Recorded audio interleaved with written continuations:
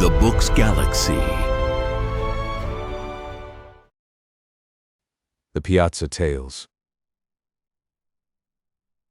The Piazza. With fairest flowers whilst summer lasts, and I live here, Fidela. When I removed into the country, it was to occupy an old-fashioned farmhouse which had no piazza, a deficiency the more regretted, because not only did I like piazzas, as somehow combining the coziness of indoors with the freedom of outdoors, and it is so pleasant to inspect your thermometer there, but the country roundabout was such a picture, that in berry time no boy climbs hill or crosses vale without coming upon easels planted in every nook, and sunburnt painters painting there. A very paradise of painters. The circle of the stars cut by the circle of the mountains. At least, so looks it from the house, though, once upon the mountains, no circle of them can you see. Had the site been chosen 5 rods off, this charmed ring would not have been. The house is old. 70 years since, from the heart of the Hearthstone Hills, they quarried the Kaaba, or Holy Stone, to which, each Thanksgiving, the social pilgrims used to come. So long ago that, in digging for the foundation, the workmen used both spade and axe, fighting the troglodytes of those subterranean parts, sturdy roots of a sturdy wood, encamped upon what is now a long landslide of sleeping meadow, sloping away off from my poppy bed. Of that knit wood, but one survivor stands, an elm, lonely through steadfastness. Whoever built the house, he builded better than he knew, or else Orion in the zenith flashed down his Damocles sword to him some starry night, and said, "Build there." For how, otherwise, could it have entered the builder's mind that, upon the clearing being made, such a purple prospect would be his? Nothing less than Greylock, with all his hills about him, like Charlemagne among his peers. Now, for a house, so situated in such a country, to have no piazza for the convenience of those who might desire to feast upon the view, and take their time and ease about it, seemed as much of an omission as if a picture gallery should have no bench, for what but picture galleries are the marble halls of these same limestone hills? Galleries hung, month after month anew, with pictures ever fading into pictures ever fresh. And beauty is like piety, you cannot run and read it. Tranquility and constancy with, nowadays, an easy chair are needed. For though of old, when reverence was in vogue and indolence was not, the devotees of nature, doubtless, used to stand and adore, just as, in the cathedrals of those ages, the worshippers of a higher power did. Yet, in these times of failing faith and feeble knees, we have the piazza and the pew. During the first year of my residence, the more leisurely to witness the coronation of Charlemagne, weather permitting, they crown him every sunrise and sunset. I chose me, on the hillside bank nearby, a royal lounge of turf, a green velvet lounge with long moss-padded back, while at the head, strangely enough, there grew, but, I suppose, for heraldry 3 tufts of blue violets in a field argent of wild strawberries and a trellis, with honeysuckle I set for canopy. Very majestical lounge indeed. So much so that here, as with the reclining majesty of Denmark in his orchard, a sly earache invaded me. But if damps abound at times in Westminster Abbey, because it is so old, why not within this monastery of mountains which is older? A piazza must be had. The house was wide, my fortune narrow, so that, to build a panoramic piazza, one round and round, it could not be, although, indeed, considering the matter by rule and square, the carpenters, in the kindest way, were anxious to gratify my furthest wishes, had I forgotten how much a foot. Upon but one of the 4 sides would prudence grant me what I wanted. Now, which side?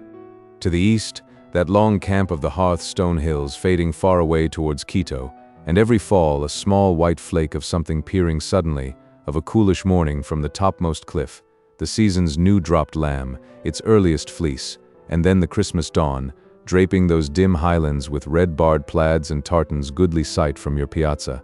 That, goodly sight, but to the north is Charlemagne, can't have the Hearthstone Hills with Charlemagne. Well, the south side, apple trees are there, pleasant of a balmy morning in the month of May, to sit and see that orchard white-budded as for a bridal, and in October one green arsenal yard, such piles of ruddy shot. Very fine, I grant, but to the north is Charlemagne. The west side, look, an upland pasture, alleying away into a maple wood at top. Sweet in opening spring to trace upon the hillside, otherwise gray and bare to trace, I say, the oldest paths by their streaks of earliest green.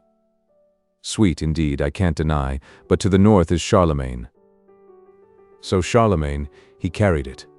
It was not long after 1848, and somehow, about that time, all round the world, these kings, they had the casting vote, and voted for themselves.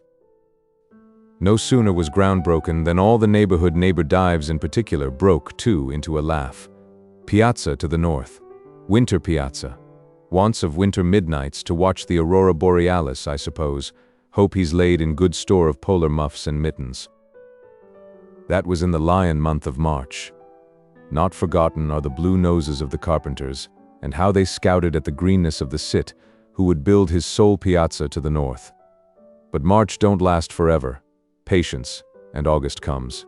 And then, in the cool Elysium of my northern bower, I, Lazarus in Abraham's bosom, cast down the hill a pitying glance on poor old Dives, tormented in the purgatory of his piazza to the south.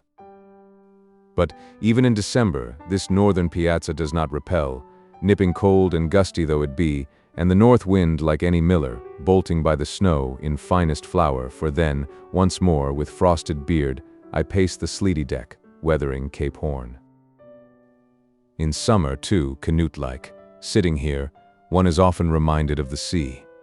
For not only do long ground swells roll the slanting grain, and little wavelets of the grass ripple over upon the low piazza, as their beach, and the blown down of dandelions is wafted like the spray, and the purple of the mountains is just the purple of the billows, and a still August noon broods upon the deep meadows, as a calm upon the line, but the vastness and the lonesomeness are so oceanic, and the silence and the sameness, too, that the first peep of a strange house, rising beyond the trees, is for all the world like spying, on the Barbary coast, an unknown sail. And this recalls my inland voyage to fairyland, a true voyage, but, take it all in all, interesting as if invented. From the piazza, some uncertain object I had caught, mysteriously snugged away, to all appearance, in a sort of purpled breast pocket, high up in a hopper-like hollow or sunken angle, among the northwestern mountains. Yet, whether, really, it was on a mountainside or a mountaintop could not be determined, because, though viewed from favorable points, a blue summit. Peering up away behind the rest will, as it were, talk to you over their heads, and plainly tell you that though he, the blue summit, seems among them, he is not of them, God forbid, and indeed would have you know that he considers himself as, to say truth, he has good right by several cubits their superior, nevertheless, certain ranges, here and there double-filed, as in platoons. So shoulder and follow up upon one another, with their irregular shapes and heights that, from the piazza, a nigher and lower mountain will, in most states of the atmosphere, effacingly shade itself away into a higher and further one, that an object, bleak on the former's crest, will, for all that, appear nested in the latter's flank. These mountains, somehow, they play at hide and seek, and all before one's eyes. But be that as it may, the spot in question was, at all events, so situated as to be only visible, and then but vaguely, under certain witching conditions of light and shadow. Indeed, for a year or more, I knew not there was such a spot, and might, perhaps, have never known, had it not been for a wizard afternoon in autumn, late in autumn, a mad poet's afternoon, when the turned maple woods in the broad basin below me, having lost their first vermilion tint, dully smoked, like smoldering towns when flames expire upon their prey, and rumor had it that this smokiness in the general air was not all Indian summer, which was not used to be so sick a thing, however mild, but in great part was blown from far-off forests for weeks on fire in Vermont, so that no wonder the sky was ominous as Hecate's cauldron, and two sportsmen, crossing a red stubble buckwheat field, seemed guilty Macbeth and foreboding Banquo, and the hermit son. Hutted in an Adullam cave, well towards the south, according to his season, did little else but, by indirect reflection of narrow rays shot down a Simplon pass among the clouds, just steadily paint one small, round, strawberry mole upon the wan cheek of northwestern hills. Signal as a candle. One spot of radiance where all else was shade. Fairies there, thought I, some haunted ring where fairies dance. Time passed, and the following May, After a gentle shower upon the mountains, a little shower islanded in misty seas of sunshine. Such a distant shower, and sometimes 2 and 3 and 4 of them, all visible together in different parts, as I love to watch from the piazza, instead of thunderstorms as I used to, which wrap old Greylock like a Sinai. Till one thinks swart Moses must be climbing among scathed hemlocks there. After I say that gentle shower, I saw a rainbow resting its further end just where, in autumn, I had marked the mole. Fairies there, thought I, remembering that rainbows bring out the blooms, and that, if one can but get to the rainbow's end, his fortune is made in a bag of gold. Yon rainbow's end would I were there, thought I. And none the less I wished it, for now first noticing what seemed some sort of glen or grotto in the mountainside. At least, whatever it was, viewed through the rainbow's medium, it glowed like the Potosi mine. But a workaday neighbor said, no doubt it was but some old barn, an abandoned one, its broadside beaten in, the acclivity its background. But I, though I had never been there, I knew better. A few days after, a cheery sunrise kindled a golden sparkle in the same spot as before. The sparkle was of that vividness, it seemed as if it could only come from glass. The building, then, if building, after all, it was could, at least, not be a barn, much less an abandoned one, stale hay 10 years musting in it. No, if aught built by mortal, it must be a cottage, perhaps long vacant and dismantled, but this very spring magically fitted up and glazed. Again, one noon, in the same direction, I marked, over dimmed tops of terraced foliage, a broader gleam, as of a silver buckler, held sunwards over some croucher's head, which gleam, experience and like cases taught, must come from a roof newly shingled. This, to me, made pretty sure the recent occupancy of that far cot in fairyland. Day after day now, full of interest in my discovery, what time I could spare from reading the Midsummer's Night Dream and all about Titania, wishfully I gazed off towards the hills, but in vain. Either troops of shadows and imperial guard, with slow pace and solemn, defiled along the steeps, or, routed by pursuing light, fled broadcast from east to west, old wars of Lucifer and Michael, or the mountains, though unvexed by these mirrored sham fights in the sky, had an atmosphere otherwise unfavorable for fairy views. I was sorry, the more so, because I had to keep my chamber for some time after, which chamber did not face those hills. At length, when pretty well again and sitting out in the September morning upon the piazza, and thinking to myself when, just after a little flock of sheep, the farmer's banded children passed, a-nutting, and said, how sweet a day, it was, after all, but what their fathers call a weather breeder, and indeed was become so sensitive through my illness, as that I could not bear to look upon a Chinese creeper of my adoption, and which, to my delight, climbing a post of the piazza, had burst out in starry bloom, but now, if you removed the leaves a little, showed millions of strange cankerous worms which, feeding upon those blossoms, so shared their blessed hue as to make it unblessed evermore worms, whose germs had doubtless lurked in the very bulb which, so hopefully I had planted. In this ingrate peevishness of my weary convalescence, was I sitting there, when, suddenly looking off, I saw the golden mountain window, dazzling like a deep-sea dolphin. Fairies there, thought I once more, the queen of fairies at her fairy window, at any rate, some glad mountain girl. It will do me good, it will cure this weariness to look on her. No more, I'll launch my yawl, ho, cheerly heart, and push away for fairyland, for Rainbow's End in fairyland. How to get to fairyland, by what road, I did not know, nor could anyone inform me, not even one Edmund Spencer, who had been there, so he wrote me, further than that to reach fairyland, it must be voyaged to, and with faith. I took the fairy mountain's bearings, and the first fine day, when strength permitted, got into my yawl, high-pommeled leather one cast off the fast, and away I sailed, free voyager as an autumn leaf. Early dawn, and sallying westward, I sowed the morning before me.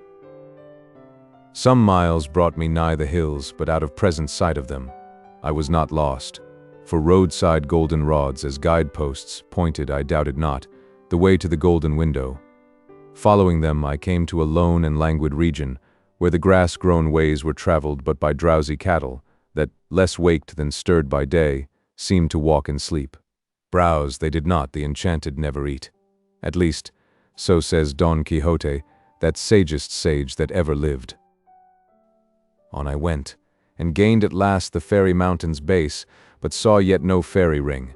A pasture rose before me, letting down 5 moldering bars so moistly green, they seemed fished up from some sunken wreck. A wigged old Aries, long-visaged, and with crumpled horn came snuffing up, and then, retreating, decorously led on along a milky way of white weed, past dim clustering Pleiades and Hyades, of small forget-me-nots, and would have led me further still his astral path, but for golden flights of yellow birds pilots surely to the golden window, to one side flying before me, from bush to bush, towards deep woods, which woods themselves were luring, and somehow lured too by their fence, banning a dark road, which, however dark, led up.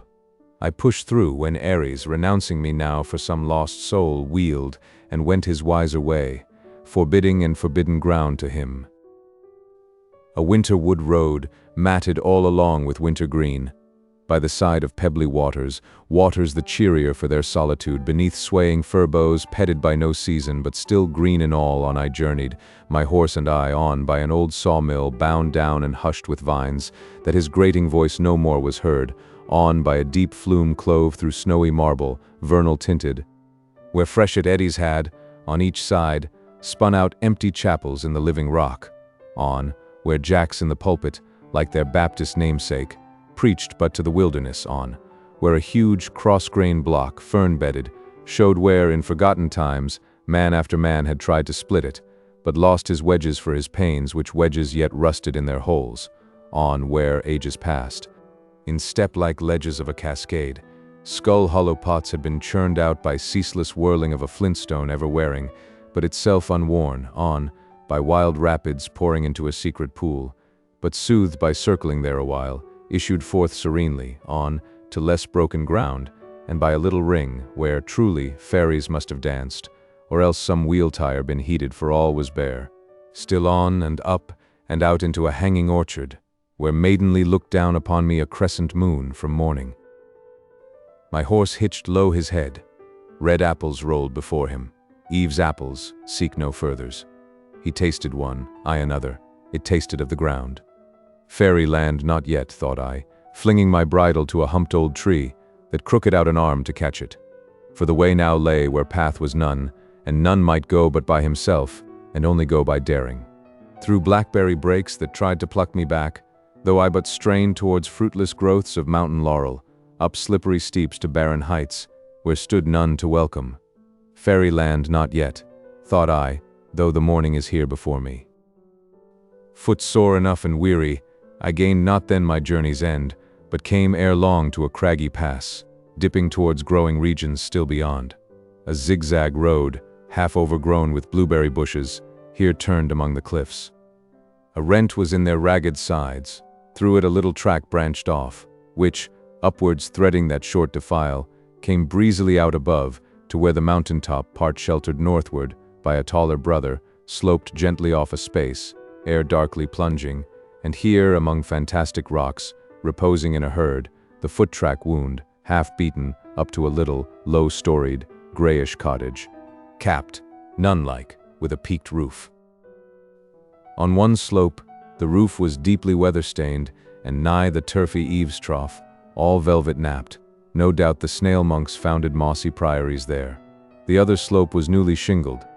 On the north side, doorless and windowless, the clapboards, innocent of paint, were yet green as the north side of lichened pines or copperless hulls of Japanese junks, becalmed.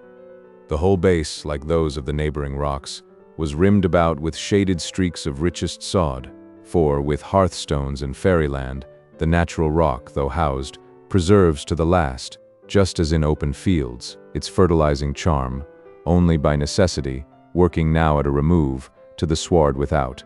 So, at least, says Oberon, grave authority in fairy lore.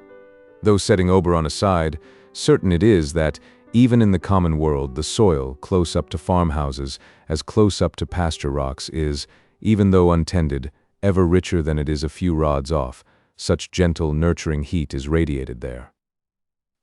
But with this cottage, the shaded streaks were richest in its front and about its entrance, where the ground-sill, and especially the door-sill had, through long eld, quietly settled down. No fence was seen, no enclosure. Nearby, ferns, ferns, ferns. Further, woods, woods, woods. Beyond, mountains, mountains, mountains. Then sky, sky, sky. Turned out in aerial commons, pasture for the mountain moon. Nature, and but nature, house and all, even a low cross pile of silver birch, piled openly to season, up among whose silvery sticks, as through the fencing of some sequestered grave, sprang vagrant raspberry bushes, willful assertors of their right of way. The foot track, so dainty narrow, just like a sheep track, led through long ferns that lodged. Fairyland at last, thought I. Una and her lamb dwell here. Truly, a small abode, mere palanquin, set down on the summit, in a pass between two worlds, participant of neither. A sultry hour, and I wore a light hat of yellow sinnet with white duck trousers, both relics of my tropic seagoing. Clogged in the muffling ferns, I softly stumbled, staining the knees a sea green. Pausing at the threshold, or rather where threshold once had been, I saw, through the open doorway, a lonely girl sewing at a lonely window. A pale-cheeked girl, and fly-specked window with wasps about the mended upper panes. I spoke. She shyly started, like some Tahiti girl secreted for a sacrifice, first catching sight, through palms of Captain Cook. Recovering, she bade me enter, with her apron brushed off a stool, then silently resumed her own. With thanks I took the stool, but now, for a space, I, too, was mute. This, then, is the fairy mountain house, and here the fairy queen sitting at her fairy window. I went up to it. Downwards, directed by the tunneled pass, as through a leveled telescope, I caught sight of a far-off, soft azure world. I hardly knew it, though I came from it. "You must find this view very pleasant," said I at last. "Oh, sir," tears starting in her eyes. The first time I looked out of this window, I said, "Never, never shall I weary of this." "And what wearies you of it now?" "I don't know," while a tear fell. "But it is not the view, it is Mariana. Some months back, her brother, only 17, had come hither, a long way from the other side, to cut wood and burn coal, and she, elder sister, had accompanied him. Long had they been orphans, and now, sole inhabitants of the sole house upon the mountain. No guest came, no traveler passed. The zigzag, perilous road was only used at seasons by the coal wagons. The brother was absent the entire day, sometimes the entire night. When at evening, fagged out, he did come home, he soon left his bench, poor fellow, for his bed, just as one, at last, wearily quits that too for still deeper rest. The bench, the bed, the grave. Silent I stood by the fairy window, while these things were being told. "Do you know," said she at last, as stealing from her story, "do you know who lives yonder? I have never been down into that country, away off there, I mean, that house, that marble one, pointing far across the lower landscape. Have you not caught it? There, on the long hillside, the field before, the woods behind, the white shines out against their blue. Don't you mark it? The only house in sight." I looked, and after a time, to my surprise, recognized, more by its position than its aspect, or Mariana's description, my own abode, glimmering much like this mountain one from the piazza. The mirage haze made it appear less a farmhouse than King Charming's palace. I have often wondered who lives there, but it must be some happy one. Again this morning was I thinking so. "Some happy one," returned I, starting. "And why do you think that? You judge some rich one lives there?" "Rich or not, I never thought, but it looks so happy, I can't tell how, and it is so far away. Sometimes I think I do, but dream it is there. You should see it in a sunset. No doubt the sunset gilds it finely, but not more than the sunrise does this house, perhaps." "This house? The sun is a good sun, but it never gilds this house. Why should it? This old house is rotting. That makes it so mossy. In the morning the sun comes in at this old window, to be sure boarded up, when first we came, a window I can't keep clean, do what I may, and half burns, and nearly blinds me at my sewing, besides setting the flies and wasps astir, such flies and wasps as only lone mountain houses know. See, here is the curtain, this apron, I try to shut it out with then, it fades it, you see. Sun gild this house? Not that ever Mariana saw. Because when this roof is gilded most, Then you stay here within. The hottest, weariest hour of day, you mean? Sir, the sun gilds not this roof. It leaked so, brother newly shingled all one side. Did you not see it? The north side where the sun strikes most on what the rain has wetted. The sun is a good sun, but this roof in first scorches and then rots. An old house. They went west, and are long dead, they say. Who built it? A mountain house. In winter no fox could den in it. That chimney place has been blocked up with snow, just like a hollow stump. Yours are strange fancies, Mariana. They but reflect the things. Then I should have said, these are strange things, rather than, yours are strange fancies. As you will, and took up her sewing. Something in those quiet words, or in that quiet act, it made me mute again, while noting, through the fairy window, a broad shadow stealing on as cast by some gigantic condor. Floating at brooding poise on outstretched wings, I marked how, by its deeper and inclusive dusk, it wiped away into itself all lesser shades of rock or fern. You watch the cloud, said Mariana. No, a shadow, a cloud's, no doubt though that I cannot see. How did you know it? Your eyes are on your work. It dusked my work. There, now the cloud is gone. Trey comes back. How?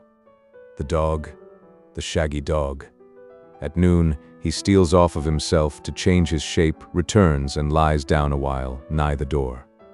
Don't you see him? His head is turned round at you, though when you came he looked before him. Your eyes rest but on your work. What do you speak of? By the window, crossing. You mean this shaggy shadow, the nigh one? And yes, now that I mark it, it is not unlike a large black Newfoundland dog. The invading shadow gone, the invaded one returns. But I do not see what casts it. For that you must go without. One of those grassy rocks, no doubt. You see his head, his face? The shadows? You speak as if you saw it, and all the time your eyes are on your work.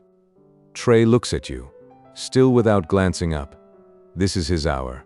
I see him. Have you then so long sat at this mountain window where but clouds and vapors pass that to you, shadows are as things, though you speak of them as of phantoms that by familiar knowledge, working like a second sight, you can, without looking for them, tell just where they are, though, as having mice-like feet, they creep about and come and go, that to you. These lifeless shadows are as living friends who, though out of sight, are not out of mind, even in their faces, is it so? That way I never thought of it. But the friendliest one, that used to soothe my weariness so much, coolly quivering on the ferns, it was taken from me, never to return as Trey did just now. The shadow of a birch. The tree was struck by lightning, and brother cut it up. You saw the cross pile outdoors, the buried root lies under it, but not the shadow. That is flown, and never will come back, nor ever anywhere stir again. Another cloud here stole along, once more blotting out the dog, and blackening all the mountain, while the stillness was so still, deafness might have forgot itself, or else believed that noiseless shadow spoke. Birds, Mariana, singing birds, I hear none, I hear nothing. Boys and bobolinks, do they never come a-berrying up here? Birds I seldom hear, boys, never. The berries mostly ripe and fall, few, but me, the wiser. But yellow birds showed me the way, part way at least, and then flew back. I guess they play about the mountainside, but don't make the top their home. And no doubt you think that, living so lonesome here, knowing nothing, hearing nothing, little at least but sound of thunder and the fall of trees, never reading, seldom speaking, yet ever wakeful. This is what gives me my strange thoughts, for so you call them, this weariness and wakefulness together, brother, who stands and works in open air, would I could rest like him. But mine is mostly but dull woman's work, sitting, restless sitting. But, do you not go walk at times? These woods are wide. And lonesome, because so wide. Sometimes 'tis true of afternoons I go a little way, but soon come back again. Better feel lone by hearth than rock. The shadows hereabouts I know those in the woods are strangers. But the night? Just like the day. Thinking, a wheel I cannot stop. Pure want of sleep it is that turns it. I have heard that, for this wakeful weariness, to say one's prayers, and then lay one's head upon a fresh hop pillow. Look! Through the fairy window she pointed down the steep to a small garden patch nearby, mere pot of rifled loam, half rounded in by sheltering rocks where, side by side, some feet apart, nipped and puny, 2 hop vines climbed 2 poles, and gaining their tip ends, would have then joined over in an upward clasp, but the baffled shoots, groping a while in empty air, trailed back whence they sprung. You have tried the pillow, then? Yes. And prayer? Prayer and pillow. Is there no other cure, or charm? Oh, if I could but once get to yonder house, and but look upon whoever the happy being is that lives there. A foolish thought, why do I think it? Is it that I live so lonesome, and know nothing? I too know nothing, and therefore cannot answer, but, for your sake, Mariana, well could wish that I were that happy one of the happy house you dream you see, for then you would behold him now, and as you say, this weariness might leave you. Enough. Launching my yawl no more for fairyland, I stick to the piazza. It is my box royal, and this amphitheater my theater of San Carlo. Yes, the scenery is magical, the illusion so complete.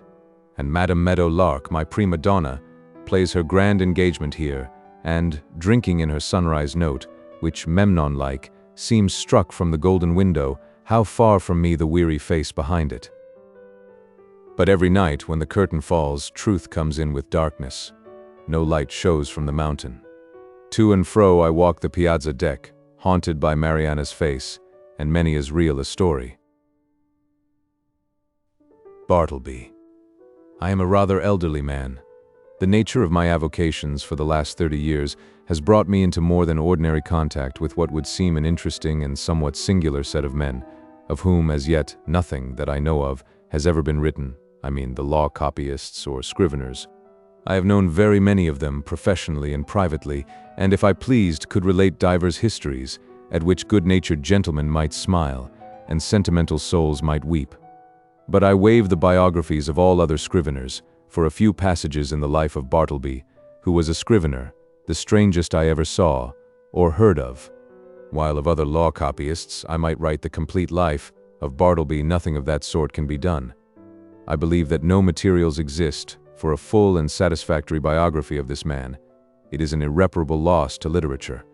Bartleby was one of those beings of whom nothing is ascertainable, except from the original sources, and, in his case, those are very small. What my own astonished eyes saw of Bartleby, that is all I know of him, except, indeed, one vague report, which will appear in the sequel. Ere introducing the scrivener as he first appeared to me, it is fit I make some mention of myself, my employees, my business, my chambers, and general surroundings, because some such description is indispensable to an adequate understanding of the chief character about to be presented. Imprimis, I am a man who, from his youth upwards, has been filled with a profound conviction that the easiest way of life is the best. Hence, though I belong to a profession proverbially energetic and nervous, even to turbulence at times, yet nothing of that sort have I ever suffered to invade my peace. I am one of those unambitious lawyers who never addresses a jury or in any way draws down public applause, but, in the cool tranquility of a snug retreat, do a snug business among rich men's bonds and mortgages and title deeds. All who know me consider me an eminently safe man. The late John Jacob Astor, a personage little given to poetic enthusiasm, had no hesitation in pronouncing my first grand point to be prudence, my next method. I do not speak it in vanity, but simply record the fact that I was not unemployed in my profession by the late John Jacob Astor, a name which, I admit, I love to repeat, for it hath a rounded and orbicular sound to it, and rings like unto bullion. I will freely add that I was not insensible to the late John Jacob Astor's good opinion. Some time prior to the period at which this little history begins, my avocations had been largely increased. The good old office, now extinct in the state of New York, of a master in chancery, had been conferred upon me. It was not a very arduous office, but very pleasantly remunerative. I seldom lose my temper, much more seldom indulge in dangerous indignation at wrongs and outrages, but I must be permitted to be rash here and declare that I consider the sudden and violent abrogation of the office of Master in Chancery, by the new constitution as a premature act, inasmuch as I had counted upon a life lease of the profits, whereas I only received those of a few short years. But this is by the way. My chambers were upstairs, at number Wall Street. At one end, they looked upon the white wall of the interior of a spacious skylight shaft, penetrating the building from top to bottom. This view might have been considered rather tame than otherwise, deficient in what landscape painters call life. But, if so, the view from the other end of my chambers offered, at least, a contrast, if nothing more. In that direction, my windows commanded an unobstructed view of a lofty brick wall, black by age and everlasting shade, which wall required no spyglass to bring out its lurking beauties, but, for the benefit of all nearsighted spectators, was pushed up to within 10 feet of my window panes. Owing to the great height of the surrounding buildings and my chambers being on the second floor, the interval between this wall and mine not a little resembled a huge square cistern. At the period just preceding the advent of Bartleby, I had 2 persons as copyists in my employment, and a promising lad as an office boy. First, Turkey. Second, Nippers. Third, Ginger Nut. These may seem names, the like of which are not usually found in the directory. In truth, they were nicknames mutually conferred upon each other by my 3 clerks, and were deemed expressive of their respective persons or characters. Turkey was a short, pursy Englishman of about my own age, that is, somewhere not far from 60. In the morning, one might say, his face was of a fine florid hue, but after 12 o'clock, meridian, his dinner hour, it blazed like a grate full of Christmas coals and continued blazing, but, as it were, with a gradual wane till 6 o'clock in the evening, or thereabouts, after which I saw no more of the proprietor of the face, which gaining its meridian with the sun seemed to set with it, to rise, culminate, and decline the following day with the like regularity and undiminished glory. There are many singular coincidences I have known in the course of my life, not the least among which was the fact that, exactly when Turkey displayed his fullest beams from his red and radiant countenance, just then too, at that critical moment, began the daily period when I considered his business capacities as seriously disturbed for the remainder of the 24 hours. Not that he was absolutely idle or averse to business then, far from it. The difficulty was, he was apt to be altogether too energetic. There was a strange, inflamed, flurried, flighty recklessness of activity about him. He would be incautious in dipping his pen into his inkstand. All his blots upon my documents were dropped there after 12 o'clock, meridian. Indeed, not only would he be reckless and sadly given to making blots in the afternoon, but some days he went further and was rather noisy. At such times, too, his face flamed with augmented blazonry, as if cannel coal had been heaped on anthracite. He made an unpleasant racket with his chair, spilled his sandbox in mending his pens, impatiently split them all to pieces, and threw them on the floor in a sudden passion, stood up, and leaned over his table, boxing his papers about in a most indecorous manner, very sad to behold in an elderly man like him. Nevertheless, as he was in many ways a most valuable person to me, and all the time before 12 o'clock, meridian, was the quickest, steadiest creature too, accomplishing a great deal of work in a style not easily to be matched. For these reasons, I was willing to overlook his eccentricities, though, indeed, occasionally, I remonstrated with him. I did this very gently, however, because, though the civilest, nay, the blandest and most reverential of men in the morning, yet in the afternoon he was disposed, upon provocation, to be slightly rash with his tongue, in fact insolent. Now, valuing his morning services as I did, and resolved not to lose them, yet at the same time, made uncomfortable by his inflamed ways after 12 o'clock, and being a man of peace, unwilling by my admonitions to call forth unseemly retorts from him, I took upon me, one Saturday noon, he was always worse on Saturdays, to hint to him, very kindly, that, perhaps, now that he was growing old, it might be well to abridge his labors. In short, he need not come to my chambers after 12 o'clock, but, dinner over, had best go home to his lodgings and rest himself till tea time.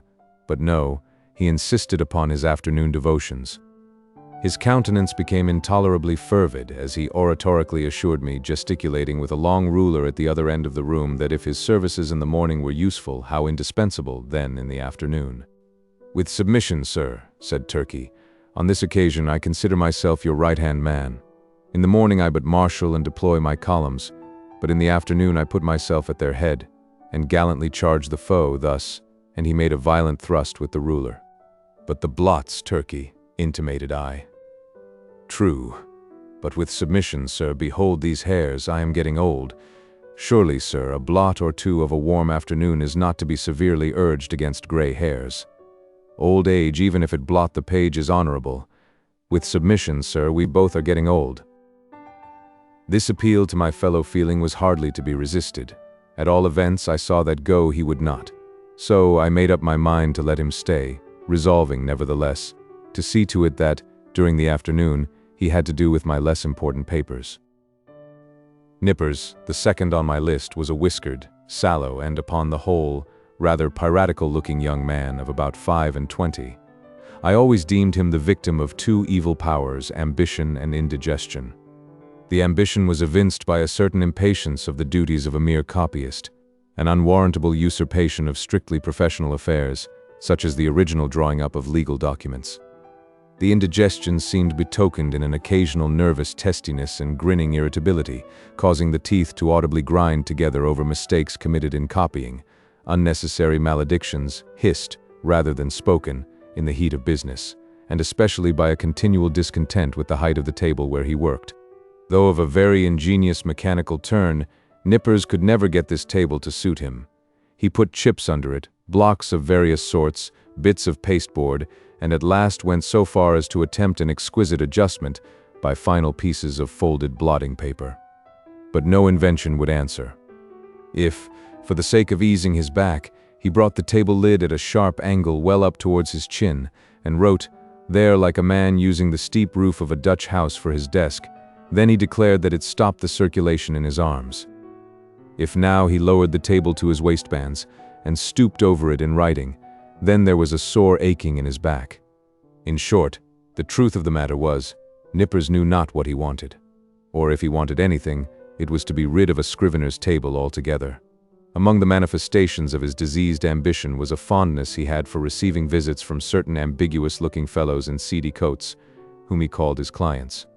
Indeed, I was aware that not only was he, at times, considerable of a ward politician, but he occasionally did a little business at the justices' courts, and was not unknown on the steps of the tombs.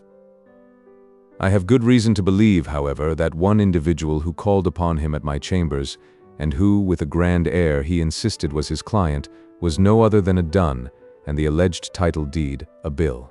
But, with all his failings, and the annoyances he caused me, Nippers, like his compatriot Turkey, was a very useful man to me, wrote a neat, swift hand, and, when he chose, was not deficient in a gentlemanly sort of deportment. Added to this, he always dressed in a gentlemanly sort of way, and so, incidentally, reflected credit upon my chambers. Whereas, with respect to Turkey, I had much ado to keep him from being a reproach to me. His clothes were apt to look oily and smell of eating houses. He wore his pantaloons very loose and baggy in summer. His coats were execrable, his hat not to be handled. But while the hat was a thing of indifference to me, inasmuch as his natural civility and deference, as a dependent Englishman, always led him to doff it the moment he entered the room, yet his coat was another matter. Concerning his coats, I reasoned with him, but with no effect. The truth was, I suppose, that a man with so small an income could not afford to sport such a lustrous face and a lustrous coat at one and the same time. As Nippers once observed, Turkey's money went chiefly for red ink. One winter day, I presented Turkey with a highly respectable-looking coat of my own, a padded gray coat, of a most comfortable warmth, and which buttoned straight up from the knee to the neck. I thought Turkey would appreciate the favor, and abate his rashness and obstreperousness of afternoons. But no, I verily believe that buttoning himself up in so downy and blanket-like a coat had a pernicious effect upon him, upon the same principle that too much oats are bad for horses. In fact, precisely as a rash, restive horse is said to feel his oats, so Turkey felt his coat. It made him insolent. He was a man whom prosperity harmed. Though, concerning the self-indulgent habits of Turkey, I had my own private surmises, yet, touching Nippers, I was well persuaded that, whatever might be his faults in other respects, he was, at least, a temperate young man. But indeed, nature herself seemed to have been his vintner and, at his birth, charged him so thoroughly with an irritable, brandy-like disposition that all subsequent potations were needless. When I consider how, amid the stillness of my chambers, Nippers would sometimes impatiently rise from his seat and, stooping over his table, spread his arms wide apart, seize the whole desk and move it, and jerk it, with a grim, grinding motion on the floor, as if the table were a perverse voluntary agent, intent on thwarting and vexing him, I plainly perceive that, for Nippers, brandy and water were altogether superfluous. It was fortunate for me that, owing to its peculiar cause, indigestion, the irritability and consequent nervousness of Nippers were mainly observable in the morning, while in the afternoon he was comparatively mild. So that, Turkey's paroxysms only coming on about 12 o'clock, I never had to do with their eccentricities at one time.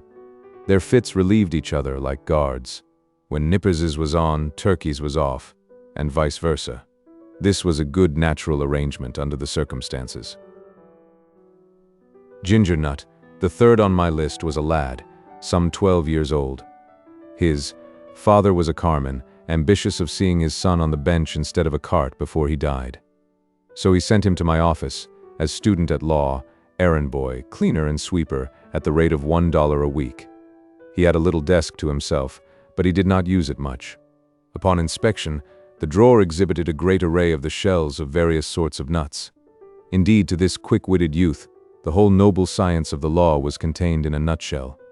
Not the least among the employments of Ginger Nut, as well as one which he discharged with the most alacrity, was his duty as cake and apple purveyor for Turkey and Nippers. Copying law papers being proverbially a dry, husky sort of business, my two scriveners were fain to moisten their mouths very often with Spitzenbergs, to be had at the numerous stalls nigh the custom house and post office. Also, they sent Ginger Nut very frequently for that peculiar cake, small, flat, round, and very spicy, after which he had been named by them. Of a cold morning, when business was but dull, Turkey would gobble up scores of these cakes, as if they were mere wafers. Indeed, they sell them at the rate of 6 or 8 for a penny, the scrape of his pen blending with the crunching of the crisp particles in his mouth. Of all the fiery afternoon blunders and flurried rashnesses of Turkey, was his once moistening a ginger cake between his lips and clapping it onto a mortgage for a seal. I came within an ace of dismissing him then, but he mollified me by making an oriental bow and saying, "With submission, sir, it was generous of me to find you in stationery on my own account. Now my original business, that of a conveyancer and title hunter, and drawer-up of recondite documents of all sorts, was considerably increased by receiving the master's office. There was now great work for scriveners. Not only must I push the clerks already with me, but I must have additional help. In answer to my advertisement, a motionless young man one morning stood upon my office threshold, the door being open, for it was summer. I can see that figure now, pallidly neat, pitiably respectable, incurably forlorn. It was Bartleby. After a few words touching his qualifications, I engaged him, glad to have among my corps of copyists a man of so singularly sedate an aspect, which I thought might operate beneficially upon the flighty temper of Turkey and the fiery one of Nippers. I should have stated before that ground glass folding doors divided my premises into 2 parts, one of which was occupied by my scriveners, the other by myself. According to my humor, I threw open these doors or closed them.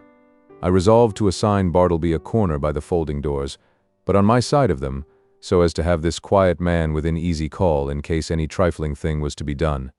I placed his desk close up to a small side window in that part of the room, a window which originally had afforded a lateral view of certain grimy backyards and bricks, but which, owing to subsequent erections, commanded at present no view at all, though it gave some light.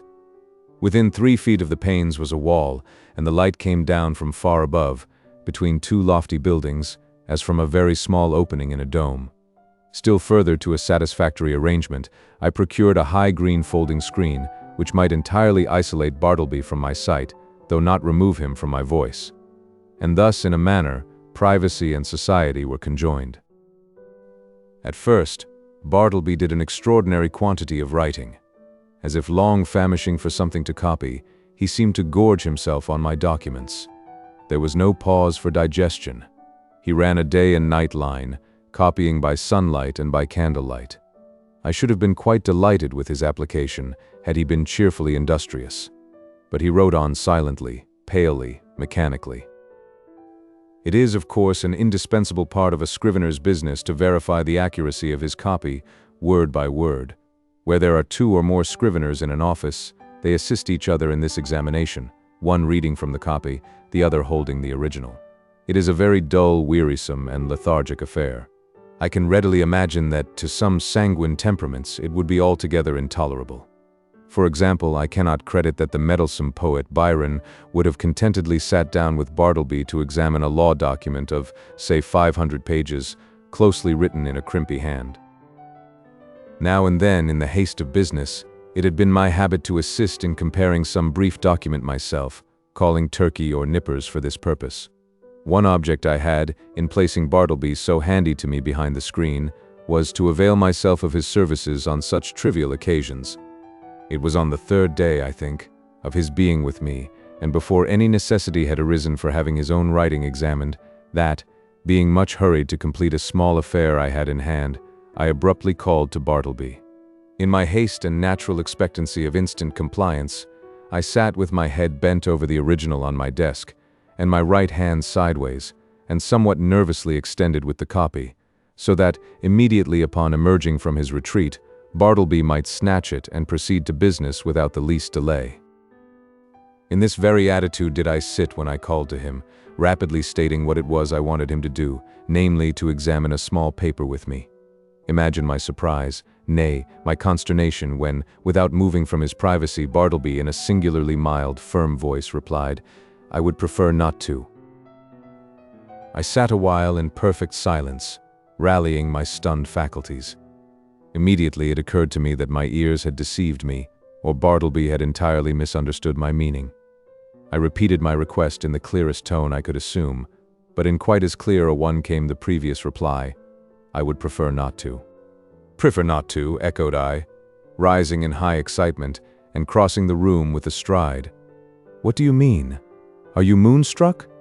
I want you to help me compare this sheet here, take it," and I thrust it towards him. "I would prefer not to," said he. I looked at him steadfastly. His face was leanly composed, his gray eye dimly calm. Not a wrinkle of agitation rippled him. Had there been the least uneasiness, anger, impatience, or impertinence in his manner, in other words, had there been anything ordinarily human about him, doubtless I should have violently dismissed him from the premises. But as it was, I should have as soon thought of turning my pale plaster of Paris bust of Cicero out of doors. I stood gazing at him a while, as he went on with his own writing, and then reseated myself at my desk.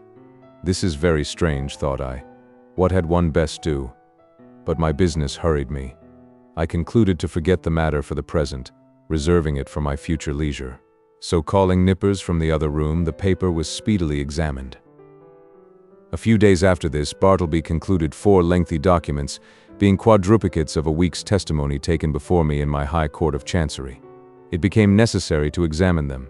It was an important suit, and great accuracy was imperative. Having all things arranged, I called Turkey, Nippers, and Gingernut from the next room, meaning to place the 4 copies in the hands of my 4 clerks, while I should read from the original.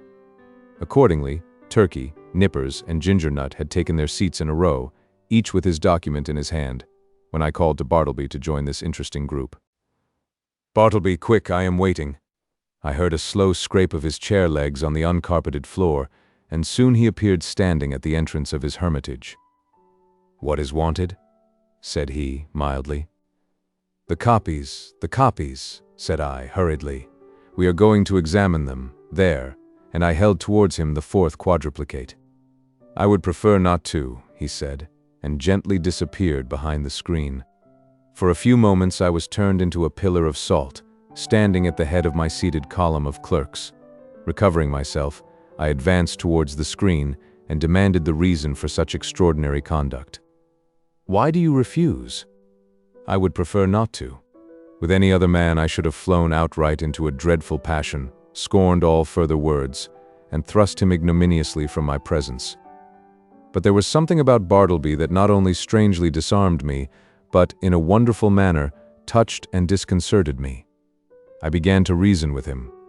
These are your own copies we are about to examine.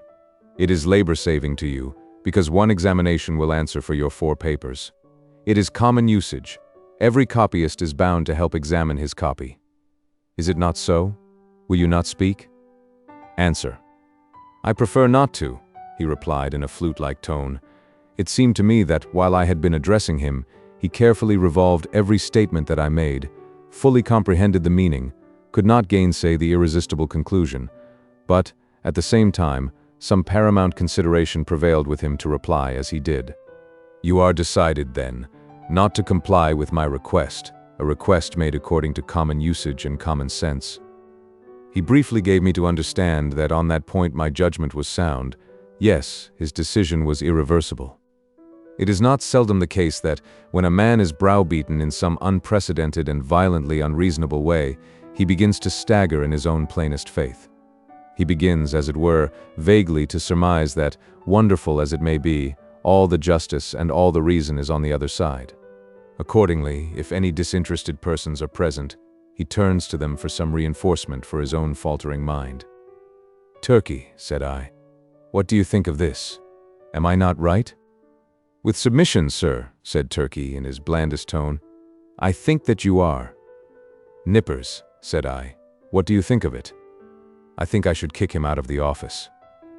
The reader of nice perceptions will here perceive that, it being morning, Turkey's answer is couched in polite and tranquil terms, but Nippers replies in ill-tempered ones. Or, to repeat a previous sentence, Nippers's ugly mood was on duty, and Turkey's off. Ginger Nut, said I, willing to enlist the smallest suffrage in my behalf. What do you think of it?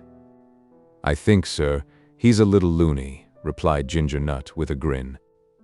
You hear what they say, said I, turning towards the screen. Come forth and do your duty. But he vouchsafed no reply. I pondered a moment in sore perplexity, but once more business hurried me. I determined again to postpone the consideration of this dilemma to my future leisure.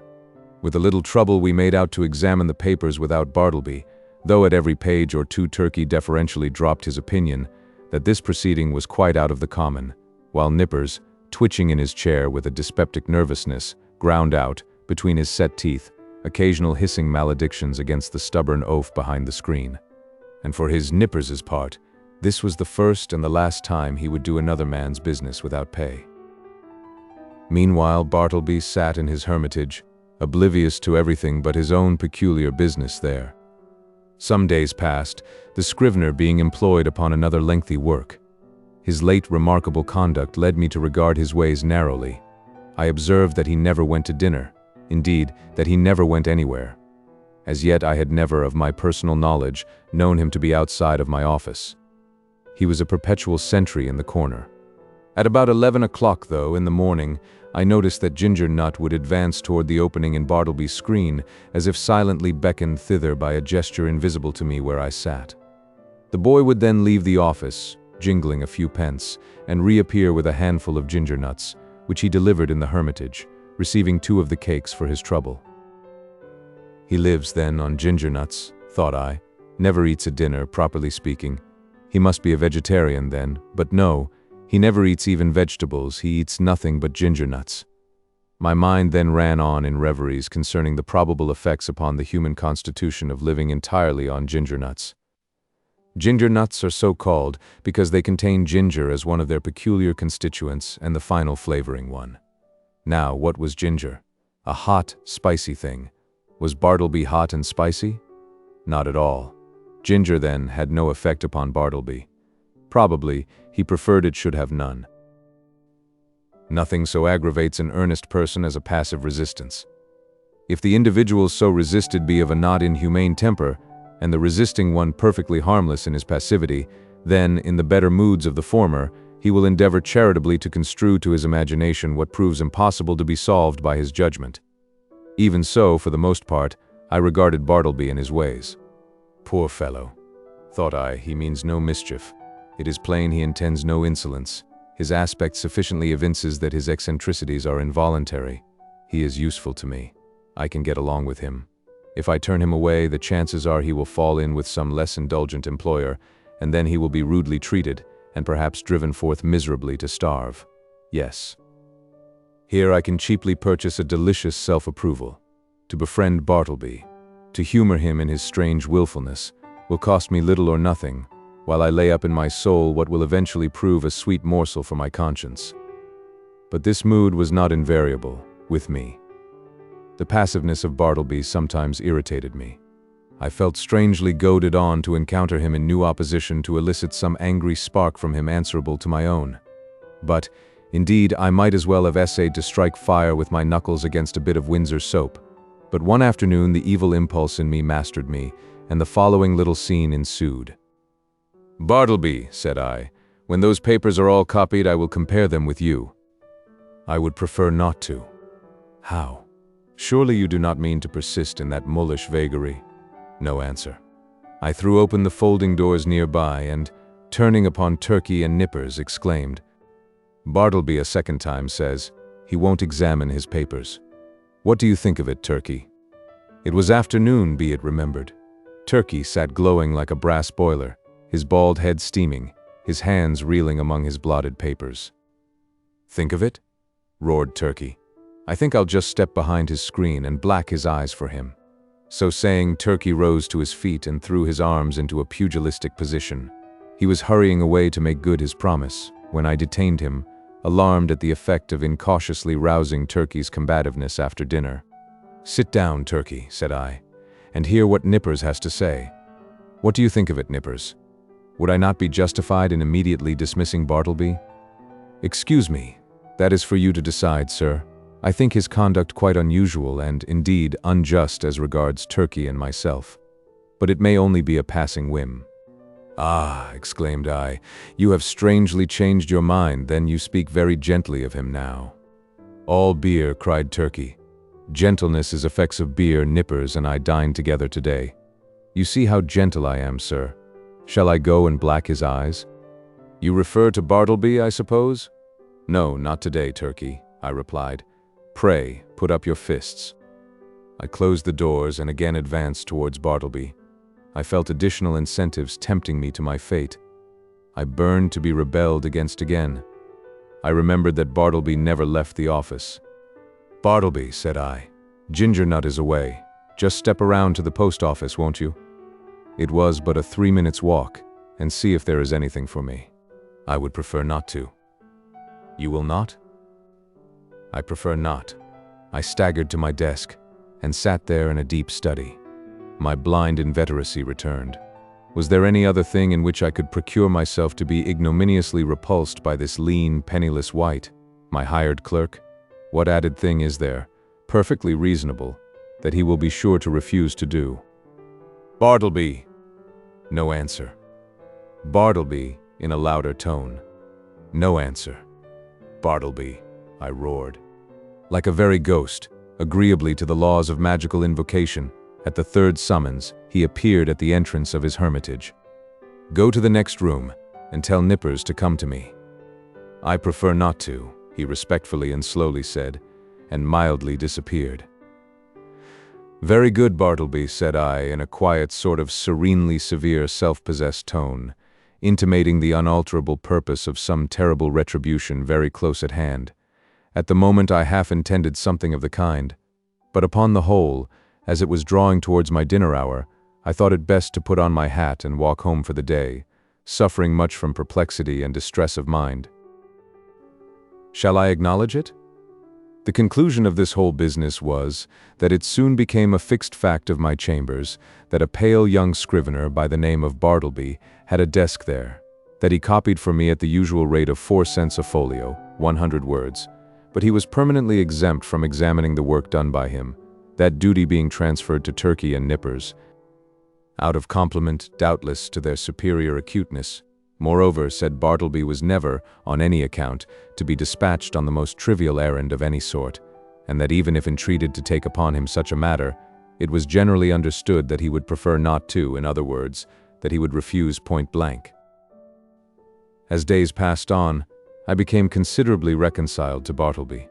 His steadiness, his freedom from all dissipation, his incessant industry, except when he chose to throw himself into a standing reverie behind his screen, his great stillness, his unalterableness of demeanor under all circumstances, made him a valuable acquisition. One prime thing was this: he was always there first in the morning, continually through the day, and the last at night. I had a singular confidence in his honesty. I felt my most precious papers perfectly safe in his hands. Sometimes, to be sure, I could not, for the very soul of me, avoid falling into sudden spasmodic passions with him.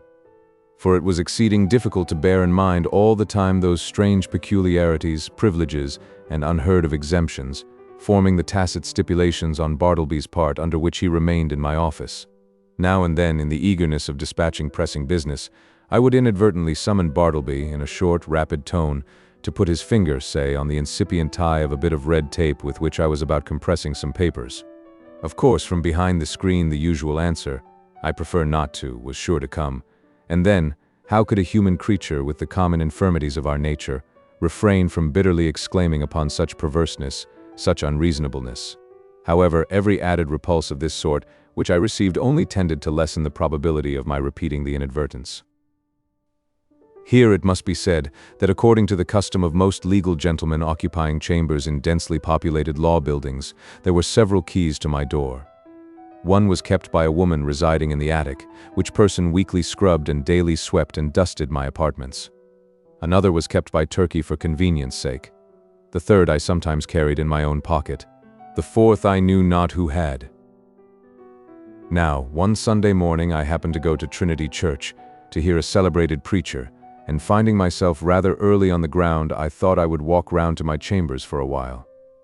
Luckily, I had my key with me, but upon applying it to the lock, I found it resisted by something inserted from the inside. Quite surprised, I called out, when to my consternation a key was turned from within, and thrusting his lean visage at me, and holding the door ajar, the apparition of Bartleby appeared, in his shirt sleeves, and otherwise in a strangely tattered deshabille, saying quietly that he was sorry, but he was deeply engaged just then, and preferred not admitting me at present. In a brief word or two he moreover added that perhaps I had better walk round the block 2 or 3 times, and by that time he would probably have concluded his affairs. Now, the utterly unsurmised appearance of Bartleby, tenanting my law chambers of a Sunday morning, with his cadaverously gentlemanly nonchalance, yet withal firm and self-possessed, had such a strange effect upon me, that incontinently I slunk away from my own door and did as desired, but not without sundry twinges of impotent rebellion against the mild effrontery of this unaccountable scrivener. Indeed, it was his wonderful mildness chiefly, which not only disarmed me but unmanned me as it were.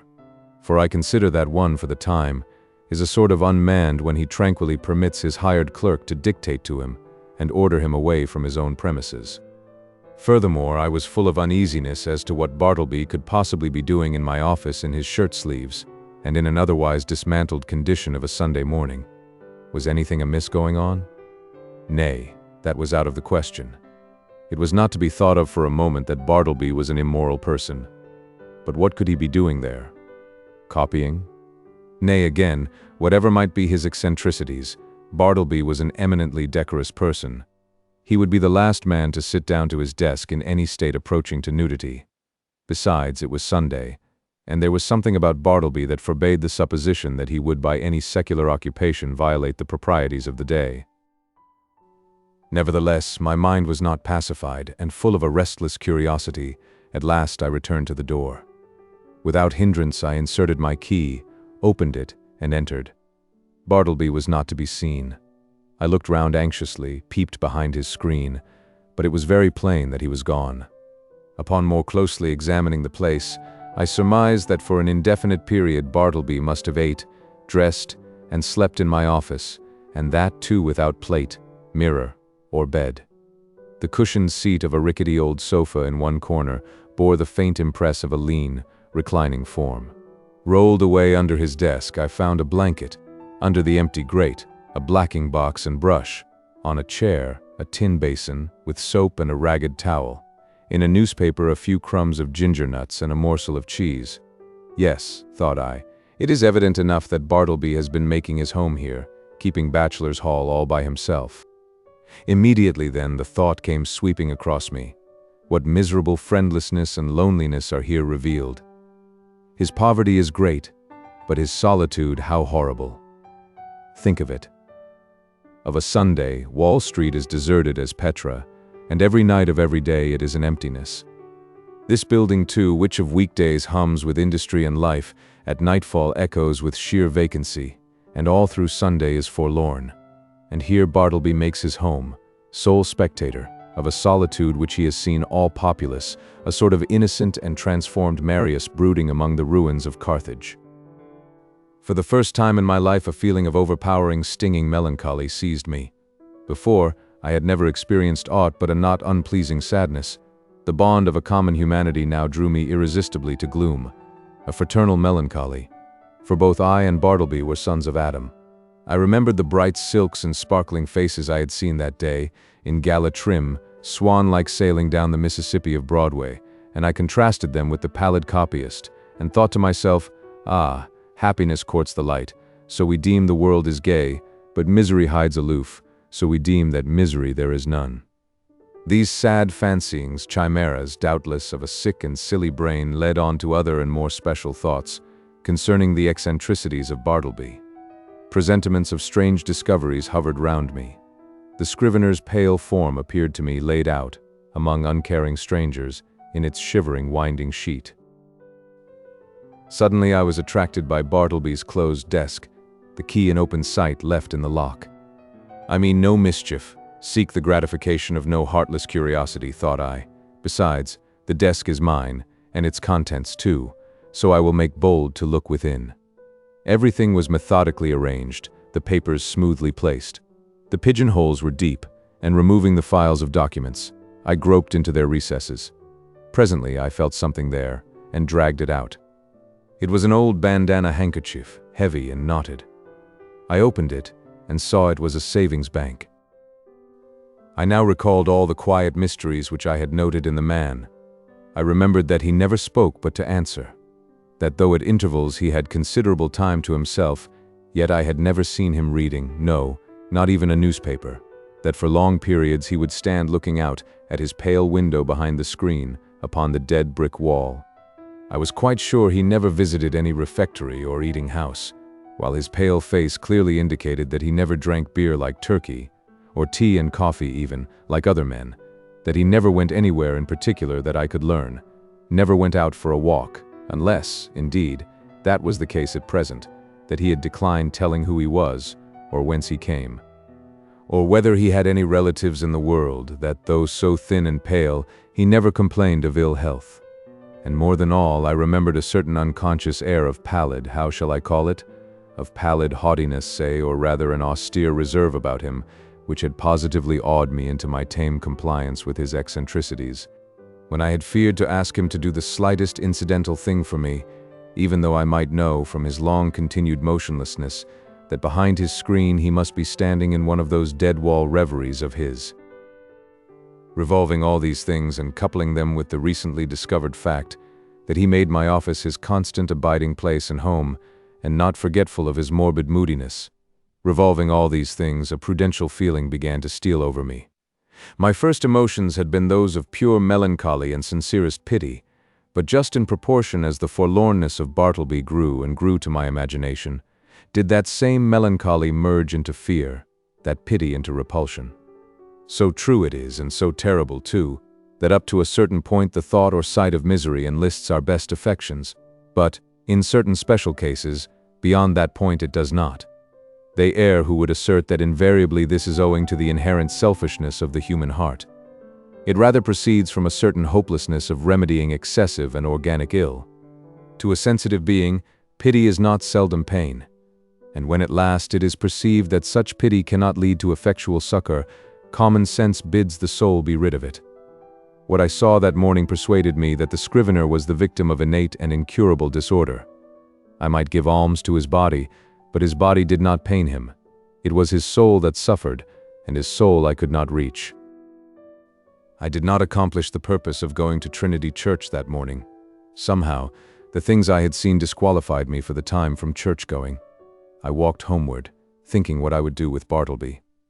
Finally, I resolved upon this: I would put certain calm questions to him the next morning, touching his history, etc., and if he declined to answer them openly and unreservedly, and I supposed he would prefer not, then to give him a $20 bill over and above whatever I might owe him, and tell him his services were no longer required, but that if in any other way I could assist him, I would be happy to do so, especially if he desired to return to his native place, wherever that might be. I would willingly help to defray the expenses. Moreover, if after reaching home, he found himself at any time in want of aid, a letter from him would be sure of a reply. The next morning came. "Bartleby," said I, gently calling to him behind his screen. No reply. "Bartleby," said I, in a still gentler tone, "come here. I am not going to ask you to do anything you would prefer not to do. I simply wish to speak to you." Upon this he noiselessly slid into view. "Will you tell me, Bartleby, where you were born?" "I would prefer not to." "Will you tell me anything about yourself?" "I would prefer not to." "But what reasonable objection can you have to speak to me? I feel friendly towards you." He did not look at me while I spoke, but kept his glance fixed upon my bust of Cicero, which, as I then sat, was directly behind me, some 6 inches above my head. "What is your answer, Bartleby?" said I, after waiting a considerable time for a reply, during which his countenance remained immovable, only there was the faintest conceivable tremor of the white attenuated mouth. "At present I prefer to give no answer," he said, and retired into his hermitage. It was rather weak in me, I confess, but his manner on this occasion nettled me. Not only did there seem to lurk in it a certain calm disdain, but his perverseness seemed ungrateful, considering the undeniable good usage and indulgence he had received from me. Again I sat ruminating what I should do, mortified as I was at his behavior, and resolved as I had been to dismiss him when I entered my office. Nevertheless, I strangely felt something superstitious knocking at my heart and forbidding me to carry out my purpose, and denouncing me for a villain if I dared to breathe one bitter word against this forlornest of mankind. At last, familiarly drawing my chair behind his screen, I sat down and said, "Bartleby, never mind, then, about revealing your history, but let me entreat you, as a friend, to comply as far as may be with the usages of this office. Say now, you will help to examine papers tomorrow or next day. In short, say now, that in a day or two you will begin to be a little reasonable. Say so, Bartleby." "At present I would prefer not to be a little reasonable," was his mildly cadaverous reply. Just then the folding doors opened and Nippers approached. He seemed suffering from an unusually bad night's rest, induced by severer indigestion than common. He overheard those final words of Bartleby. "Prefer not, eh?" gritted Nippers. "I'd prefer him, if I were you, sir. Addressing me, I'd prefer him, I'd give him preferences, the stubborn mule. What is it, sir, pray, that he prefers not to do now?" Bartleby moved not a limb. "Mr. Nippers," said I, "I'd prefer that you would withdraw for the present." Somehow, of late, I had got into the way of involuntarily using this word prefer upon all sorts of not exactly suitable occasions, and I trembled to think that my contact with the scrivener had already and seriously affected me in a mental way. And what further and deeper aberration might it not yet produce? This apprehension had not been without efficacy in determining me to summary measures. As Nippers, looking very sour and sulky, was departing, Turkey blandly and deferentially approached. "With submission, sir," said he, "yesterday I was thinking about Bartleby here, and I think that if he would but prefer to take a quart of good ale every day, it would do much towards mending him and enabling him to assist in examining his papers." "So you have got the word too," said I, slightly excited. "With submission, what word, sir?" asked Turkey, respectfully crowding himself into the contracted space behind the screen, and by so doing making me jostle the scrivener. "What word, sir?" "I would prefer to be left alone here," said Bartleby, as if offended at being mobbed in his privacy. "That's the word, Turkey," said I. "That's it." "Oh, prefer? Oh yes, queer word. I never use it myself. But sir, as I was saying, if he would but prefer—" "Turkey," interrupted I, "you will please withdraw." "Oh, certainly, sir, if you prefer that I should." As he opened the folding door to retire, Nippers at his desk caught a glimpse of me and asked whether I would prefer to have a certain paper copied on blue paper or white. He did not in the least roguishly accent the word prefer. It was plain that it involuntarily rolled from his tongue. I thought to myself, Surely I must get rid of a demented man who already has in some degree turned the tongues, if not the heads of myself and clerks, but I thought it prudent not to break the dismission at once. The next day I noticed that Bartleby did nothing but stand at his window in his dead-wall reverie. Upon asking him why he did not write, he said that he had decided upon doing no more writing. "Why, how now? What next?" exclaimed I. "Do no more writing?" "No more. And what is the reason?" "Do you not see the reason for yourself?" he indifferently replied. I looked steadfastly at him and perceived that his eyes looked dull and glazed. Instantly it occurred to me that his unexampled diligence in copying by his dim window for the first few weeks of his stay with me might have temporarily impaired his vision. I was touched. I said something in condolence with him. I hinted that of course he did wisely in abstaining from writing for a while, and urged him to embrace that opportunity of taking wholesome exercise in the open air. This, however, he did not do. A few days after this, my other clerks being absent, and being in a great hurry to dispatch certain letters by the mail, I thought that, having nothing else earthly to do, Bartleby would surely be less inflexible than usual and carry these letters to the post office, but he blankly declined. So, much to my inconvenience, I went myself. Still added days went by. Whether Bartleby's eyes improved or not, I could not say. To all appearance, I thought they did. But when I asked him if they did, he vouchsafed no answer. At all events, he would do no copying. At last, in reply to my urgings, he informed me that he had permanently given up copying. "What?" exclaimed I. "Suppose your eyes should get entirely well, better than ever before, would you not copy then?" "I have given up copying," he answered, and slid aside. He remained, as ever, a fixture in my chamber. Nay, if that were possible, he became still more of a fixture than before. What was to be done? He would do nothing in the office. Why should he stay there? In plain fact, he had now become a millstone to me, not only useless as a necklace, but afflictive to bear. Yet I was sorry for him. I speak less than truth when I say that, on his own account, he occasioned me uneasiness. If he would but have named a single relative or friend, I would instantly have written and urged their taking the poor fellow away to some convenient retreat. But he seemed alone, absolutely alone in the universe, a bit of wreck in the mid-Atlantic. At length, necessities connected with my business tyrannized over all other considerations. Decently as I could, I told Bartleby that in 6 days' time he must unconditionally leave the office. I warned him to take measures, in the interval, for procuring some other abode. I offered to assist him in this endeavor, if he himself would but take the first step towards a removal. "And when you finally quit me, Bartleby," added I shall see that you go not away entirely unprovided. 6 days from this hour, remember." At the expiration of that period, I peeped behind the screen, and lo, Bartleby was there. I buttoned up my coat, balanced myself, advanced slowly towards him, touched his shoulder, and said, "The time has come. You must quit this place. I am sorry for you. Here is money, but you must go." "I would prefer not," he replied, with his back still towards me. "You must." He remained silent. Now I had an unbounded confidence in this man's common honesty. He had frequently restored to me sixpences and shillings carelessly dropped upon the floor, for I am apt to be very reckless in such shirt-button affairs. The proceeding, then, which followed will not be deemed extraordinary.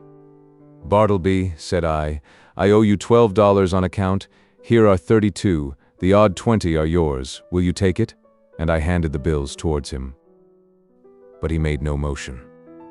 "I will leave them here, then," putting them under a weight on the table.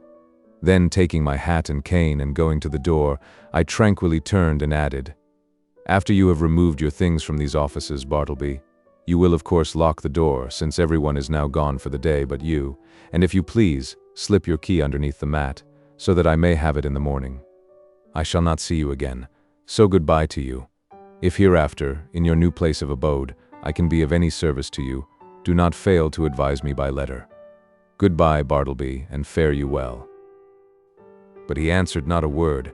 Like the last column of some ruined temple, he remained standing mute and solitary in the middle of the otherwise deserted room. As I walked home in a pensive mood, my vanity got the better of my pity. I could not but highly plume myself on my masterly management in getting rid of Bartleby. Masterly, I call it, and such it must appear to any dispassionate thinker. The beauty of my procedure seemed to consist in its perfect quietness. There was no vulgar bullying, no bravado of any sort, no choleric hectoring and striding to and fro across the apartment, jerking out vehement commands for Bartleby to bundle himself off with his beggarly traps. Nothing of the kind. Without loudly bidding Bartleby depart as an inferior genius might have done, I assumed the ground that depart he must, and upon that assumption built all I had to say. The more I thought over my procedure, the more I was charmed with it. Nevertheless, next morning, upon awakening, I had my doubts. I had somehow slept off the fumes of vanity.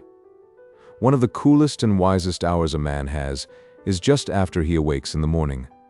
My procedure seemed as sagacious as ever, but only in theory.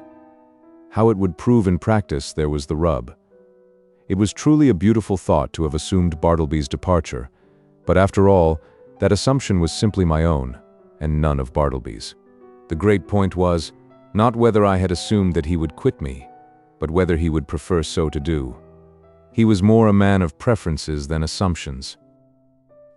After breakfast, I walked downtown, arguing the probabilities pro and con.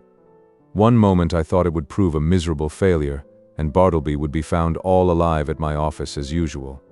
The next moment it seemed certain that I should find his chair empty, and so I kept veering about. At the corner of Broadway and Canal Street, I saw quite an excited group of people standing in earnest conversation. "I'll take odds he doesn't," said a voice as I passed. "Doesn't go? Done," said I. "Put up your money." I was instinctively putting my hand in my pocket to produce my own when I remembered that this was an election day. The words I had overheard bore no reference to Bartleby, but to the success or non-success of some candidate for the mayoralty.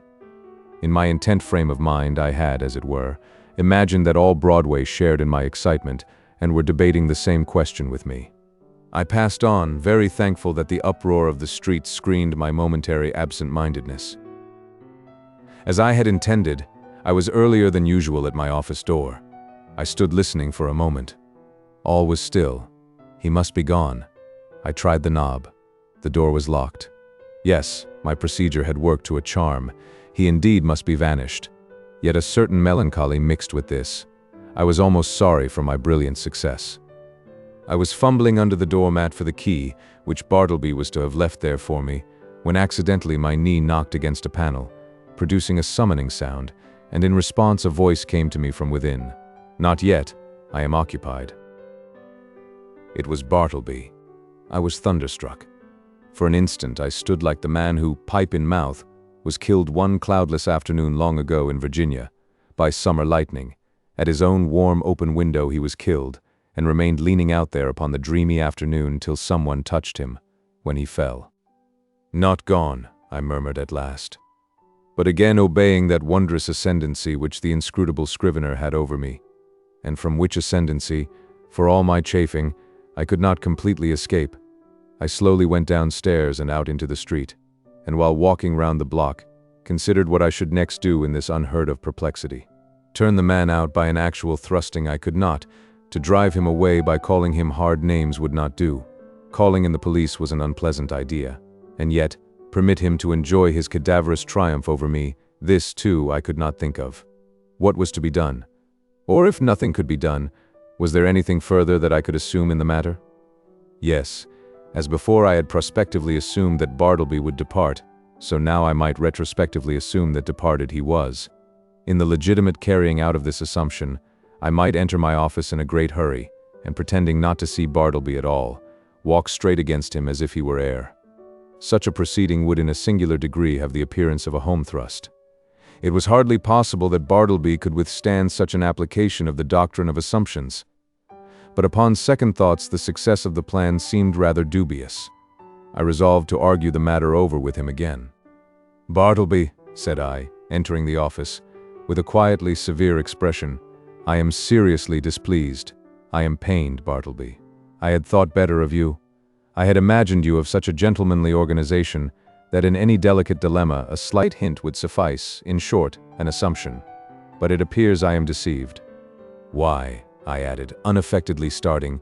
"You have not even touched that money yet," pointing to it, just where I had left it the evening previous. He answered nothing. "Will you, or will you not, quit me?"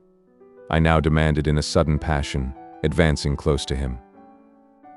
"I would prefer not to quit you," he replied, gently emphasizing the not. "What earthly right have you to stay here? Do you pay any rent? Do you pay my taxes? Or is this property yours?" He answered nothing. "Are you ready to go on and write now? Are your eyes recovered? Could you copy a small paper for me this morning? Or help examine a few lines, or step round to the post office? In a word, will you do anything at all to give a coloring to your refusal to depart the premises?" He silently retired into his hermitage. I was now in such a state of nervous resentment that I thought it but prudent to check myself at present from further demonstrations. Bartleby and I were alone. I remembered the tragedy of the unfortunate Adams and the still more unfortunate Colt in the solitary office of the latter, and how poor Colt, being dreadfully incensed by Adams and imprudently permitting himself to get wildly excited, was at unawares hurried into his fatal act, an act which certainly no man could possibly deplore more than the actor himself. Often it had occurred to me in my ponderings upon the subject that had that altercation taken place in the public street or at a private residence, it would not have terminated as it did.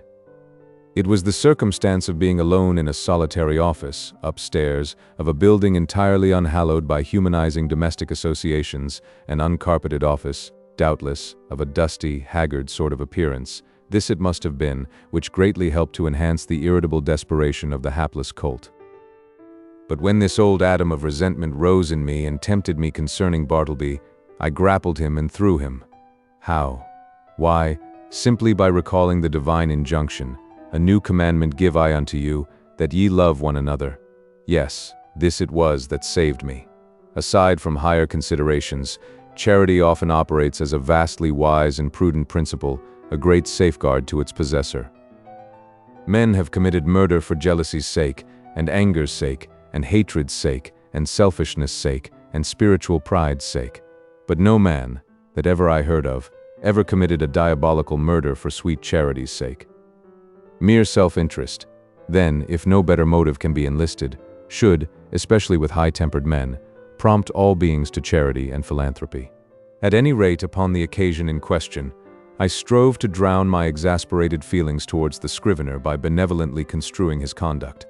Poor fellow, thought I, he don't mean anything, and besides, he has seen hard times and ought to be indulged. I endeavored also immediately to occupy myself and at the same time to comfort my despondency. I tried to fancy that in the course of the morning, at such time as might prove agreeable to him, Bartleby, of his own free accord, would emerge from his hermitage and take up some decided line of march in the direction of the door. But no. 12:30 came. Turkey began to glow in the face, overturn his inkstand, and become generally obstreperous. Nippers abated down into quietude and courtesy. Ginger Nut munched his noon apple, and Bartleby remained standing at his window in one of his profoundest dead-wall reveries. Will it be credited? Ought I to acknowledge it? That afternoon I left the office without saying one further word to him. Some days now passed, during which, at leisure intervals, I looked a little into Edwards on the Will and Priestley on Necessity. Under the circumstances, those books induced a salutary feeling. Gradually I slid into the persuasion that these troubles of mine, touching the scrivener, had been all predestinated from eternity, and Bartleby was billeted upon me for some mysterious purpose of an all-wise providence, which it was not for a mere mortal like me to fathom. Yes, Bartleby, stay there behind your screen, thought I. I shall persecute you no more. You are harmless and noiseless as any of these old chairs. In short, I never feel so private as when I know you are here. At last I see it, I feel it, I penetrate to the predestinated purpose of my life. I am content. Others may have loftier parts to enact, but my mission in this world, Bartleby, is to furnish you with office room for such period as you may see fit to remain. I believe that this wise and blessed frame of mind would have continued with me, had it not been for the unsolicited and uncharitable remarks obtruded upon me by my professional friends who visited the rooms. But thus it often is, that the constant friction of illiberal minds wears out at last the best resolves of the more generous. Though to be sure, when I reflected upon it, it was not strange that people entering my office should be struck by the peculiar aspect of the unaccountable Bartleby, and so be tempted to throw out some sinister observations concerning him. Sometimes an attorney, having business with me, and calling at my office, and finding no one but the scrivener there, would undertake to obtain some sort of precise information from him touching my whereabouts. But without heeding his idle talk, Bartleby would remain standing immovable in the middle of the room. So after contemplating him in that position for a time, the attorney would depart, no wiser than he came. Also, when a reference was going on and the room full of lawyers and witnesses and business driving fast, some deeply occupied legal gentleman present, seeing Bartleby wholly unemployed, would request him to run round to the legal gentleman's office and fetch some papers for him. Thereupon Bartleby would tranquilly decline, and yet remain idle as before. Then the lawyer would give a great stare and turn to me, and what could I say? At last I was made aware that all through the circle of my professional acquaintance, a whisper of wonder was running round, having reference to the strange creature I kept at my office. This worried me very much, and as the idea came upon me of his possibly turning out a long-lived man and keep occupying my chambers and denying my authority and perplexing my visitors and scandalizing my professional reputation and casting a general gloom over the premises, keeping soul and body together to the last upon his savings, for doubtless he spent but half a dime a day, and in the end perhaps outlived me, and claim possession of my office by right of his perpetual occupancy. As all these dark anticipations crowded upon me more and more, and my friends continually intruded their relentless remarks upon the apparition in my room, a great change was wrought in me. I resolved to gather all my faculties together, and forever rid me of this intolerable incubus. Ere revolving any complicated project, however, adapted to this end, I first simply suggested to Bartleby the propriety of his permanent departure. In a calm and serious tone, I commended the idea to his careful and mature consideration. But, having taken 3 days to meditate upon it, he apprised me that his original determination remained the same, in short, that he still preferred to abide with me. What shall I do? I now said to myself, buttoning up my coat to the last button. What shall I do? What ought I to do? What does conscience say I should do with this man, or, rather, ghost? Rid myself of him I must. Go he shall. But how? You will not thrust him, the poor, pale, passive mortal, you will not thrust such a helpless creature out of your door? You will not dishonor yourself by such cruelty? No, I will not. I cannot do that. Rather would I let him live and die here, and then mason up his remains in the wall. What, then, will you do? For all your coaxing, he will not budge. Bribes he leaves under your own paperweight on your table. In short, it is quite plain that he prefers to cling to you. Then something severe, something unusual must be done. What? Surely you will not have him collared by a constable and commit his innocent pallor to the common jail. And upon what ground could you procure such a thing to be done? A vagrant, is he? What? He a vagrant, a wanderer, who refuses to budge? It is because he will not be a vagrant, then, that you seek to count him as a vagrant. That is too absurd. No visible means of support. There I have him. Wrong again, for indubitably he does support himself, and that is the only unanswerable proof that any man can show of his possessing the means so to do. No more, then. Since he will not quit me, I must quit him. I will change my offices, I will move elsewhere, and give him fair notice, that if I find him on my new premises, I will then proceed against him as a common trespasser. Acting accordingly, next day I thus addressed him, I find these chambers too far from the city hall. The air is unwholesome. In a word, I propose to remove my offices next week, and shall no longer require your services. I tell you this now, in order that you may seek another place. He made no reply, and nothing more was said. On the appointed day I engaged carts and men, proceeded to my chambers, and, having but little furniture, everything was removed in a few hours. Throughout, the scrivener remained standing behind the screen, which I directed to be removed the last thing. It was withdrawn, and being folded up like a huge folio, left him the motionless occupant of a naked room. I stood in the entry watching him a moment, while something from within me upbraided me. I re-entered, with my hand in my pocket, and my heart in my mouth. "Goodbye, Bartleby, I am going, goodbye, and God some way bless you," and take that, slipping something in his hand. But it dropped upon the floor, and then, strange to say, I tore myself from him whom I had so longed to be rid of. Established in my new quarters, for a day or two I kept the door locked, and started at every footfall in the passages. When I returned to my rooms after any little absence, I would pause at the threshold for an instant, and attentively listen, ere applying my key. But these fears were needless. Bartleby never came nigh me. I thought all was going well, when a perturbed-looking stranger visited me, inquiring whether I was the person who had recently occupied rooms at No Wall Street. Full of forebodings, I replied that I was. "Then, sir," said the stranger, who proved a lawyer, "you are responsible for the man you left there. He refuses to do any copying. He refuses to do anything. He says he prefers not to, and he refuses to quit the premises." "I am very sorry, sir," said I with assumed tranquility, but an inward tremor. "But really, the man you allude to is nothing to me. He is no relation or apprentice of mine, that you should hold me responsible for him." "In mercy's name, who is he?" "I certainly cannot inform you. I know nothing about him. Formerly I employed him as a copyist, but he has done nothing for me now for some time past." "I shall settle him then. Good morning, sir." Several days passed, and I heard nothing more, and though I often felt a charitable prompting to call at the place and see poor Bartleby, yet a certain squeamishness, of I know not what, withheld me.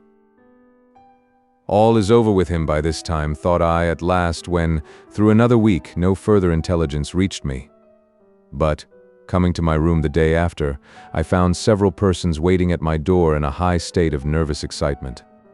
"That's the man, here he comes," cried the foremost one, whom I recognized as the lawyer who had previously called upon me alone.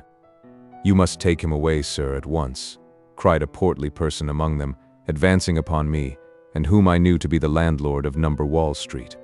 "These gentlemen, my tenants, cannot stand it any longer. Mr. B, pointing to the lawyer, has turned him out of his room, and he now persists in haunting the building generally, sitting upon the banisters of the stairs by day, and sleeping in the entry by night.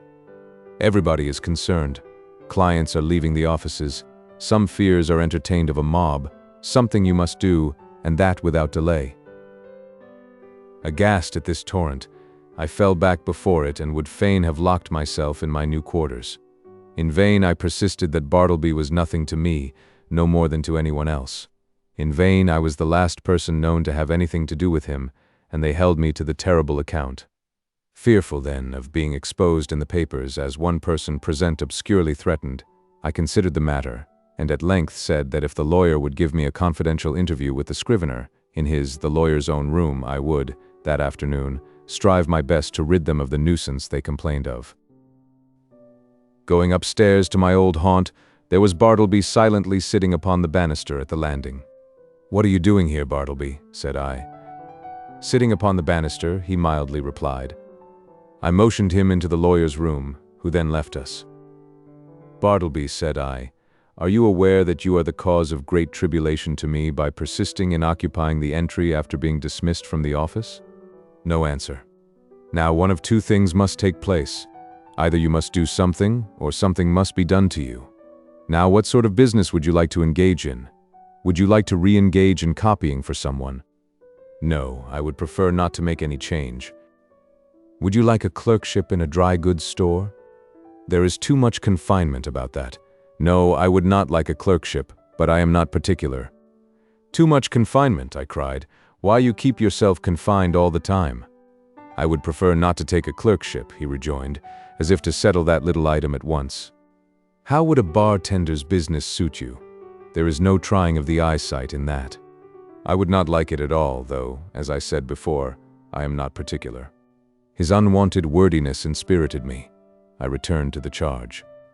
"Well then, would you like to travel through the country collecting bills for the merchants? That would improve your health." "No, I would prefer to be doing something else." "How, then, would going as a companion to Europe, to entertain some young gentleman with your conversation, how would that suit you?" "Not at all. It does not strike me that there is anything definite about that. I like to be stationary, but I am not particular." "Stationary you shall be, then," I cried, now losing all patience, and, for the first time in all my exasperating connection with him, fairly flying into a passion. "If you do not go away from these premises before night, I shall feel bound, indeed, I am bound to toto quit the premises myself," I rather absurdly concluded, knowing not with what possible threat to try to frighten his immobility into compliance. Despairing of all further efforts, I was precipitately leaving him, when a final thought occurred to me, one which had not been wholly unindulged before. "Bartleby," said I, in the kindest tone I could assume under such exciting circumstances, "will you go home with me now, not to my office, but my dwelling, and remain there till we can conclude upon some convenient arrangement for you at our leisure? Come, let us start now, right away." "No, at present I would prefer not to make any change at all."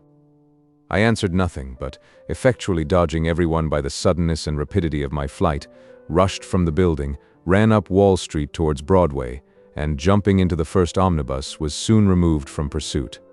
As soon as tranquility returned, I distinctly perceived that I had now done all that I possibly could, both in respect to the demands of the landlord and his tenants, and with regard to my own desire and sense of duty, to benefit Bartleby and shield him from rude persecution. I now strove to be entirely carefree and quiescent, and my conscience justified me in the attempt, though, indeed, it was not so successful as I could have wished. So fearful was I of being again hunted out by the incensed landlord and his exasperated tenants, that, surrendering my business to nippers, for a few days, I drove about the upper part of the town and through the suburbs in my rockaway, crossed over to Jersey City and Hoboken, and paid fugitive visits to Manhattanville and Astoria. In fact, I almost lived in my rockaway for the time. When again I entered my office, lo, a note from the landlord lay upon the desk. I opened it with trembling hands. It informed me that the writer had sent to the police and had Bartleby removed to the Tombs as a vagrant. Moreover, since I knew more about him than anyone else, he wished me to appear at that place and make a suitable statement of the facts. These tidings had a conflicting effect upon me. At first I was indignant, but, at last, almost approved. The landlord's energetic, summary disposition had led him to adopt a procedure which I do not think I would have decided upon myself. And yet, as a last resort, under such peculiar circumstances, it seemed the only plan. As I afterwards learned, the poor scrivener, when told that he must be conducted to the Tombs, offered not the slightest obstacle, but, in his pale, unmoving way, silently acquiesced. Some of the compassionate and curious bystanders joined the party, and headed by one of the constables arm in arm with Bartleby, the silent procession filed its way through all the noise and heat and joy of the roaring thoroughfares at noon. The same day I received the note, I went to the Tombs, or, to speak more properly, the halls of justice. Seeking the right officer, I stated the purpose of my call, and was informed that the individual I described was, indeed, within.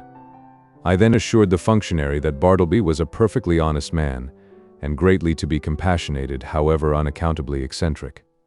I narrated all I knew and closed by suggesting the idea of letting him remain in as indulgent confinement as possible, till something less harsh might be done, though, indeed, I hardly knew what.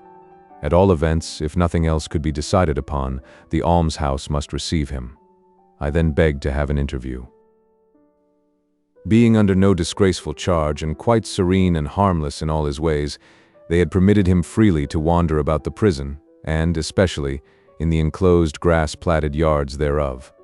And so I found him there, standing all alone in the quietest of the yards, his face towards a high wall, while all around, from the narrow slits of the jail windows, I thought I saw peering out upon him the eyes of murderers and thieves. "Bartleby, I know you," he said without looking round, "and I want nothing to say to you." "It was not I that brought you here, Bartleby," said I, keenly pained at his implied suspicion. "And to you this should not be so vile a place. Nothing reproachful attaches to you by being here. And see, it is not so sad a place as one might think. Look, there is the sky, and here is the grass. I know where I am," he replied, but would say nothing more, and so I left him. As I entered the corridor again, a broad meat-like man in an apron accosted me, and jerking his thumb over his shoulder said, "Is that your friend?" Yes. Does he want to starve? If he does, let him live on the prison fare, that's all. Who are you? Asked I, not knowing what to make of such an unofficially speaking person in such a place. I am the grub man. Such gentlemen as have friends here hire me to provide them with something good to eat. Is this so? Said I, turning to the turnkey. He said it was. Well then, said I, slipping some silver into the grub man's hands, for so they called him, I want you to give particular attention to my friend there. Let him have the best dinner you can get, and you must be as polite to him as possible. Introduce me, will you? Said the grub man, looking at me with an expression which seemed to say he was all impatience for an opportunity to give a specimen of his breeding. Thinking it would prove of benefit to the scrivener, I acquiesced, and asking the grub man his name, went up with him to Bartleby. Bartleby, this is a friend. You will find him very useful to you. Your servant, sir, your servant, said the grub man, making a low salutation behind his apron.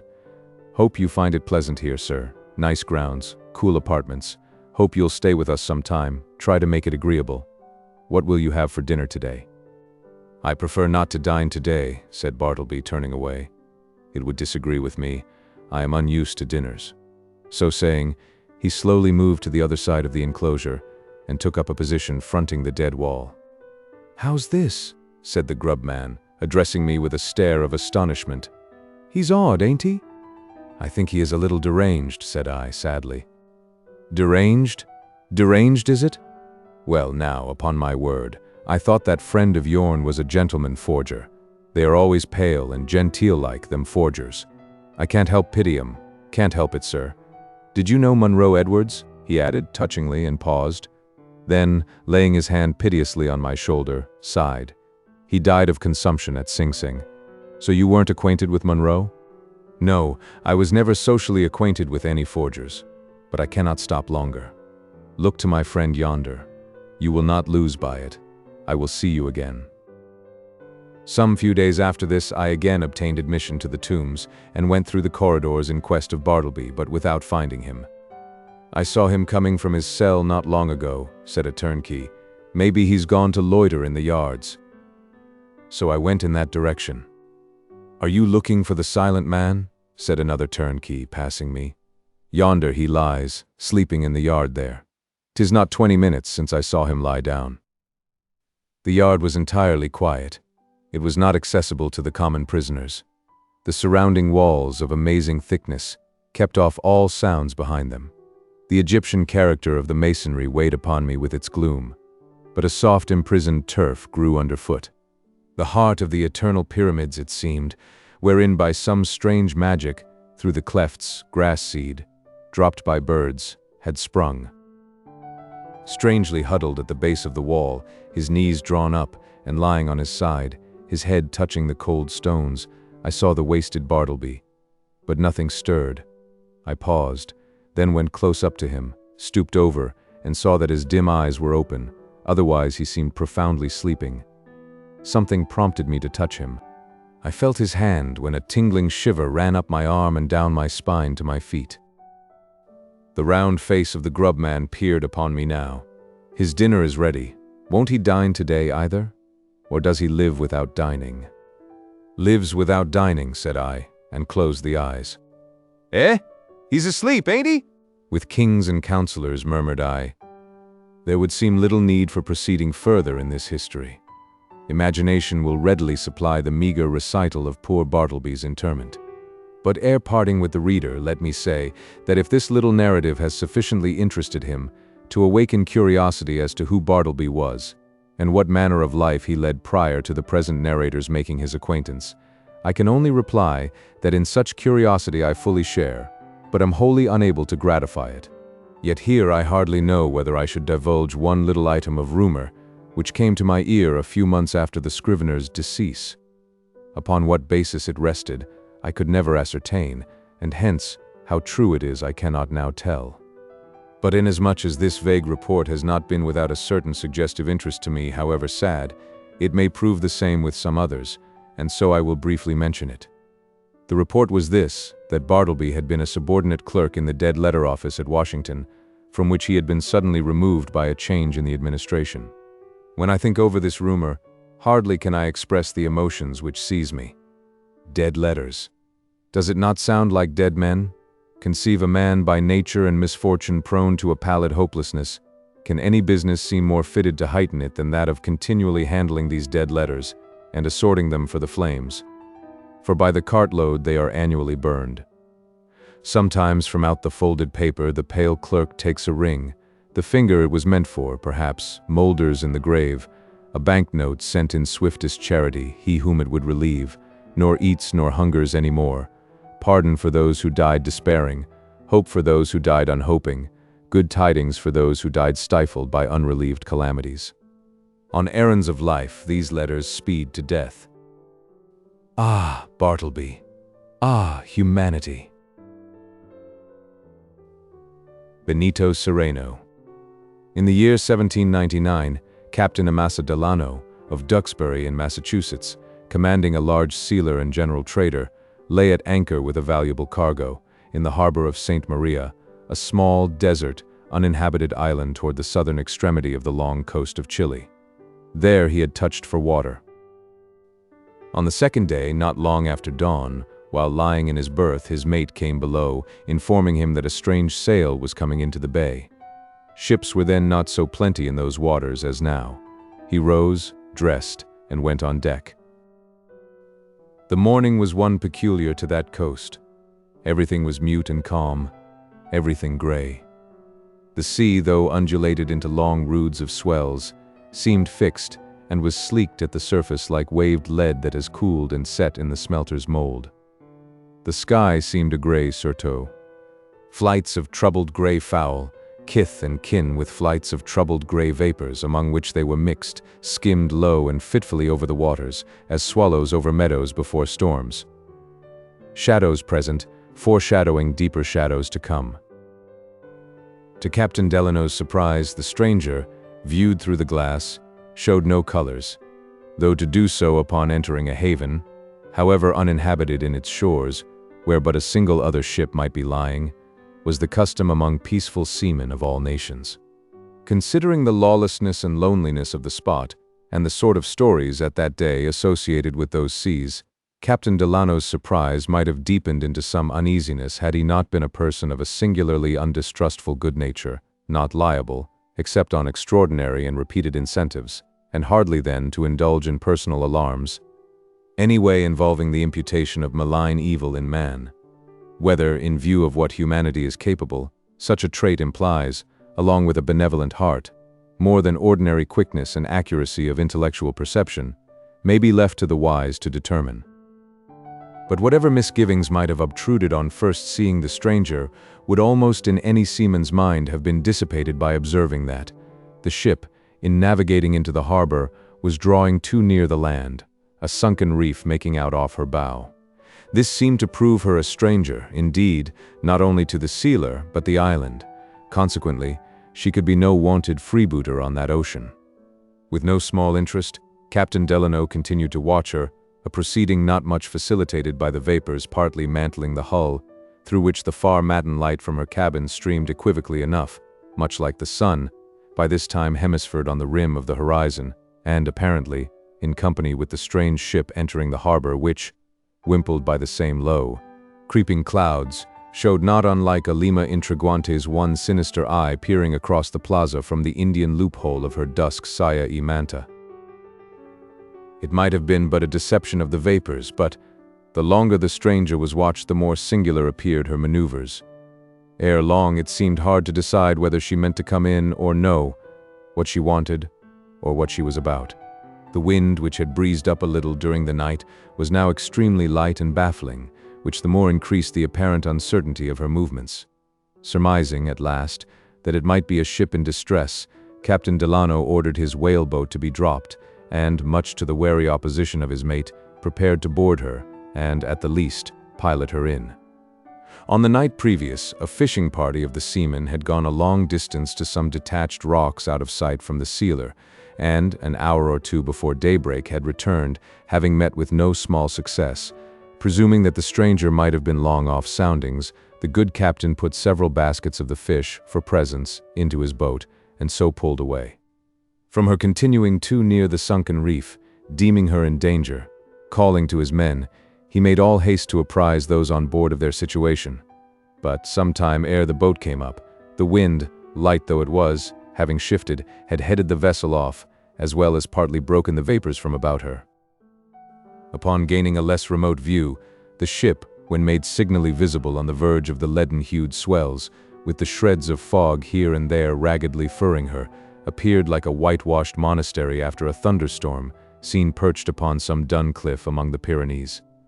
But it was no purely fanciful resemblance which now, for a moment, almost led Captain Delano to think that nothing less than a shipload of monks was before him. Peering over the bulwarks were what really seemed, in the hazy distance, throngs of dark cowls, while fitfully revealed through the open portholes, other dark-moving figures were dimly descried, as of black friars pacing the cloisters. Upon a still nigher approach, this appearance was modified, and the true character of the vessel was plain, a Spanish merchantman of the first class, carrying Negro slaves, amongst other valuable freight, from one colonial port to another. A very large and, in its time, a very fine vessel, such as in those days were at intervals encountered along that main, sometimes superseded Acapulco treasure ships, or retired frigates of the Spanish king's navy, which, like superannuated Italian palaces, still, under a decline of masters, preserved signs of former state. As the whaleboat drew more and more nigh, the cause of the peculiar pipe-clayed aspect of the stranger was seen in the slovenly neglect pervading her. The spars, ropes, and great part of the bulwarks looked woolly from long unacquaintance with the scraper, tar, and the brush. Her keel seemed laid, her ribs put together, and she launched from Ezekiel's valley of dry bones. In the present business in which she was engaged, the ship's general model and rig appeared to have undergone no material change from their original warlike and Froissart pattern. However, no guns were seen. The tops were large, and were railed about with what had once been octagonal network, all now in sad disrepair. These tops hung overhead like three ruinous aviaries, in one of which was seen, perched on a ratlin, a white noddy, a strange fowl, so called from its lethargic, somnambulistic character, being frequently caught by hand at sea. Battered and moldy, the castellated forecastle seemed some ancient turret, long ago taken by assault, and then left to decay. Toward the stern, two high-raised quarter galleries, the balustrades here and there covered with dry, tindery sea moss opening out from the unoccupied state cabin, whose deadlights, for all the mild weather, were hermetically closed and caulked. These tenantless balconies hung over the sea as if it were the Grand Venetian Canal. But the principal relic of faded grandeur was the ample oval of the shield-like stern piece, intricately carved with the arms of Castile and Leon, medallioned about by groups of mythological or symbolical devices, uppermost and central of which was a dark satyr in a mask, holding his foot on the prostrate neck of a writhing figure, likewise masked. Whether the ship had a figurehead or only a plain beak was not quite certain, owing to canvas wrapped about that part, either to protect it while undergoing a refurbishing or else decently to hide its decay. Rudely painted or chalked, as in a sailor freak, along the forward side of a sort of pedestal below the canvas, was the sentence, "Seguid vuestro jefe," follow your leader, while upon the tarnished headboards nearby appeared, in stately capitals, once gilt, the ship's name, San Dominic, each letter streakingly corroded with tricklings of copper spike rust, while, like mourning weeds, dark festoons of sea grass slimmily swept to and fro over the name, with every hearse-like roll of the hull.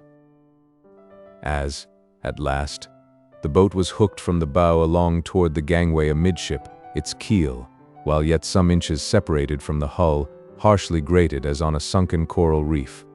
It proved a huge bunch of conglobated barnacles adhering below the water to the side like a wen, a token of baffling airs and long calms passed somewhere in those seas. Climbing the side, the visitor was at once surrounded by a clamorous throng of whites and blacks, but the latter outnumbering the former more than could have been expected. Negro transportation ship as the stranger in port was. But in one language, and as with one voice, all poured out a common tale of suffering, in which the negresses, of whom there were not a few, exceeded the others in their dolorous vehemence. The scurvy, together with the fever, had swept off a great part of their number, more especially the Spaniards. Off Cape Horn they had narrowly escaped shipwreck. Then, for days together, they had lain tranced without wind. Their provisions were low, their water next to none, their lips that moment were baked. While Captain Delano was thus made the mark of all eager tongues, his one eager glance took in all faces, with every other object about him. Always upon first boarding a large and populous ship at sea, especially a foreign one, with a nondescript crew such as Lascars or Manila men, the impression varies in a peculiar way from that produced by first entering a strange house with strange inmates in a strange land. Both house and ship, the one by its walls and blinds, the other by its high bulwarks like ramparts, hoard from view their interiors till the last moment. But in the case of the ship there is this addition, that the living spectacle it contains upon its sudden and complete disclosure has, in contrast with the blank ocean which zones it, something of the effect of enchantment. The ship seems unreal, these strange costumes, gestures, and faces, but a shadowy tableau just emerged from the deep, which directly must receive back what it gave.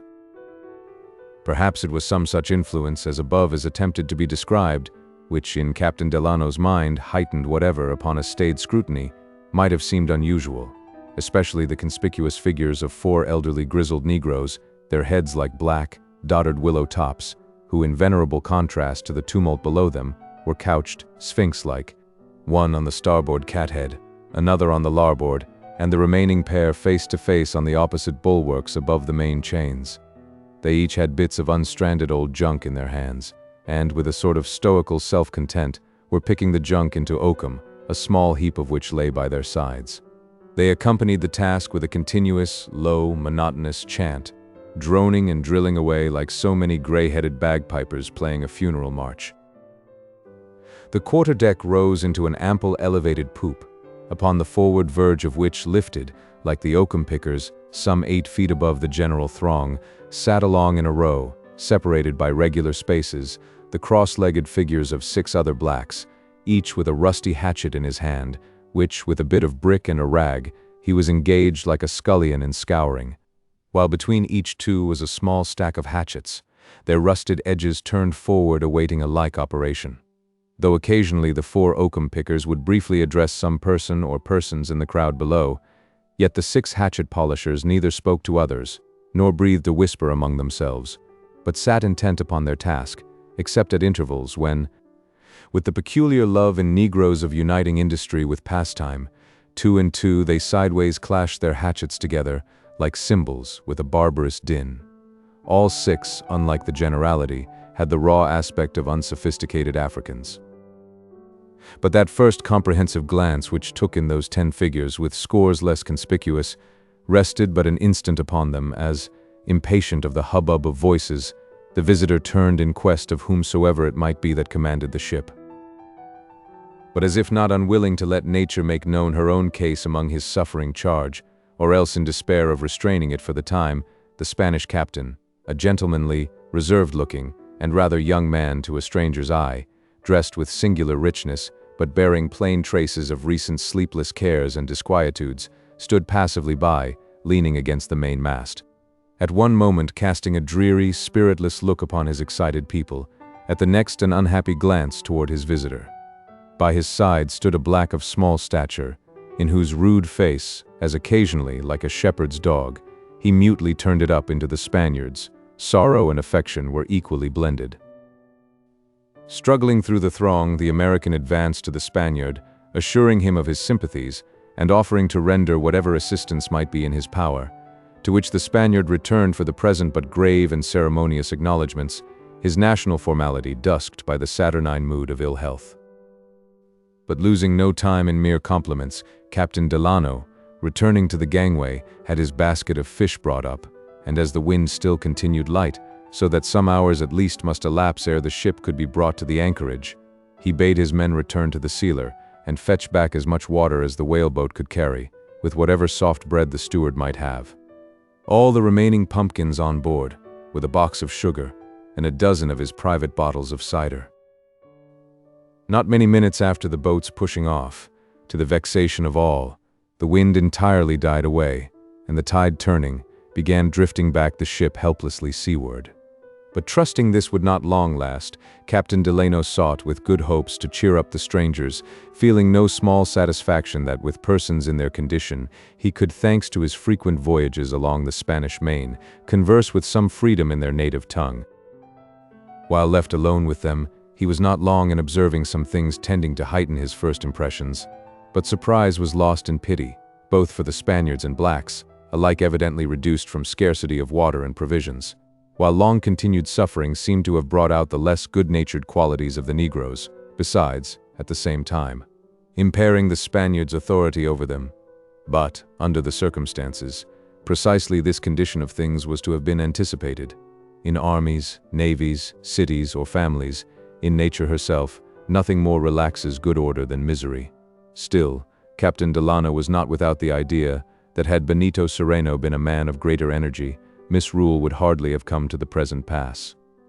But the debility, constitutional or induced by hardships, bodily and mental, of the Spanish captain was too obvious to be overlooked.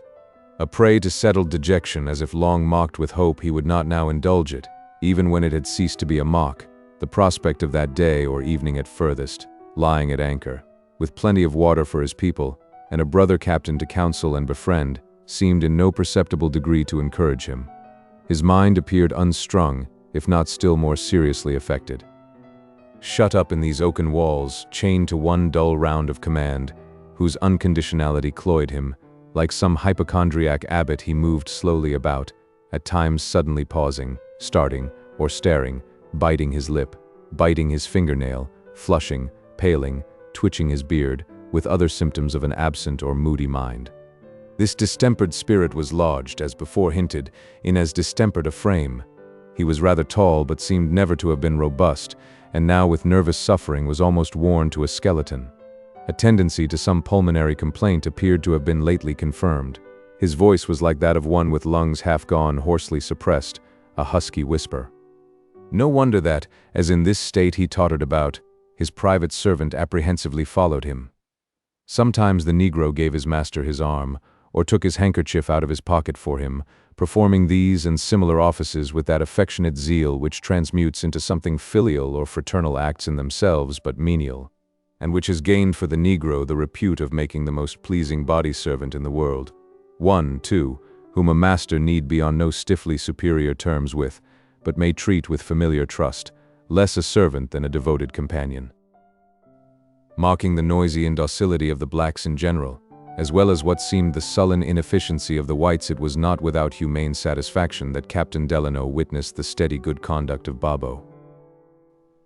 But the good conduct of Babo, hardly more than the ill behavior of others, seemed to withdraw the half-lunatic Don Benito from his cloudy languor. Not that such precisely was the impression made by the Spaniard on the mind of his visitor. The Spaniard's individual unrest was, for the present, but noted as a conspicuous feature in the ship's general affliction. Still, Captain Delano was not a little concerned at what he could not help taking for the time to be Don Benito's unfriendly indifference towards himself. The Spaniard's manner, too, conveyed a sort of sour and gloomy disdain, which he seemed at no pains to disguise. But this the American in charity ascribed to the harassing effects of sickness, since, in former instances, he had noted that there are peculiar natures on whom prolonged physical suffering seems to cancel every social instinct of kindness, as if, forced to black bread themselves, they deemed it but equity that each person coming nigh them should, indirectly, by some slight or affront, be made to partake of their fare. But ere long Captain Delano bethought him that, indulgent as he was at the first, in judging the Spaniard, he might not, after all, have exercised charity enough. At bottom it was Don Benito's reserve which displeased him, but the same reserve was shown towards all but his faithful personal attendant. Even the formal reports which, according to sea usage, were, at stated times, made to him by some petty underling, either a white, mulatto, or black, he hardly had patience enough to listen to, without betraying contemptuous aversion. His manner upon such occasions was, in its degree, not unlike that which might be supposed to have been his imperial countryman's, Charles V, just previous to the Ancaritish retirement of that monarch from the throne. This splenetic disrelish of his place was evinced in almost every function pertaining to it. Proud as he was moody, he condescended to no personal mandate. Whatever special orders were necessary, their delivery was delegated to his body servant, who in turn transferred them to their ultimate destination through runners, alert Spanish boys or slave boys like pages or pilot fish within easy call continually hovering round Don Benito. So that to have beheld this undemonstrative invalid gliding about, apathetic and mute, no landsman could have dreamed that in him was lodged a dictatorship beyond which, while at sea, there was no earthly appeal. Thus the Spaniard, regarded in his reserve, seemed the involuntary victim of mental disorder. But in fact, his reserve might, in some degree, have proceeded from design.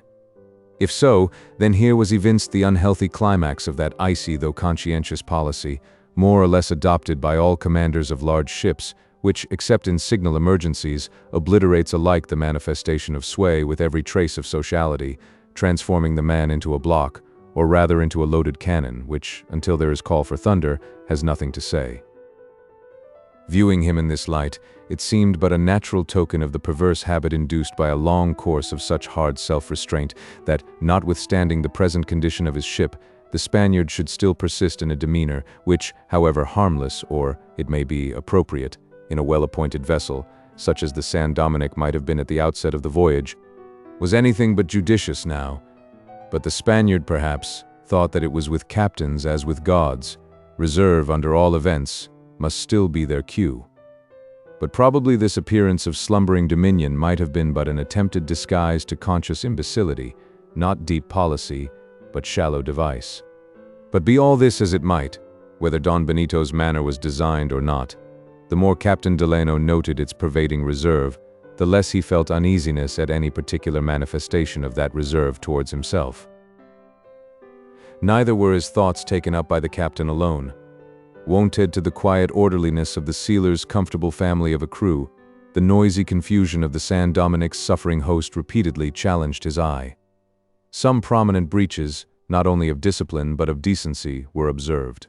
These Captain Delano could not but ascribe, in the main, to the absence of those subordinate deck officers to whom, along with higher duties, is entrusted what may be styled the police department of a populous ship. True, the old oakum pickers appeared at times to act the part of monitorial constables to their countrymen, the blacks, but though occasionally succeeding in allaying trifling outbreaks now and then between man and man, they could do little or nothing toward establishing general quiet. The San Dominick was in the condition of a transatlantic emigrant ship, among whose multitude of living freight are some individuals, doubtless as little troublesome as crates and bales, but the friendly remonstrances of such with their ruder companions are of not so much avail as the unfriendly arm of the mate. What the San Dominick wanted was, what the emigrant ship has, stern superior officers. But on these decks not so much as a fourth mate was to be seen. The visitor's curiosity was roused to learn the particulars of those mishaps which had brought about such absenteeism, with its consequences, because, though deriving some inkling of the voyage from the wails which at the first moment had greeted him, yet of the details no clear understanding had been had. The best account would, doubtless, be given by the captain. Yet at first the visitor was loath to ask it, unwilling to provoke some distant rebuff. But plucking up courage, he at last accosted Don Benito, renewing the expression of his benevolent interest, adding that did he, Captain Delano, but know the particulars of the ship's misfortunes, he would, perhaps, be better able in the end to relieve them. Would Don Benito favor him with the whole story? Don Benito faltered, then, like some somnambulist suddenly interfered with, vacantly stared at his visitor, and ended by looking down on the deck. He maintained this posture so long that Captain Delano, almost equally disconcerted, and involuntarily almost as rude, turned suddenly from him, walking forward to accost one of the Spanish seamen for the desired information. But he had hardly gone 5 paces when, with a sort of eagerness, Don Benito invited him back, regretting his momentary absence of mind, and professing readiness to gratify him. While most part of the story was being given, the 2 captains stood on the after part of the main deck, a privileged spot, no one being near but the servant. "It is now 190 days," began the Spaniard, in his husky whisper, "that this ship, well officered and well manned, with several cabin passengers, some 50 Spaniards in all, sailed from Buenos Aires bound to Lima, with a general cargo, hardware, Paraguay tea and the like, and, pointing forward, that parcel of Negroes, now not more than 150, as you see, but then numbering over 300 souls. Off Cape Horn we had heavy gales. In one moment by night, 3 of my best officers with 15 sailors were lost, with the main yard, the spar snapping under them in the slings, as they sought, with heavers, to beat down the icy sail. To lighten the hull, the heavier sacks of matter were thrown into the sea, with most of the water pipes lashed on deck at the time. And this last necessity it was, combined with the prolonged detections afterwards experienced, which eventually brought about our chief causes of suffering. When here there was a sudden fainting attack of his cough, brought on, no doubt, by his mental distress. His servant sustained him, and drawing a cordial from his pocket, placed it to his lips. He a little revived. But unwilling to leave him unsupported while yet imperfectly restored, the black with one arm still encircled his master, at the same time keeping his eye fixed on his face, as if to watch for the first sign of complete restoration, or relapse, as the event might prove. The Spaniard proceeded but brokenly and obscurely, as one in a dream. "Oh my God, rather than pass through what I have, with joy I would have hailed the most terrible gales, but—" His cough returned, and with increased violence, this subsiding, with reddened lips and closed eyes, he fell heavily against his supporter. His mind wanders. He was thinking of the plague that followed the gales, plaintively sighed the servant, "My poor, poor master," wringing one hand, and with the other wiping the mouth. "But be patient, Señor," again turning to Captain Delano, "these fits do not last long, master will soon be himself." Don Benito, reviving, went on, but as this portion of the story was very brokenly delivered, the substance only will here be set down. It appeared that after the ship had been many days tossed in storms off the Cape, the scurvy broke out, carrying off numbers of the whites and blacks. When at last they had worked round into the Pacific, their spars and sails were so damaged and so inadequately handled by the surviving mariners, most of whom were become invalids, that, unable to lay her northerly course by the wind, which was powerful, the unmanageable ship, for successive days and nights, was blown northwestward, where the breeze suddenly deserted her, in unknown waters, to sultry calms. The absence of the water pipes now proved as fatal to life as before their presence had menaced it. Induced, or at least aggravated, by the more than scanty allowance of water, a malignant fever followed the scurvy, with the excessive heat of the lengthened calm, making such short work of it as to sweep away, as by billows, whole families of the Africans, and a yet larger number, proportionably, of the Spaniards, including, by a luckless fatality, every remaining officer on board. Consequently, in the smart west winds eventually following the calm, the already rent sails, having to be simply dropped, not furled, at need, had been gradually reduced to the beggar's rags they were now. To procure substitutes for his lost sailors, as well as supplies of water and sails, the captain, at the earliest opportunity, had made for Valdivia, the southernmost civilized port of Chile in South America, but upon nearing the coast, the thick weather had prevented him from so much as sighting that harbor. Since which period, almost without a crew, and almost without canvas, and almost without water, and at intervals giving its added dead to the sea, the San Dominick had been battle-doored about by contrary winds, inveigled by currents, or grown weedy in calms. Like a man lost in woods, more than once she had doubled upon her own track. But throughout these calamities, huskily continued Don Benito, painfully turning in the half-embrace of his servant, "I have to thank those Negroes you see, who, though to your inexperienced eyes appearing unruly, have, indeed, conducted themselves with less of restlessness than even their owner could have thought possible under such circumstances." Here he again fell faintly back.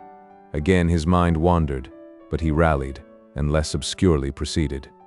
"Yes, their owner was quite right in assuring me that no fetters would be needed with his blacks, so that while, as is wont in this transportation, those Negroes have always remained upon deck, not thrust below, as in the Guinea men they have, also from the beginning, been freely permitted to range within given bounds at their pleasure."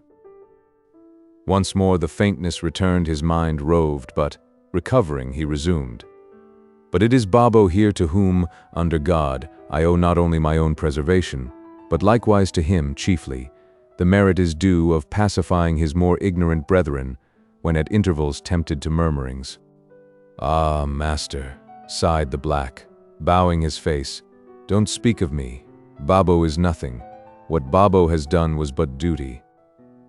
"Faithful fellow," cried Captain Delano. "Don Benito, I envy you such a friend. Slave I cannot call him." As master and man stood before him, the black upholding the white, Captain Delano could not but bethink him of the beauty of that relationship which could present such a spectacle of fidelity on the one hand and confidence on the other. The scene was heightened by the contrast in dress, denoting their relative positions. The Spaniard wore a loose chilly jacket of dark velvet, white small clothes and stockings with silver buckles at the knee and instep, a high-crowned sombrero of fine grass, a slender sword, silver-mounted, hung from a knot in his sash, the last being an almost invariable adjunct, more for utility than ornament, of a South American gentleman's dress to this hour. Excepting when his occasional nervous contortions brought about disarray, there was a certain precision in his attire curiously at variance with the unsightly disorder around, especially in the belittered ghetto, forward of the main mast, wholly occupied by the blacks. The servant wore nothing but wide trousers, apparently. From their coarseness and patches, made out of some old topsail, they were clean, and confined at the waist by a bit of unstranded rope, which, with his composed, deprecatory air at times, made him look something like a begging friar of St. Francis. However unsuitable for the time and place, at least in the blunt-thinking American's eyes, and however strangely surviving in the midst of all his afflictions, the toilette of Don Benito might not, in fashion at least, have gone beyond the style of the day among South Americans of his class. Though on the present voyage sailing from Buenos Aires, he had avowed himself a native and resident of Chile, whose inhabitants had not so generally adopted the plain coat and once plebeian pantaloons, but, with a becoming modification, adhered to their provincial costume, picturesque as any in the world.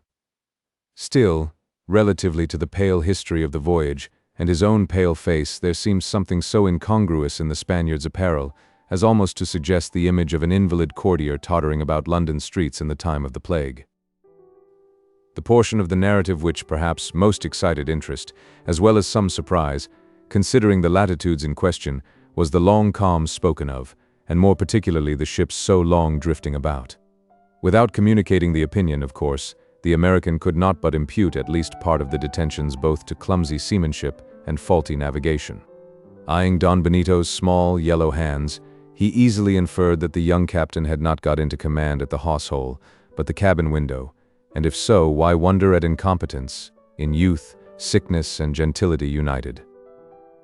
But drowning criticism in compassion, after a fresh repetition of his sympathies, Captain Delano, having heard out his story, not only engaged, as in the first place, to see Don Benito and his people supplied in their immediate bodily needs, but, also, now farther promised to assist him in procuring a large permanent supply of water, as well as some sails and rigging, and, though it would involve no small embarrassment to himself, yet he would spare 3 of his best seamen for temporary deck officers, so that without delay the ship might proceed to Conception, there fully to refit for Lima, her destined port. Such generosity was not without its effect even upon the invalid. His face lighted up.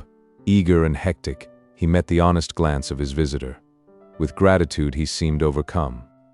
"This excitement is bad for master," whispered the servant, taking his arm, and with soothing words gently drawing him aside.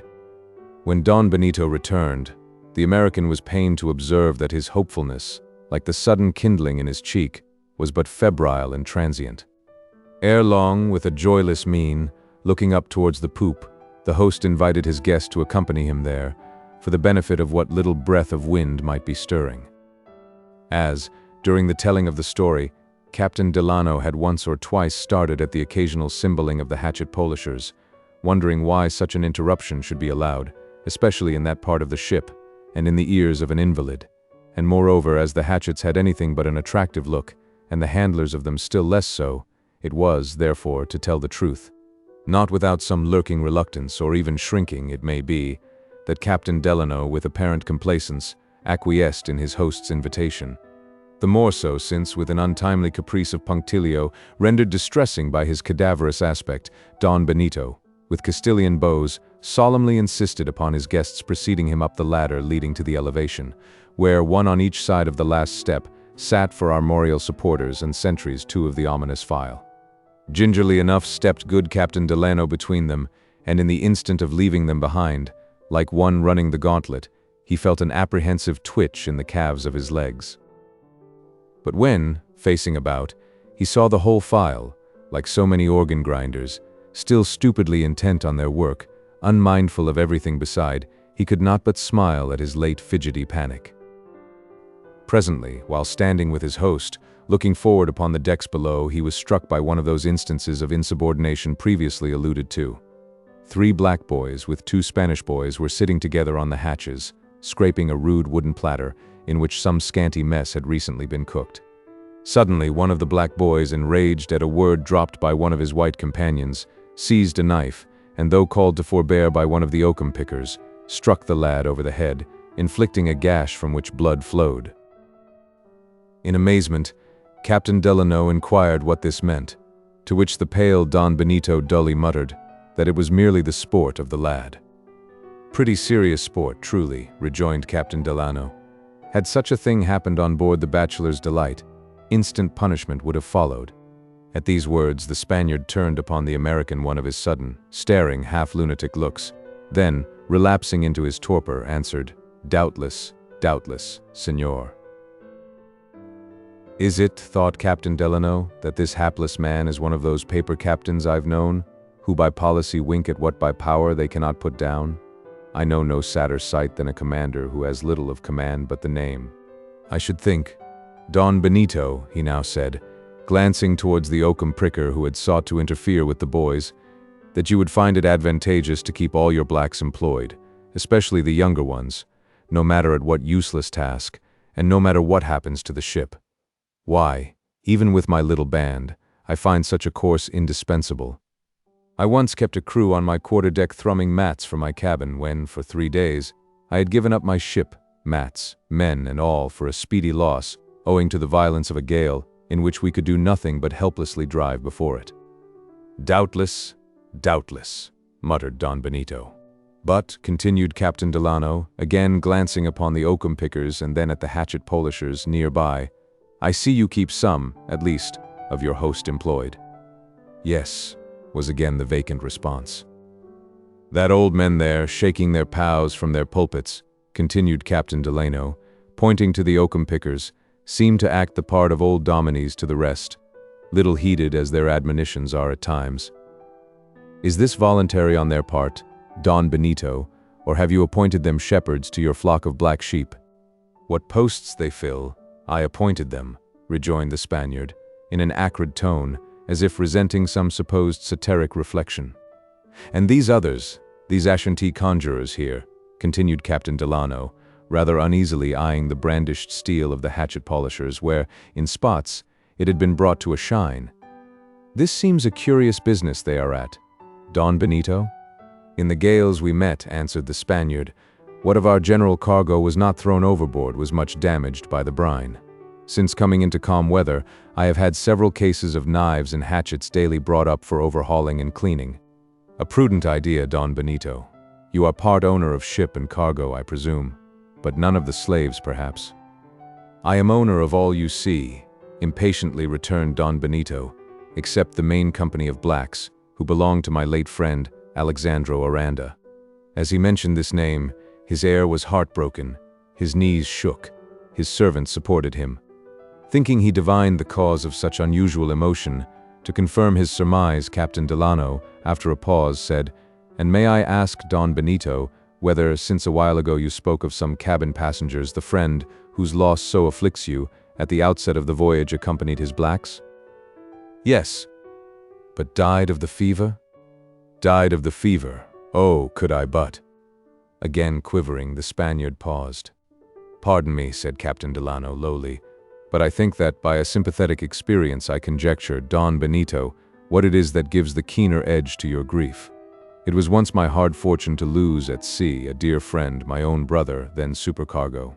Assured of the welfare of his spirit, its departure I could have borne like a man, but that honest eye, that honest hand, both of which had so often met mine, and that warm heart, all, like scraps to the dogs, to throw all to the sharks. It was then I vowed never to have for fellow voyager a man I loved, unless, unbeknown to him, I had provided every requisite in case of a fatality, for embalming his mortal part for interment on shore. Were your friend's remains now on board this ship, Don Benito, not thus strangely would the mention of his name affect you. On board this ship? Echoed the Spaniard. Then, with horrified gestures as directed against some specter, he unconsciously fell into the ready arms of his attendant, who, with a silent appeal toward Captain Delano, seemed beseeching him not again to broach a theme so unspeakably distressing to his master. This poor fellow now, thought the pained American, is the victim of that sad superstition which associates goblins with the deserted body of man, as ghosts with an abandoned house. How unlike are we made! What to me, in like case, would have been a solemn satisfaction, the bare suggestion even, terrifies the Spaniard into this trance. Poor Alexandro Aranda. What would you say could you here see your friend, who, on former voyages when you for months were left behind, has, I dare say, often longed and longed, for one peep at you, now transported with terror at the least thought of having you anyway nigh him. At this moment, with a dreary graveyard toll, betokening a flaw, the ship's forecastle bell, smote by one of the grizzled oakum pickers, proclaimed 10 o'clock through the leaden calm, when Captain Delano's attention was caught by the moving figure of a gigantic black, emerging from the general crowd below and slowly advancing towards the elevated poop. An iron collar was about his neck, from which depended a chain, thrice wound round his body, the terminating links padlocked together at a broad band of iron, his girdle. "How like a mute Atufal moves," murmured the servant. The black mounted the steps of the poop, and, like a brave prisoner brought up to receive sentence, stood in unquailing muteness before Don Benito, now recovered from his attack. At the first glimpse of his approach, Don Benito had started, a resentful shadow swept over his face, and as with the sudden memory of bootless rage, his white lips glued together. This is some mulish mutineer, thought Captain Delano, surveying, not without a mixture of admiration, the colossal form of the Negro. "See, he waits your question, master," said the servant. Thus reminded, Don Benito, nervously averting his glance as if shunning by anticipation some rebellious response in a disconcerted voice, thus spoke. "Atufal, will you ask my pardon now?" The black was silent. "Again, master," murmured the servant, with bitter upbraiding eyeing his countryman. "Again, master. He will bend to master yet." "Answer," said Don Benito, still averting his glance. "Say but the one word, pardon, and your chains shall be off." Upon this, the black, slowly raising both arms, let them lifelessly fall, his links clanking, his head bowed, as much as to say, "No, I am content." "Go," said Don Benito, with inkept and unknown emotion. Deliberately as he had come, the black obeyed. "Excuse me, Don Benito," said Captain Delano, "but this scene surprises me. What means it, pray?" "It means that Negro alone, of all the band, has given me peculiar cause of offense.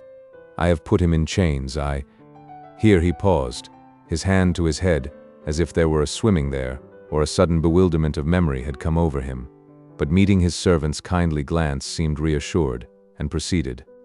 "I could not scourge such a form, but I told him he must ask my pardon, as yet he has not. At my command, every 2 hours he stands before me. And how long has this been?" "Some 60 days. And obedient in all else? And respectful?" "Yes." "Upon my conscience, then," exclaimed Captain Delano impulsively, "he has a royal spirit in him, this fellow." "He may have some right to it," bitterly returned Don Benito. "He says he was king in his own land."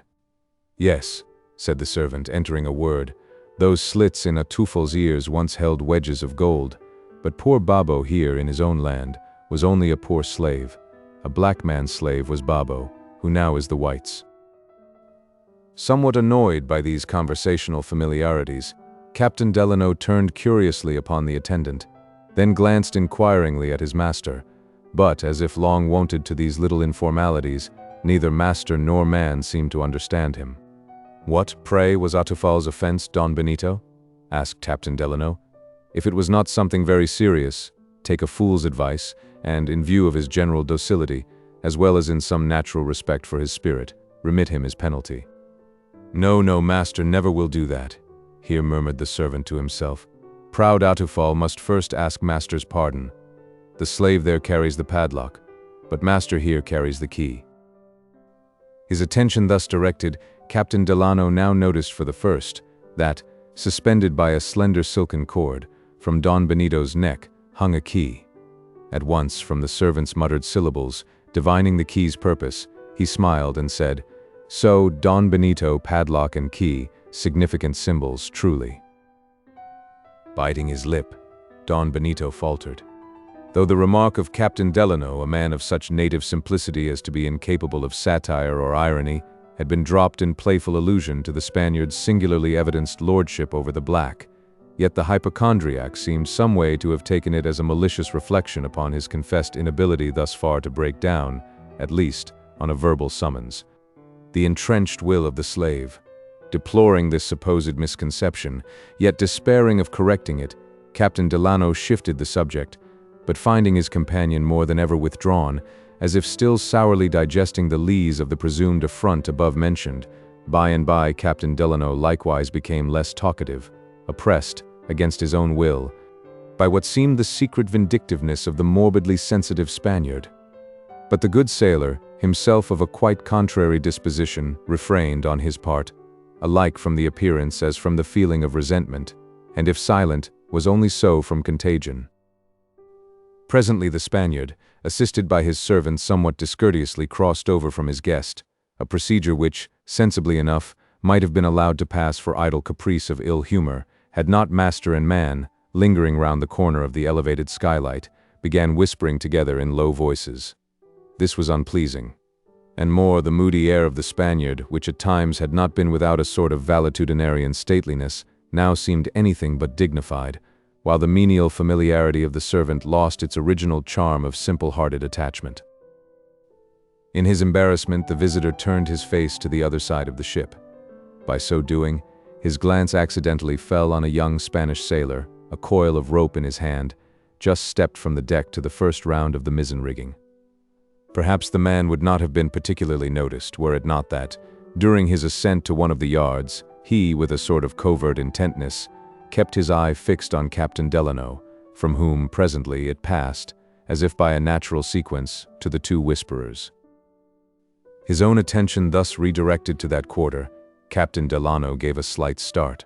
From something in Don Benito's manner just then, it seemed as if the visitor had, at least partly, been the subject of the withdrawn consultation going on, a conjecture as little agreeable to the guest as it was little flattering to the host. The singular alternations of courtesy and ill-breeding in the Spanish captain were unaccountable, except on one of two suppositions: innocent lunacy or wicked imposture.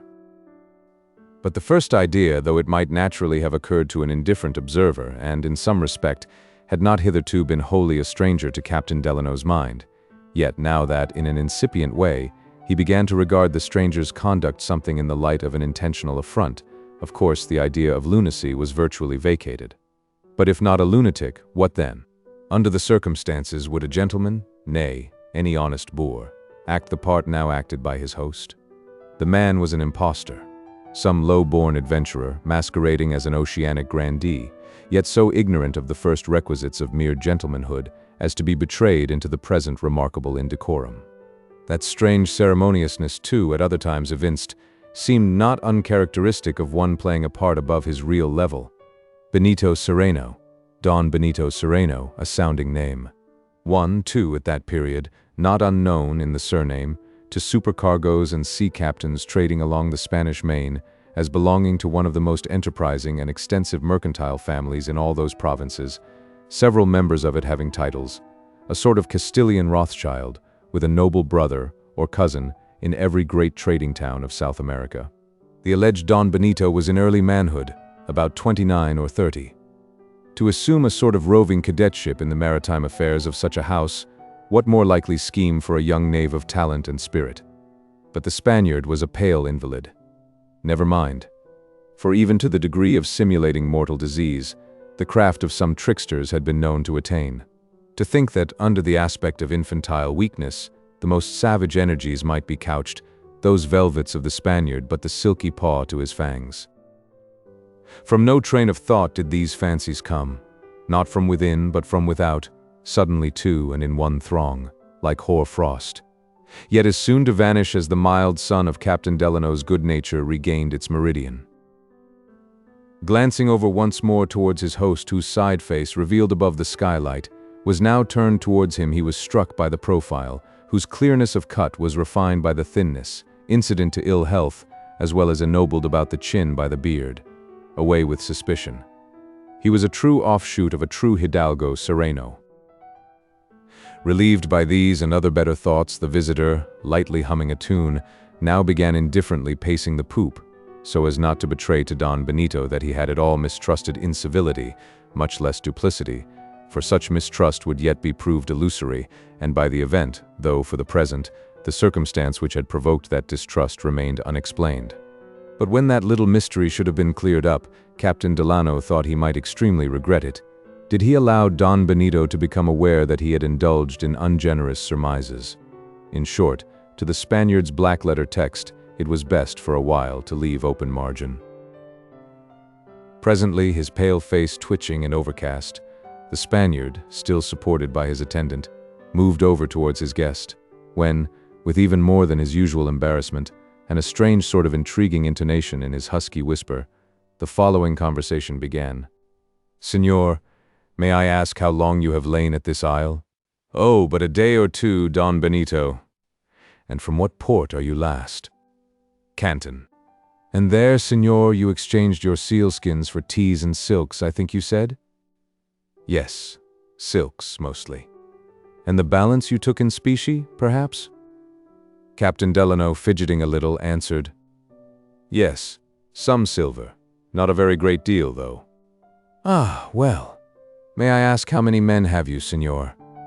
Captain Delano slightly started, but answered, "About 25, all told." "And at present, señor, all on board, I suppose?" "All on board, Don Benito," replied the captain, now with satisfaction. "And will be tonight, señor?" At this last question, following so many pertinacious ones, for the soul of him Captain Delano could not but look very earnestly at the questioner, who, instead of meeting the glance, with every token of craven discomposure dropped his eyes to the deck, presenting an unworthy contrast to his servant, who, just then, was kneeling at his feet, adjusting a loose shoe-buckle.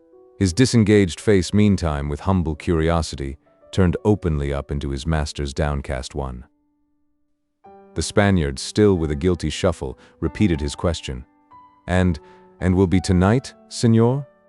"Yes, for aught I know," returned Captain Delano, "but nay," rallying himself into fearless truth, "some of them talked of going off on another fishing party about midnight." "Your ships generally go more or less armed, I believe, señor?" "Oh, a 6-pounder or two in case of emergency," was the intrepidly indifferent reply, "with a small stock of muskets, sealing spears, and cutlasses, you know." As he thus responded, Captain Delano again glanced at Don Benito, but the latter's eyes were averted, while abruptly and awkwardly shifting the subject, he made some peevish allusion to the calm, and then, without apology, once more, with his attendant, withdrew to the opposite bulwarks, where the whispering was resumed. At this moment, and ere Captain Delano could cast a cool thought upon what had just passed, the young Spanish sailor before mentioned was seen descending from the rigging. In act of stooping over to spring inboard to the deck, his voluminous, unconfined frock, or shirt, of coarse woolen, much spotted with tar, opened out far down the chest, revealing a soiled undergarment of what seemed the finest linen, edged, about the neck, with a narrow blue ribbon, sadly faded and worn. At this moment the young sailor's eye was again fixed on the whisperers, and Captain Delano thought he observed a lurking significance in it, as if silent signs of some Freemason sort had that instant been interchanged. This once more impelled his own glance in the direction of Don Benito, and as before he could not but infer that himself formed the subject of the conference. He paused. The sound of the hatchet polishing fell on his ears. He cast another swift side look at the two. They had the air of conspirators. In connection with the late questionings and the incident of the young sailor, these things now begat such return of involuntary suspicion that the singular guilelessness of the American could not endure it. Plucking up a gay and humorous expression, he crossed over to the two rapidly, saying, "Ha, Don Benito, your black here seems high in your trust. a sort of privy councillor, in fact. Upon this, the servant looked up with a good-natured grin, but the master started as from a venomous bite. It was a moment or two before the Spaniard sufficiently recovered himself to reply, which he did, at last, with cold constraint. "Yes, senor, I have trust in Babo." Here Babo, changing his previous grin of mere animal humor into an intelligent smile, not ungratefully eyed his master. Finding that the Spaniard now stood silent and reserved, as if involuntarily or purposely giving hint that his guest's proximity was inconvenient just then, Captain Delano, unwilling to appear uncivil even to incivility itself, made some trivial remark and moved off, again and again turning over in his mind the mysterious demeanor of Don Benito Cereno. He had descended from the poop and, wrapped in thought, was passing near a dark hatchway leading down into the steerage when, perceiving motion there, he looked to see what moved. The same instant there was a sparkle in the shadowy hatchway, and he saw one of the Spanish sailors, prowling there hurriedly placing his hand in the bosom of his frock, as if hiding something. Before the man could have been certain who it was that was passing, he slunk below out of sight. But enough was seen of him to make it sure that he was the same young sailor before noticed in the rigging. What was that which so sparkled? Thought Captain Delano. It was no lamp, no match, no live coal. Could it have been a jewel? But how come sailors with jewels, or with silk-trimmed undershirts either? Has he been robbing the trunks of the dead cabin passengers? But if so, he would hardly wear one of the stolen articles on board ship here.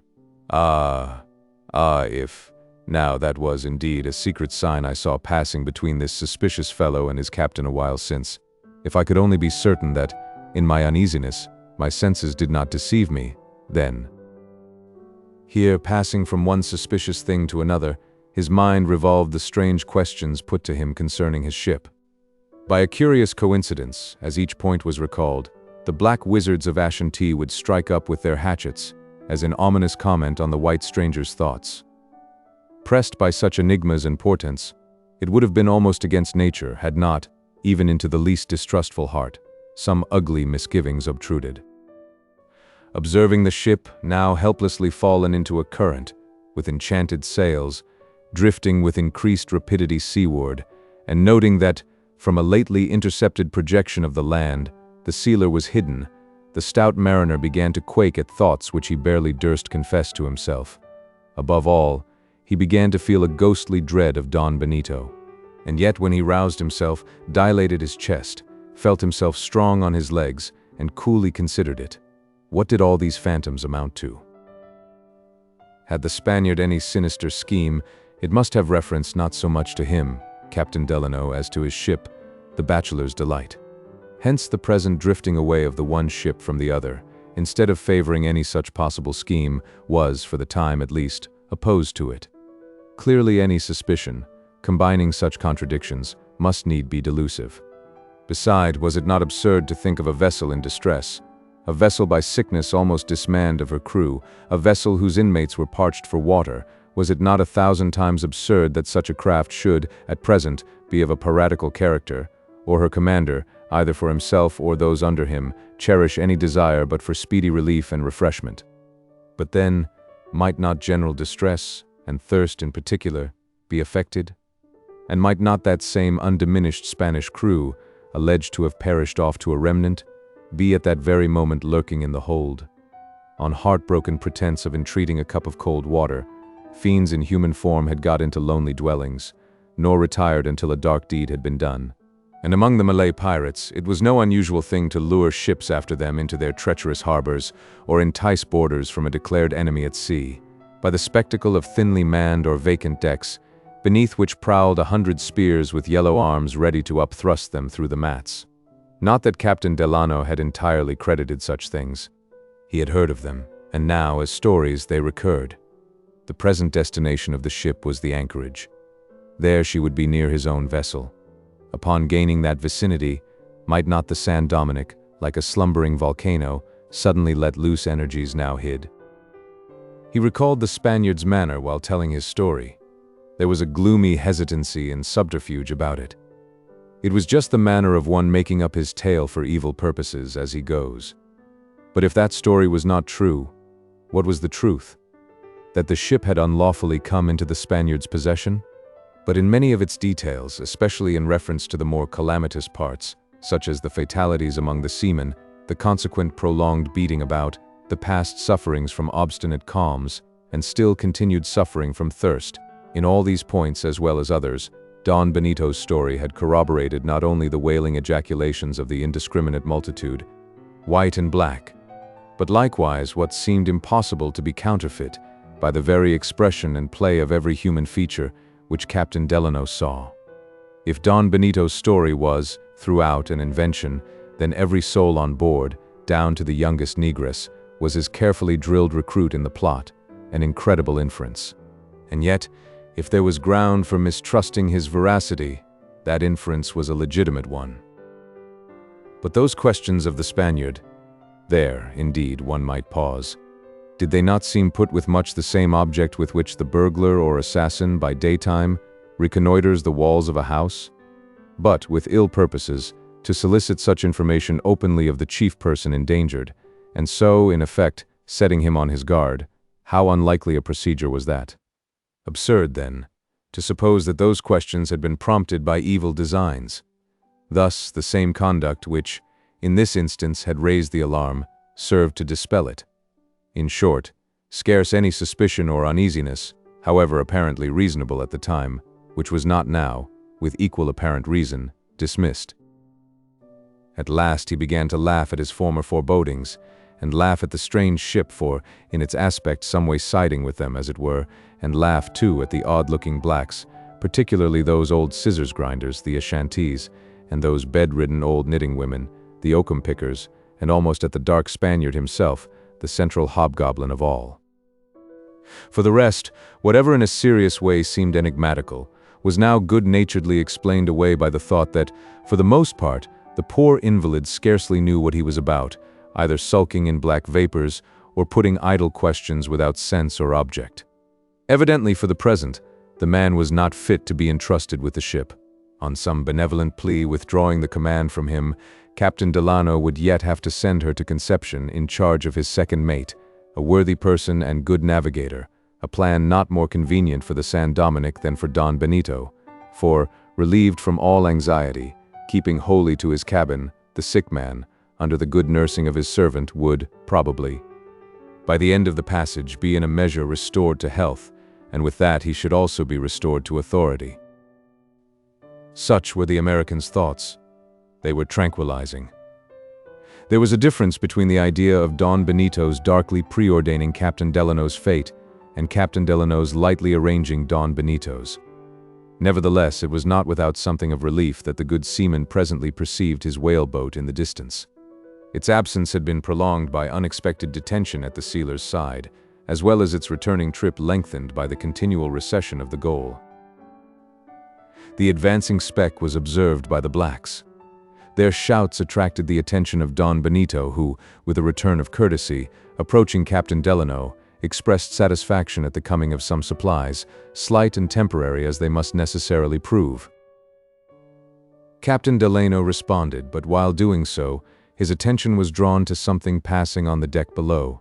Among the crowd climbing the landward bulwarks, anxiously watching the coming boat, two blacks, to all appearances accidentally incommoded by one of the sailors, violently pushed him aside, which the sailor some way resenting, they dashed him to the deck, despite the earnest cries of the oakum pickers. "Don Benito," said Captain Delano quickly, "do you see what is going on there? Look." But, seized by his cough, the Spaniard staggered, with both hands to his face, on the point of falling. Captain Delano would have supported him, but the servant was more alert, who, with one hand sustaining his master, with the other applied the cordial. Don Benito restored, the black withdrew his support, slipping aside a little, but dutifully remaining within call of a whisper. Such discretion was here evinced as quite wiped away, in the visitor's eyes, any blemish of impropriety which might have attached to the attendant from the indecorous conferences before mentioned, showing, too, that if the servant were to blame, it might be more the master's fault than his own, since, when left to himself, he could conduct thus well. His glance called away from the spectacle of disorder to the more pleasing one before him. Captain Delano could not avoid again congratulating his host upon possessing such a servant, who, though perhaps a little too forward now and then, must upon the whole be invaluable to one in the invalid's situation. "Tell me, Don Benito," he added with a smile, "I should like to have your man here, myself. What will you take for him? Would 50 doubloons be any object?" "Master wouldn't part with Babbo for 1,000 doubloons," murmured the black, overhearing the offer and taking it in earnest, and with the strange vanity of a faithful slave, appreciated by his master, scorning to hear so paltry a valuation put upon him by a stranger. But Don Benito, apparently hardly yet completely restored, and again interrupted by his cough, made but some broken reply. Soon his physical distress became so great, affecting his mind too, apparently, that, as if to screen the sad spectacle, the servant gently conducted his master below. Left to himself, the American, to while away the time till his boat should arrive, would have pleasantly accosted someone of the few Spanish seamen he saw, but recalling something that Don Benito had said touching their ill conduct, he refrained, as a shipmaster indisposed to countenance cowardice or unfaithfulness in seamen. While with these thoughts, standing with eye directed forward towards that handful of sailors, suddenly he thought that one or two of them returned the glance and with a sort of meaning. He rubbed his eyes and looked again, but again seemed to see the same thing. Under a new form, but more obscure than any previous one, the old suspicions recurred, but, in the absence of Don Benito, with less of panic than before. Despite the bad account given of the sailors, Captain Delano resolved forthwith to accost one of them. Descending the poop, he made his way through the blacks, his movement drawing a queer cry from the oakum pickers, prompted by whom the Negroes, twitching each other aside, divided before him, but, as if curious to see what was the object of this deliberate visit to their ghetto, closing in behind, in tolerable order, followed the white stranger up. His progress thus proclaimed as by mounted kings-at-arms, and escorted as by a Caffre guard of honor, Captain Delano, assuming a good-humored, off-handed air, continued to advance, now and then saying a blithe word to the Negroes, and his eye curiously surveying the white faces, here and there sparsely mixed in with the blacks, like stray white pawns venturously involved in the ranks of the chessmen opposed. While thinking which of them to select for his purpose, he chanced to observe a sailor seated on the deck engaged in tarring the strap of a large block. A circle of blacks squatted round him, inquisitively eyeing the process. The mean employment of the man was in contrast with something superior in his figure. His hand, black with continually thrusting it into the tar-pot held for him by a Negro, seemed not naturally allied to his face, a face which would have been a very fine one but for its haggardness. Whether this haggardness had aught to do with criminality could not be determined, since as intense heat and cold, though unlike, produce like sensations, so innocence and guilt, when through casual association with mental pain, stamping any visible impress, use one seal, a hacked one. Not again that this reflection occurred to Captain Delano at the time, charitable man as he was, rather another idea, because observing so singular a haggardness combined with a dark eye, averted as in trouble and shame, and then again recalling Don Benito's confessed ill opinion of his crew, insensibly he was operated upon by certain general notions which, while disconnecting pain and abashment from virtue, invariably link them with vice. If indeed there be any wickedness on board this ship, thought Captain Delano, be sure that man there has fouled his hand in it, even as now he fouls it in the pitch. I don't like to accost him. I will speak to this old Jack here on the windlass. He advanced to an old Barcelona tar, in ragged red breeches and dirty nightcap, cheeks trenched and bronzed, whiskers dense as thorn hedges. Seated between two sleepy-looking Africans, this mariner, like his younger shipmate, was employed upon some rigging, splicing a cable, the sleepy-looking blacks performing the inferior function of holding the outer parts of the ropes for him. Upon Captain Delano's approach, the man at once hung his head below its previous level, the one necessary for business. It appeared as if he desired to be thought absorbed with more than common fidelity in his task. Being addressed, he glanced up, but with what seemed a furtive, diffident air, which sat strangely enough on his weather-beaten visage, much as if a grizzly bear, instead of growling and biting, should simper and cast sheep's eyes. He was asked several questions concerning the voyage, questions purposely referring to several particulars in Don Benito's narrative, not previously corroborated by those impulsive cries greeting the visitor on first coming on board. The questions were briefly answered, confirming all that remained to be confirmed of the story. The Negroes about the windlass joined in with the old sailor, but, as they became talkative, he by degrees became mute, and at length quite glum, seemed morosely unwilling to answer more questions, and yet, all the while, this ursine air was somehow mixed with his sheepish one.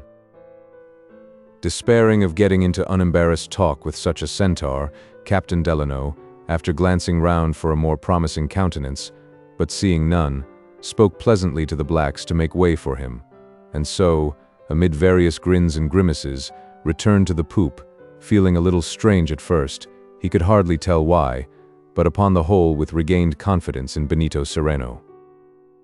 How plainly, thought he, did that old whiskerando yonder betray a consciousness of ill desert. No doubt, when he saw me coming, he dreaded lest I, apprised by his captain of the crew's general misbehavior, came with sharp words for him, and so down with his head. And yet, now that I think of it, that very old fellow, if I err not, was one of those who seemed so earnestly eyeing me here a while since. Ah, these currents spin one's head round almost as much as they do the ship. Ha! There now's a pleasant sort of sunny sight, quite sociable too. His attention had been drawn to a slumbering negress, partly disclosed through the lacework of some rigging, lying with youthful limbs carelessly disposed, under the lee of the bulwarks, like a doe in the shade of a woodland rock. Sprawling at her lapped breasts was her wide-awake fawn, stark naked, its black little body half lifted from the deck, crosswise with its dams, its hands like two paws, clambering upon her, its mouth and nose ineffectually rooting to get at the mark, and meantime giving a vexatious half-grunt, blending with the composed snore of the negress. The uncommon vigor of the child at length roused the mother. She started up at a distance facing Captain Delano, but as if not at all concerned at the attitude in which she had been caught, delightedly she caught the child up, with maternal transports, covering it with kisses. There's naked nature now, pure tenderness and love, thought Captain Delano well pleased. This incident prompted him to remark the other negresses more particularly than before. He was gratified with their manners. Like most uncivilized women, they seemed at once tender of heart and tough of constitution, equally ready to die for their infants or fight for them. Unsophisticated as leopardesses, loving as doves. Ah, thought Captain Delano, these perhaps are some of the very women whom Lydiard saw in Africa, and gave such a noble account of. These natural sights somehow insensibly deepened his confidence and ease. At last he looked to see how his boat was getting on, but it was still pretty remote. He turned to see if Don Benito had returned, but he had not. To change the scene, as well as to please himself with a leisurely observation of the coming boat, stepping over into the mizzen chains, he clambered his way into the starboard quarter gallery, one of those abandoned Venetian-looking water balconies previously mentioned retreats cut off from the deck. As his foot pressed the half-damp, half-dry sea mosses matting the place, and a chance phantom cat's paw, an islet of breeze, unheralded, unfollowed, as this ghostly cat's paw came fanning his cheek, as his glance fell upon the row of small, round deadlights, all closed like coppered eyes of the coffined, and the state cabin door, once connecting with the gallery. Even as the deadlights had once looked out upon it, but now caulked fast like a sarcophagus lid, and to a purple-black tarred-over panel, threshold and post. And he bethought him of the time when that state cabin and this state balcony had heard the voices of the Spanish king's officers, and the forms of the Lima viceroy's daughters had perhaps leaned where he stood, as these and other images flitted through his mind, as the cat's paw through the calm. Gradually he felt rising a dreamy inquietude, like that of one who alone on the prairie feels unrest from the repose of the noon.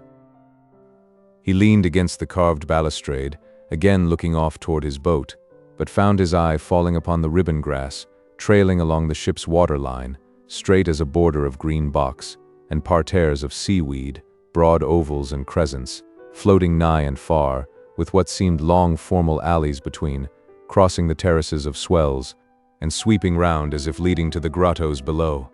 and overhanging all was the balustrade by his arm, which, partly stained with pitch and partly embossed with moss, seemed the charred ruin of some summer house in a grand garden long running to waste.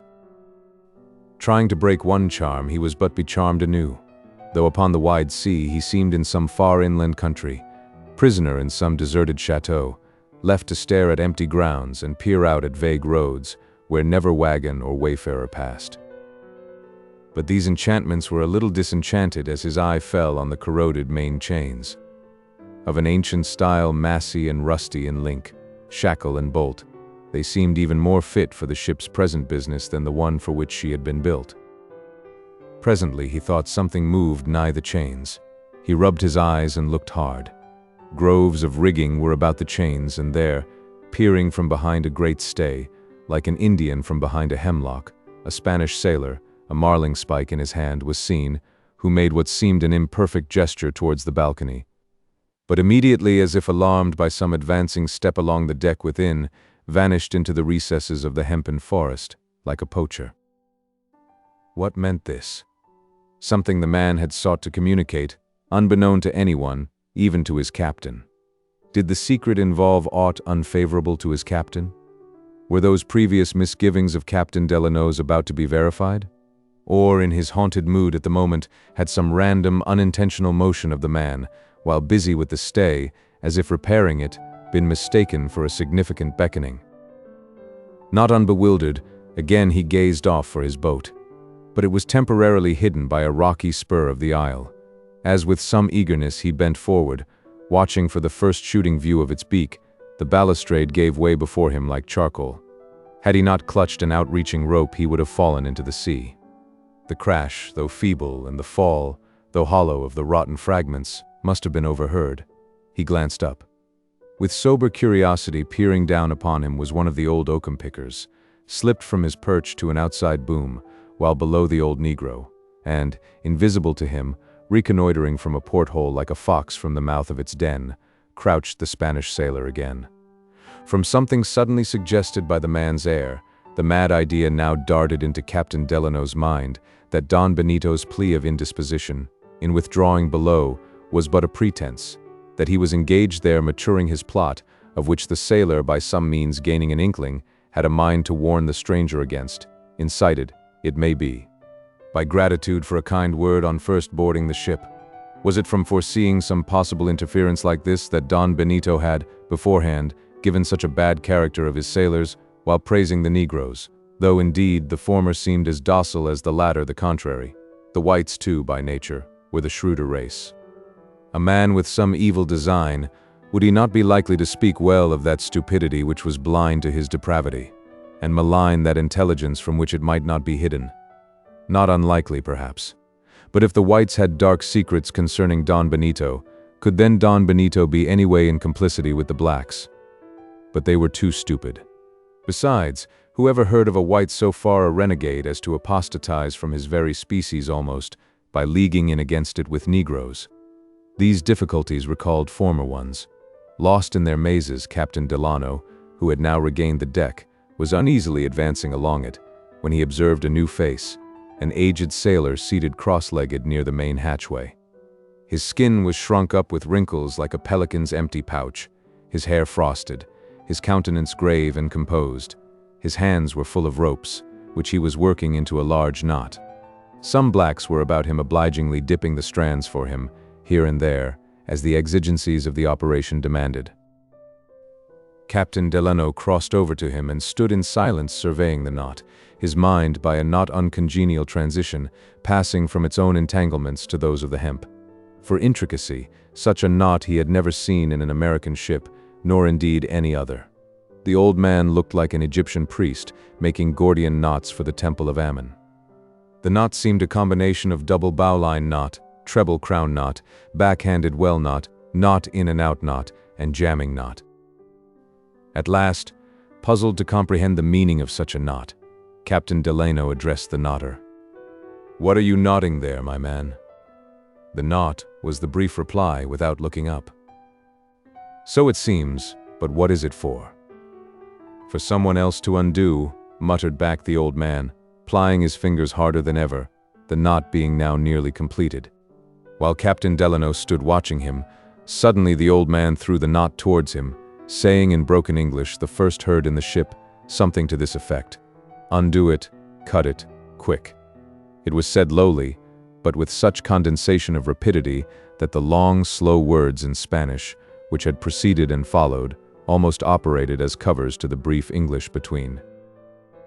For a moment, knot in hand, and knot in head, Captain Delano stood mute, while, without further heeding him, the old man was now intent upon other ropes. Presently there was a slight stir behind Captain Delano. Turning, he saw the chained Negro, Atufal, standing quietly there. The next moment the old sailor rose, muttering, and, followed by his subordinate Negroes, removed to the forward part of the ship, where in the crowd he disappeared. An elderly Negro in a clout like an infant's, and with a pepper and salt head, and a kind of attorney air, now approached Captain Delano. In tolerable Spanish, and with a good-natured, knowing wink, he informed him that the old nodder was simple-witted, but harmless, often playing his odd tricks. The Negro concluded by begging the knot, for of course the stranger would not care to be troubled with it. Unconsciously, it was handed to him. With a sort of congé, the Negro received it, and, turning his back, ferreted into it like a detective custom-house officer after smuggled laces. Soon, with some African word, equivalent to pshaw, he tossed the knot overboard. All this is very queer now, thought Captain Delano, with a qualmish sort of emotion, but, as one feeling incipient seasickness, he strove, by ignoring the symptoms, to get rid of the malady. Once more he looked off for his boat. To his delight, it was now again in view, leaving the rocky spur astern. The sensation here experienced after at first relieving his uneasiness, with unforeseen efficacy soon began to remove it. The less distant sight of that well-known boat showing it, not as before half blended with the haze, but with outline defined so that its individuality, like a man's, was manifest. That boat, Rover by name, which, though now in strange seas, had often pressed the beach of Captain Delano's home and brought to its threshold for repairs, had familiarly lain there, as a Newfoundland dog. The sight of that household boat evoked 1,000 trustful associations which, contrasted with previous suspicions, filled him not only with lightsome confidence, but somehow with half-humorous self-reproaches at his former lack of it.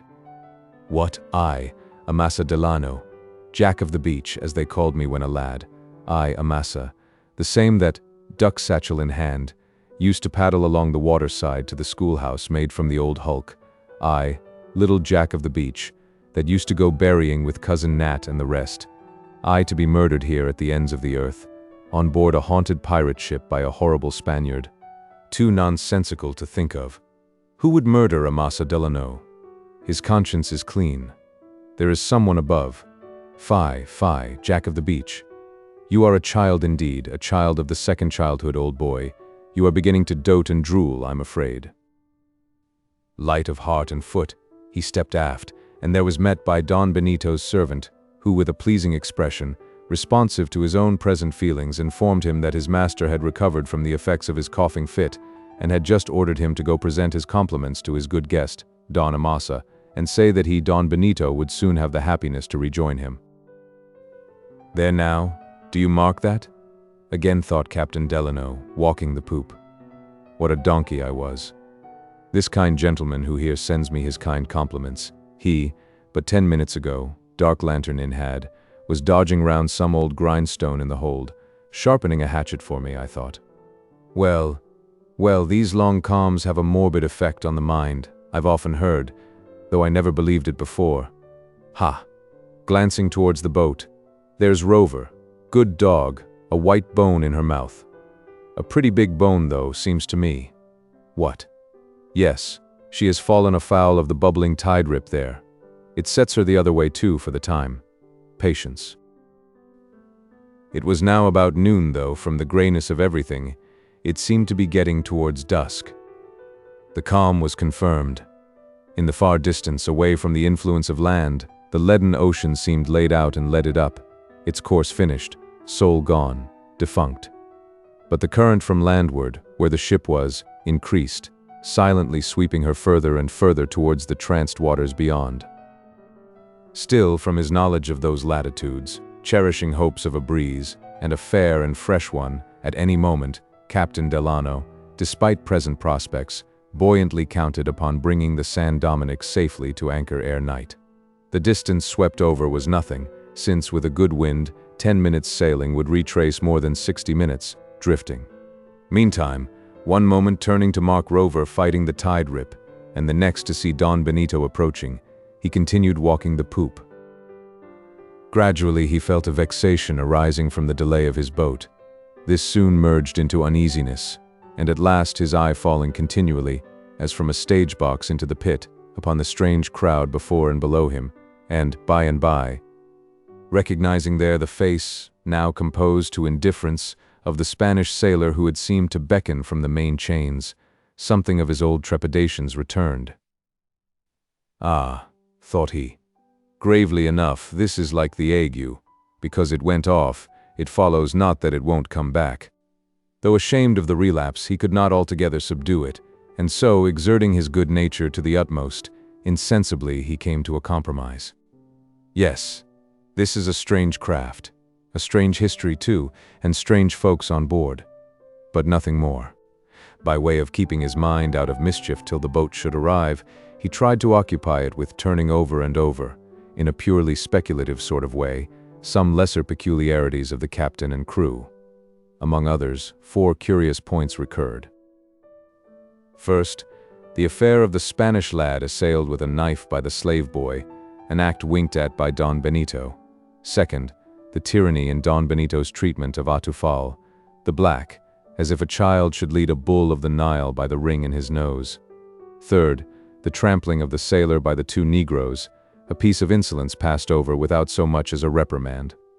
Fourth, the cringing submission to their master, of all the ship's underlings, mostly blacks, as if by the least inadvertence they feared to draw down his despotic displeasure. Coupling these points, they seemed somewhat contradictory.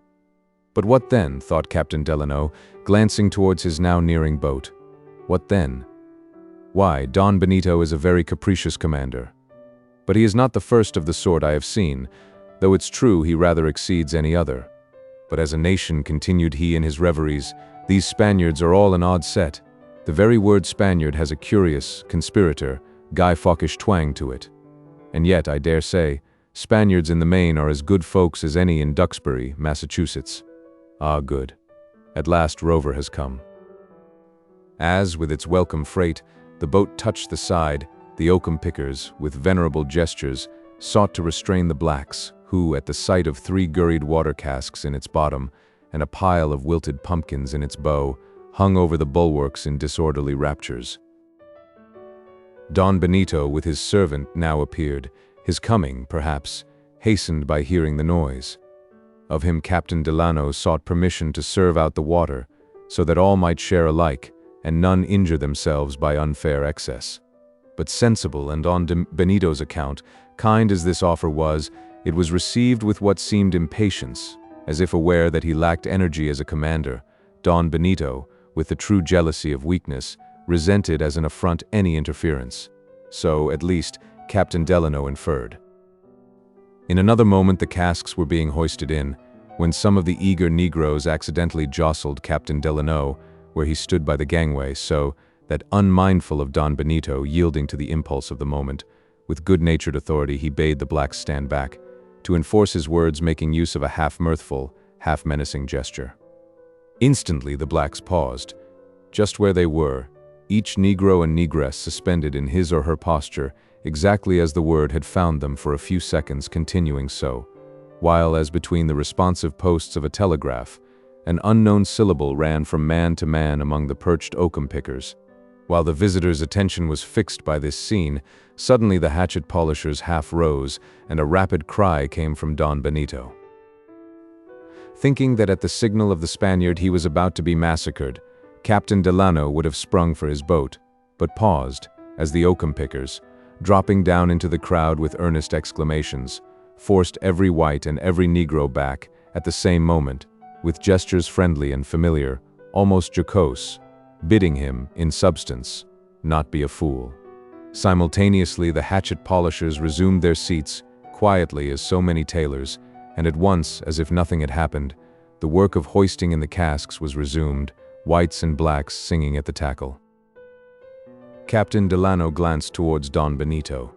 As he saw his meager form in the act of recovering itself from reclining in the servant's arms, into which the agitated invalid had fallen, he could not but marvel at the panic by which himself had been surprised on the darting supposition that such a commander, who, upon a legitimate occasion, so trivial too as it now appeared, could lose all self-command, was, with energetic iniquity, going to bring about his murder. The casks being on deck, Captain Delano was handed a number of jars and cups by one of the steward's aides who, in the name of his captain, entreated him to do as he had proposed, dole out the water. He complied, with republican impartiality as to this republican element, which always seeks one level, serving the oldest white no better than the youngest black, excepting indeed poor Don Benito, whose condition, if not rank, demanded an extra allowance. To him, in the first place, Captain Delano presented a fair pitcher of the fluid, but thirsting as he was for it, the Spaniard quaffed not a drop until after several grave bows and salutes, a reciprocation of courtesies which the sight-loving Africans hailed with clapping of hands. Two of the less wilted pumpkins being reserved for the cabin table, the residue were minced up on the spot for the general regalement. But the soft bread, sugar, and bottled cider, Captain Delano would have given the whites alone, and in chief Don Benito, but the latter objected, which disinterestedness not a little pleased the American, and so mouthfuls all around were given alike to whites and blacks, excepting one bottle of cider, which Babo insisted upon setting aside for his master.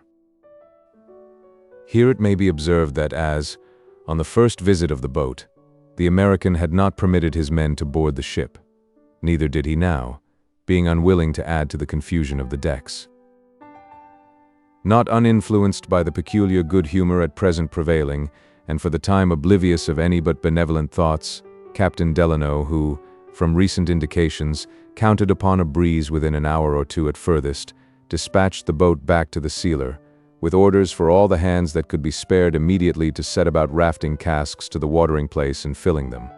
Likewise, he bade word be carried to his chief officer that if, against present expectation, the ship was not brought to anchor by sunset, he need be under no concern, for as there was to be a full moon that night, he, Captain Delano, would remain on board ready to play the pilot, come the wind soon or late.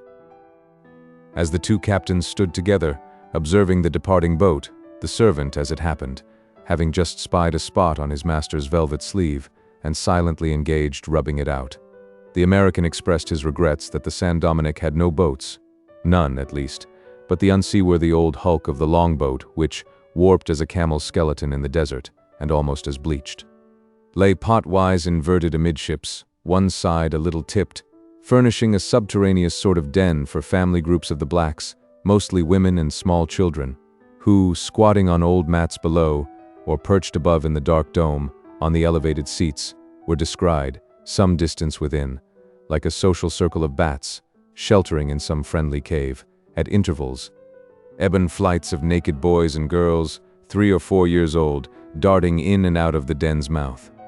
"Had you 3 or 4 boats now, Don Benito," said Captain Delano, "I think that, by tugging at the oars, your Negroes here might help along matters some. Did you sail from port without boats, Don Benito?" "They were stove in the gales, senor." "That was bad. Many men, too. You lost then. Boats and men. Those must have been hard gales, Don Benito." Past all speech, cringed the Spaniard. "Tell me, Don Benito," continued his companion with increased interest, "tell me, were these gales immediately off the pitch of Cape Horn?" "Cape Horn? Who spoke of Cape Horn?" "Yourself did when giving me an account of your voyage," answered Captain Delano, with almost equal astonishment at this eating of his own words, even as he ever seemed eating his own heart on the part of the Spaniard. "You yourself, Don Benito, spoke of Cape Horn," he emphatically repeated. The Spaniard turned in a sort of stooping posture, pausing an instant as one about to make a plunging exchange of elements, as from air to water. At this moment a messenger boy, a white, hurried by, in the regular performance of his function carrying the last expired half-hour forward to the forecastle, from the cabin timepiece, to have it struck at the ship's large bell. "Master," said the servant, discontinuing his work on the coat sleeve and addressing the rapt Spaniard with a sort of timid apprehensiveness, as one charged with a duty, the discharge of which, it was foreseen, would prove irksome to the very person who had imposed it, and for whose benefit it was intended. "Master told me never mind where he was, or how engaged, always to remind him to a minute, when shaving time comes. Miguel has gone to strike the half-hour afternoon. It is now, master. Will master go into the cuddy?" "Ah, yes," answered the Spaniard, starting as from dreams into realities. Then turning upon Captain Delano, he said that ere long he would resume the conversation. "Then if master means to talk more to Don Amasa," said the servant, "why not let Don Amasa sit by master in the cuddy, and master can talk, and Don Amasa can listen, while Babbo here lathers and strops." "Yes," said Captain Delano, not unpleased with this sociable plan. "Yes, Don Benito. Unless you had rather not, I will go with you." "Be it so, senor." As the three passed aft, the American could not but think it another strange instance of his host's capriciousness, this being shaved with such uncommon punctuality in the middle of the day. But he deemed it more than likely that the servant's anxious fidelity had something to do with the matter, inasmuch as the timely interruption served to rally his master from the mood which had evidently been coming upon him. The place called the cuddy was a light deck cabin formed by the poop, a sort of attic to the large cabin below. Part of it had formerly been the quarters of the officers, but since their death all the partitioning had been thrown down, and the whole interior converted into one spacious and airy marine hall, for absence of fine furniture and picturesque disarray of odd appurtenances, somewhat answering to the wide, cluttered hall of some eccentric bachelor squire in the country, who hangs his shooting jacket and tobacco pouch on deer antlers, and keeps his fishing rod, tongs, and walking stick in the same corner. The similitude was heightened, if not originally suggested, by glimpses of the surrounding sea, since, in one aspect, the country and the ocean seemed cousins german. The floor of the cuddy was matted. Overhead, 4 or 5 old muskets were stuck into horizontal holes along the beams. On one side was a claw-footed old table lashed to the deck, a thumbed missal on it, and over it a small, meager crucifix attached to the bulkhead. Under the table lay a dented cutlass or two, with a hacked harpoon among some melancholy old rigging, like a heap of poor friars' girdles. There were also 2 long, sharp-ribbed settees of Malacca cane, black with age, and uncomfortable to look at as inquisitors' racks, with a large, misshapen armchair, which, furnished with a rude barber's crotch at the back, working with a screw, seemed some grotesque engine of torment. A flag locker was in one corner, open, exposing various colored bunting, some rolled up, others half unrolled, still others tumbled. Opposite was a cumbrous washstand of black mahogany, all of one block, with a pedestal, like a font, and over it a railed shelf, containing combs, brushes, and other implements of the toilet. A torn hammock of stained grass swung near, the sheets tossed, and the pillow wrinkled up like a brow, as if whoever slept here slept but illy, with alternate visitations of sad thoughts and bad dreams. The further extremity of the cuddy, overhanging the ship's stern, was pierced with 3 openings, windows or portholes, according as men or cannon might peer, socially or unsocially, out of them. At present neither men nor cannon were seen, though huge ring-bolts and other rusty iron fixtures of the woodwork hinted of 24-pounders. Glancing towards the hammock as he entered, Captain Delano said, "You sleep here, Don Benito?" "Yes, senor, since we got into mild weather. This seems a sort of dormitory, sitting room, sail loft, chapel, armory, and private closet all together, Don Benito," added Captain Delano, looking round. "Yes, senor. Events have not been favorable to much order in my arrangements." Here the servant, napkin on arm, made a motion as if waiting his master's good pleasure. Don Benito signified his readiness when, seating him in the Malacca armchair, and for the guest's convenience drawing opposite one of the settees, the servant commenced operations by throwing back his master's collar and loosening his cravat. There is something in the Negro which, in a peculiar way, fits him for avocations about one's person. Most Negroes are natural valets and hairdressers, taking to the comb and brush congenially as to the castanets, and flourishing them apparently with almost equal satisfaction. There is, too, a smooth tact about them in this employment, with a marvelous, noiseless, gliding briskness, not ungraceful in its way, singularly pleasing to behold, and still more so to be the manipulated subject of, and above all is the great gift of good humor. Not the mere grin or laugh as here meant, those were unsuitable, but a certain easy cheerfulness, harmonious in every glance and gesture, as though God had set the whole Negro to some pleasant tune. When to this is added the docility arising from the unaspiring contentment of a limited mind, and that susceptibility of blind attachment sometimes inhering in indisputable inferiors, one readily perceives why those hypochondriacs, Johnson and Byron, it may be something like the hypochondriac Benito Cereno, took to their hearts, almost to the exclusion of the entire white race, their serving men, the Negroes, Barber and Fletcher. But if there be that in the Negro which exempts him from the inflicted sourness of the morbid or cynical mind, how, in his most prepossessing aspects, must he appear to a benevolent one? When at ease with respect to exterior things, Captain Delano's nature was not only benign, but familiarly and humorously so. At home he had often taken rare satisfaction in sitting in his door, watching some free man of color at his work or play. If on a voyage he chanced to have a black sailor, invariably he was on chatty and half-gamesome terms with him. In fact, like most men of a good, blithe heart, Captain Delano took to Negroes, not philanthropically, but genially, just as other men to Newfoundland dogs. Hitherto, the circumstances in which he found the San Dominick had repressed the tendency. But in the cuddy, relieved from his former uneasiness, and, for various reasons, more sociably inclined than at any previous period of the day, and seeing the colored servant, napkin on arm, so debonair about his master, in a business so familiar as that of shaving too, all his old weakness for Negroes returned.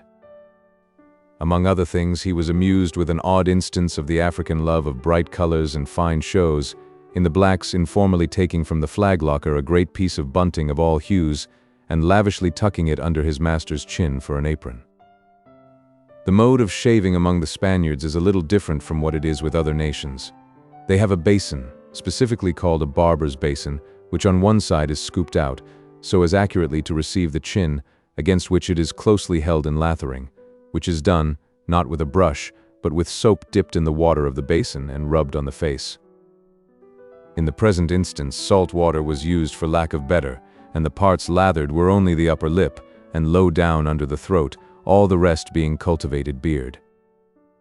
The preliminaries being somewhat novel to Captain Delano, he sat curiously eyeing them, so that no conversation took place, nor, for the present, did Don Benito appear disposed to renew any. Setting down his basin, the Negro searched among the razors, as for the sharpest, and having found it, gave it an additional edge by expertly strapping it on the firm, smooth, oily skin of his open palm. He then made a gesture as if to begin, but midway stood suspended for an instant, one hand elevating the razor, the other professionally dabbling among the bubbling suds on the Spaniard's lank neck. Not unaffected by the close sight of the gleaming steel, Don Benito nervously shuddered. His usual ghastliness was heightened by the lather, which lather, again, was intensified in its hue by the contrasting sootiness of the Negro's body. Altogether the scene was somewhat peculiar, at least to Captain Delano, nor, as he saw the two thus postured, could he resist the vagary, that in the black he saw a headsman, and in the white a man at the block. But this was one of those antic conceits, appearing and vanishing in a breath, from which, perhaps, the best regulated mind is not always free. Meantime, the agitation of the Spaniard had a little loosened the bunting from around him, so that one broad fold swept curtain-like over the chair arm to the floor, revealing, amid a profusion of armorial bars and ground colors, black, blue, and yellow, a closed castle in a blood-red field diagonal with a lion rampant in a white. "The castle and the lion," exclaimed Captain Delano. "Why, Don Benito, this is the flag of Spain you use here. It's well it's only I, and not the king that sees this," he added with a smile, but turning towards the black. "It's all one, I suppose, so the colors be gay," which playful remark did not fail somewhat to tickle the Negro. "Now, master," he said, readjusting the flag and pressing the head gently further back into the crotch of the chair. "Now, master," and the steel glanced nigh the throat. Again Don Benito faintly shuddered. "You must not shake so, master. See, Don Amasa, master always shakes when I shave him, and yet master knows I never yet have drawn blood, though it's true, If master will shake so, I may some of these times. Now, master, he continued. And now, Don Amasa, please go on with your talk about the gale and all that. Master can hear, and, between times, master can answer. Ah, yes, these gales, said Captain Delano. But the more I think of your voyage, Don Benito, the more I wonder not at the gales, terrible as they must have been, but at the disastrous interval following them. For here, by your account, have you been these 2 months and more getting from Cape Horn to St. Maria, a distance which I myself, with a good wind, have sailed in a few days. True, you had calms and long ones, but to be becalmed for 2 months, that is at least unusual. Why, Don Benito, had almost any other gentleman told me such a story, I should have been half disposed to a little incredulity. Here an involuntary expression came over the Spaniard, similar to that just before on the deck, and whether it was the start he gave, or a sudden gawky roll of the hull in the calm, or a momentary unsteadiness of the servant's hand, however it was, just then the razor drew blood, spots of which stained the creamy lather under the throat. Immediately the black barber drew back his steel, and, remaining in his professional attitude back to Captain Delano and face to Don Benito, held up the trickling razor, saying, with a sort of half-humorous sorrow, "See, master, you shook so, here's Babbo's first blood." No sword drawn before James I of England, no assassination in that timid king's presence, could have produced a more terrified aspect than was now presented by Don Benito.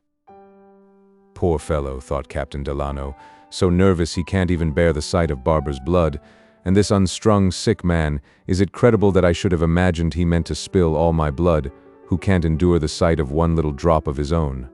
Surely, Amasa Delano, you have been beside yourself this day. Tell it not when you get home, sappy Amasa. Well, he looks like a murderer, doesn't he? More like as if himself were to be done for. Well, this day's experience shall be a good lesson.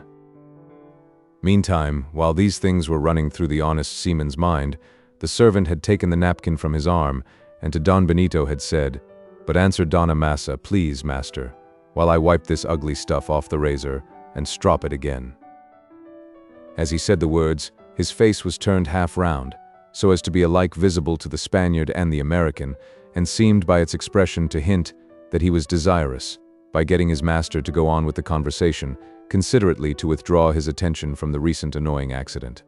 As if glad to snatch the offered relief, Don Benito resumed, rehearsing to Captain Delano, that not only were the calms of unusual duration, but the ship had fallen in with obstinate currents, and other things he added, some of which were but repetitions of former statements, to explain how it came to pass that the passage from Cape Horn to St. Maria had been so exceedingly long, now and then, mingling with his words incidental praises, less qualified than before, to the blacks for their general good conduct.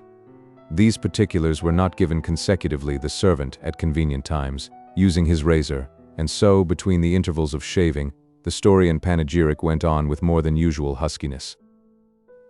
To Captain Delano's imagination, now again not wholly at rest, there was something so hollow in the Spaniard's manner, with apparently some reciprocal hollowness in the servant's dusky comment of silence, that the idea flashed across him that possibly master and man, for some unknown purpose, were acting out, both in word and deed, nay, to the very tremor of Don Benito's limbs, some juggling play before him. Neither did the suspicion of collusion lack apparent support from the fact of those whispered conferences before mentioned. But then, what could be the object of enacting this play of the barber before him? At last, regarding the notion as a whimsy insensibly suggested, perhaps, by the theatrical aspect of Don Benito in his Harlequin ensign, Captain Delano speedily banished it. The shaving over, the servant bestirred himself with a small bottle of scented waters, pouring a few drops on the head, and then diligently rubbing, the vehemence of the exercise causing the muscles of his face to twitch rather strangely. His next operation was with comb, scissors, and brush, going round and round, smoothing a curl here, clipping an unruly whisker hair there, giving a graceful sweep to the temple lock, with other impromptu touches evincing the hand of a master.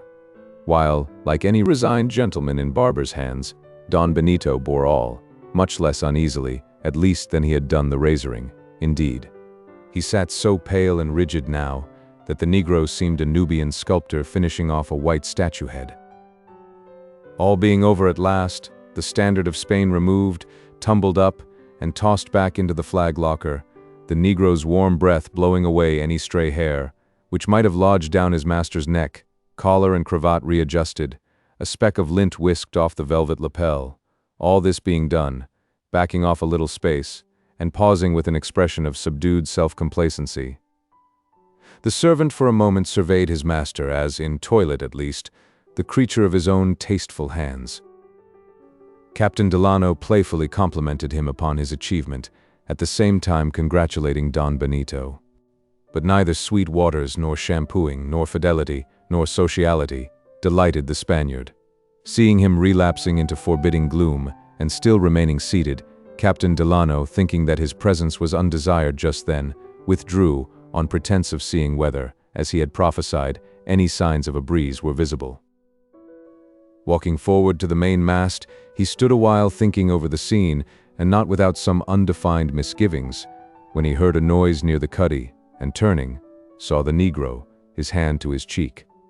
Advancing, Captain Delano perceived that the cheek was bleeding. He was about to ask the cause, when the Negro's wailing soliloquy enlightened him. Ah, when will master get better from his sickness? Only the sour heart that sour sickness breeds made him serve Babo so, cutting Babo with the razor, because only by accident Babo had given master one little scratch, and for the first time in so many a day too. Ah, holding his hand to his face. Is it possible, thought Captain Delano? Was it to wreak in private his Spanish spite against this poor friend of his, that Don Benito, by his sullen manner, impelled me to withdraw? Ah, this slavery breeds ugly passions in man. Poor fellow. He was about to speak in sympathy to the Negro, but with a timid reluctance he now re-entered the cuddy. Presently master and man came forth, Don Benito leaning on his servant as if nothing had happened. But a sort of love quarrel, after all, thought Captain Delano. He accosted Don Benito, and they slowly walked together. They had gone but a few paces, when the steward, a tall, Raja-looking mulatto, orientally set off with a pagoda turban formed by 3 or 4 Madras handkerchiefs wound about his head, tier on tier, approaching with a solemn, announced lunch in the cabin. On their way thither, the 2 captains were preceded by the mulatto, who, turning round as he advanced, with continual smiles and bows, ushered them on, a display of elegance which quite completed the insignificance of the small bare-headed Babo, who, as if not unconscious of inferiority, eyed askance the graceful steward. But in part, Captain Delano imputed his jealous watchfulness to that peculiar feeling which the full-blooded African entertains for the adulterated one. As for the steward, his manner, if not bespeaking much dignity of self-respect, yet evidenced his extreme desire to please, which is doubly meritorious, as at once Christian and Chesterfieldian. Captain Delano observed with interest that while the complexion of the mulatto was hybrid, his physiognomy was European classically so. "Don Benito," whispered he, "I am glad to see this usher of the golden rod of yours. The sight refutes an ugly remark once made to me by a Barbados planter, that when a mulatto has a regular European face, look out for him, he is a devil.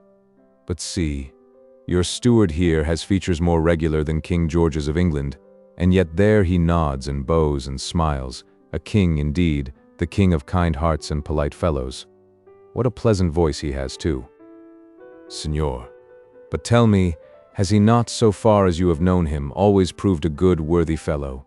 said Captain Delano, pausing, while with a final genuflection the steward disappeared into the cabin. "Come, for the reason just mentioned, I am curious to know." "Francesco is a good man," a sort of sluggishly responded Don Benito, like a phlegmatic appreciator, who would neither find fault nor flatter. "Ah, I thought so, for it was strange indeed and not very creditable to us whiteskins if a little of our blood mixed with the Africans should, far from improving the latter's quality, have the sad effect of pouring vitriolic acid into black broth, improving the hue, perhaps, but not the wholesomeness. Doubtless, Signor, but, glancing at Babo, not to speak of Negroes, your planter's remark I have heard applied to the Spanish and Indian intermixtures in our provinces. But I know nothing about the matter," he listlessly added. and here they entered the cabin. The lunch was a frugal one. Some of Captain Delano's fresh fish and pumpkins, biscuit and salt beef, the reserved bottle of cider, and the San Dominic's last bottle of Canary. As they entered, Francesco, with 2 or 3 colored aides, was hovering over the table giving the last adjustments. Upon perceiving their master, they withdrew, Francesco making a smiling congé, and the Spaniard, without condescending to notice it, fastidiously remarking to his companion that he relished not superfluous attendance. Without companions, host and guest sat down, like a childless married couple, at opposite ends of the table, Don Benito waving Captain Delano to his place, and, weak as he was, insisting upon that gentleman being seated before himself. The Negro placed a rug under Don Benito's feet and a cushion behind his back, and then stood behind, not his master's chair, but Captain Delano's. At first, this a little surprised the latter. But it was soon evident that, in taking his position, the black was still true to his master, since by facing him he could the more readily anticipate his slightest want. "This is an uncommonly intelligent fellow of yours, Don Benito," whispered Captain Delano across the table. "You say true, senor." During the repast, the guest again reverted to parts of Don Benito's story, begging further particulars here and there. He inquired how it was that the scurvy and fever should have committed such wholesale havoc upon the whites, while destroying less than half of the blacks. As if this question reproduced the whole scene of plague before the Spaniard's eyes, miserably reminding him of his solitude in a cabin where before he had had so many friends and officers round him, his hand shook, his face became hueless, broken words escaped, but directly the sane memory of the past seemed replaced by insane terrors of the present. With starting eyes he stared before him at vacancy. For nothing was to be seen but the hand of his servant pushing the Canary over towards him. At length a few sips served partially to restore him. He made random reference to the different constitution of races, enabling one to offer more resistance to certain maladies than another. The thought was new to his companion. Presently Captain Delano, intending to say something to his host concerning the pecuniary part of the business he had undertaken for him, especially since he was strictly accountable to his owners, with reference to the new suit of sails and other things of that sort, and naturally preferring to conduct such affairs in private, was desirous that the servant should withdraw, imagining that Don Benito for a few minutes could dispense with his attendance. He, however, waited a while, thinking that, as the conversation proceeded, Don Benito, without being prompted, would perceive the propriety of the step. But it was otherwise. At last, catching his host's eye, Captain Delano, with a slight backward gesture of his thumb, whispered, "Don Benito, pardon me, but there is an interference with the full expression of what I have to say to you." Upon this the Spaniard changed countenance, which was imputed to his resenting the hint, as in some way a reflection upon his servant. After a moment's pause, he assured his guest that the blacks remaining with them could be of no disservice, because since losing his officers he had made Babbo, whose original office, it now appeared, had been captain of the slaves, not only his constant attendant and companion, but in all things his confidant. After this, nothing more could be said, though, indeed, Captain Delano could hardly avoid some little tinge of irritation upon being left ungratified in so inconsiderable a wish, by one too for whom he intended such solid services. But it is only his querulousness, thought he, and so filling his glass he proceeded to business. The price of the sails and other matters was fixed upon, but while this was being done, the American observed that, though his original offer of assistance had been hailed with hectic animation, yet now, when it was reduced to a business transaction, indifference and apathy were betrayed. Don Benito, in fact, appeared to submit to hearing the details more out of regard to common propriety than from any impression that weighty benefit to himself and his voyage was involved. Soon his manner became still more reserved. The effort was vain to seek to draw him into social talk. Gnawed by his splenetic mood, he sat twitching his beard, while to little purpose the hand of his servant, mute as that on the wall, slowly pushed over the Canary. Lunch being over, they sat down on the cushioned transom, the servant placing a pillow behind his master. The long continuance of the calm had now affected the atmosphere. Don Benito sighed heavily, as if for breath. "Why not adjourn to the cuddy?" said Captain Delano. "There is more air there." But the host sat silent and motionless. Meantime his servant knelt before him with a large fan of feathers, and Francesco, coming in on tiptoes, handed the Negro a little cup of aromatic waters, with which at intervals he chafed his master's brow, smoothing the hair along the temples as a nurse does a child's. He spoke no word. He only rested his eye on his master's as if, amid all Don Benito's distress, a little to refresh his spirit by the silent sight of fidelity. Presently the ship's bell sounded 2 o'clock, and through the cabin windows a slight rippling of the sea was discerned, and from the desired direction. "There," exclaimed Captain Delano, "I told you so, Don Benito, look." He had risen to his feet, speaking in a very animated tone, with a view the more to rouse his companion.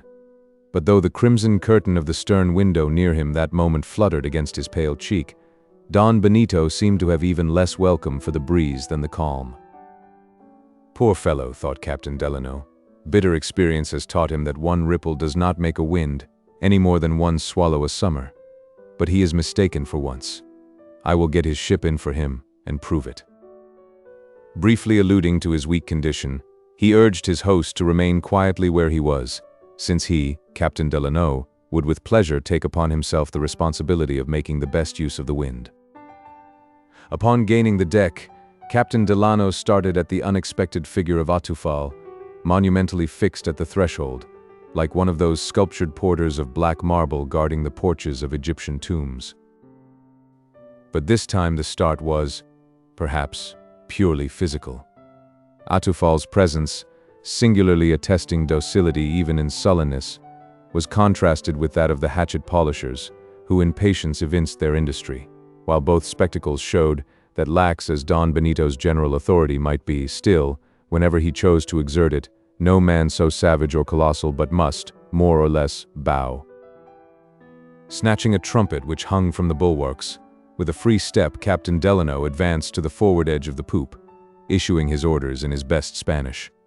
The few sailors and many Negroes, all equally pleased, obediently set about heading the ship towards the harbor.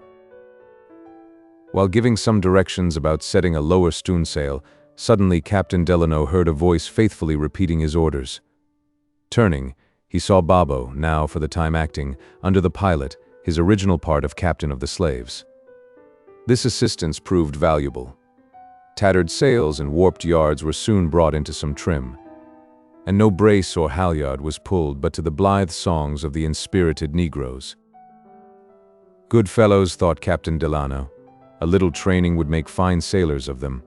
Why, see, the very women pull and sing too. These must be some of those Ashanti negresses that make such capital soldiers, I've heard. But who's at the helm? I must have a good hand there. He went to sea. The San Dominick steered with a cumbrous tiller, with large horizontal pulleys attached. At each pulley end stood a subordinate black, and between them, at the tiller head, the responsible post, a Spanish seaman, whose countenance evinced his due share in the general hopefulness and confidence at the coming of the breeze. He proved the same man who had behaved with so shamefaced an air on the windlass. "Ah, it is you, my man," exclaimed Captain Delano. "Well, no more sheep's eyes now. Look straight forward and keep the ship so. Good hand, I trust. And want to get into the harbor, don't you?" The man assented with an inward chuckle, grasping the tiller head firmly. Upon this, unperceived by the American, the two blacks eyed the sailor intently. Finding all right at the helm, the pilot went forward to the forecastle to see how matters stood there. The ship now had way enough to breast the current. With the approach of evening, the breeze would be sure to freshen. Having done all that was needed for the present, Captain Delano, giving his last orders to the sailors, turned aft to report affairs to Don Benito in the cabin, perhaps additionally incited to rejoin him by the hope of snatching a moment's private chat while the servant was engaged upon deck. From opposite sides there were, beneath the poop, 2 approaches to the cabin, one further forward than the other, and consequently communicating with a longer passage. Marking the servant still above, Captain Delano, taking the nighest entrance, the one last named, and at whose porch Atufal still stood, hurried on his way till, arrived at the cabin threshold, he paused an instant, a little to recover from his eagerness. Then, with the words of his intended business upon his lips, he entered. As he advanced toward the seated Spaniard, He heard another footstep, keeping time with his. From the opposite door, a salver in hand, the servant was likewise advancing. "Confound the faithful fellow," thought Captain Delano. What a vexatious coincidence. Possibly the vexation might have been something different were it not for the brisk confidence inspired by the breeze. But even as it was, he felt a slight twinge, from a sudden indefinite association in his mind of Babbo with Atufal. "Don Benito," said he, "I give you joy, the breeze will hold and will increase. By the way, your tall man and timepiece, Atufal, stands without. By your order, of course?" Don Benito recoiled, as if at some bland satirical touch, delivered with such adroit garnish of apparent good breeding as to present no handle for retort. He is like one flayed alive, thought Captain Delano. Where may one touch him without causing a shrink? The servant moved before his master, adjusting a cushion.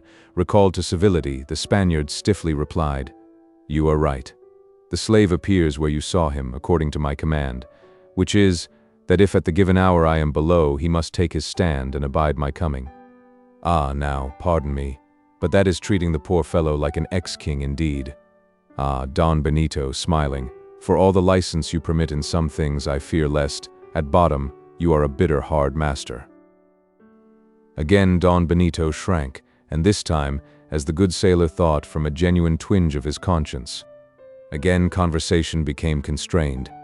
In vain Captain Delano called attention to the now perceptible motion of the keel gently cleaving the sea. With lackluster eye, Don Benito returned words few and reserved. By and by, the wind having steadily risen, and still blowing right into the harbor, bore the San Dominick swiftly on. Sounding a point of land, the sealer at distance came into open view. Meantime, Captain Delano had again repaired to the deck, remaining there some time. Having at last altered the ship's course, so as to give the reef a wide berth, he returned for a few moments below. "I will cheer up my poor friend this time," thought he. "Better and better, Don Benito," he cried as he blithely re-entered. "There will soon be an end to your cares, at least for a while. For when, after a long, sad voyage, you know, the anchor drops into the haven, all its vast weight seems lifted from the captain's heart. We are getting on famously, Don Benito. My ship is in sight. Look through this sidelight here. There she is, all a tonto. The bachelor's delight, my good friend. Ah, how this wind braces one up. Come, you must take a cup of coffee with me this evening. My old steward will give you as fine a cup as ever any sultan tasted. What say you, Don Benito, will you?" At first, the Spaniard glanced feverishly up, casting a longing look towards the sealer, while with mute concern his servant gazed into his face. Suddenly the old ague of coldness returned, and dropping back to his cushions, he was silent. "You do not answer. Come, all day you have been my host. Would you have hospitality all on one side?" "I cannot go," was the response. "What? It will not fatigue you. The ships will lie together as near as they can without swinging foul. It will be little more than stepping from deck to deck, which is but as from room to room. Come, come, you must not refuse me." "I cannot go," decisively and repulsively repeated Don Benito. Renouncing all but the last appearance of courtesy, with a sort of cadaverous sullenness, and biting his thin nails to the quick, he glanced, almost glared, at his guest, as if impatient that a stranger's presence should interfere with the full indulgence of his morbid hour. Meantime, the sound of the parted waters came more and more gurglingly and merrily in at the windows, as reproaching him for his dark spleen, as telling him that, sulk as he might, and go mad with it, nature cared not a jot, since whose fault was it, pray? But the foul mood was now at its depth, as the fair wind at its height. There was something in the man so far beyond any mere unsociality or sourness previously evinced, that even the forbearing good nature of his guest could no longer endure it. Wholly at a loss to account for such demeanor, and deeming sickness with eccentricity, however extreme, no adequate excuse, well satisfied, too, that nothing in his own conduct could justify it, Captain Delano's pride began to be roused. Himself became reserved. But all seemed one to the Spaniard. Quitting him, therefore, Captain Delano once more went to the deck. The ship was now within less than 2 miles of the sealer. The whaleboat was seen darting over the interval. To be brief, the two vessels, thanks to the pilot's skill, ere long neighborly style lay anchored together.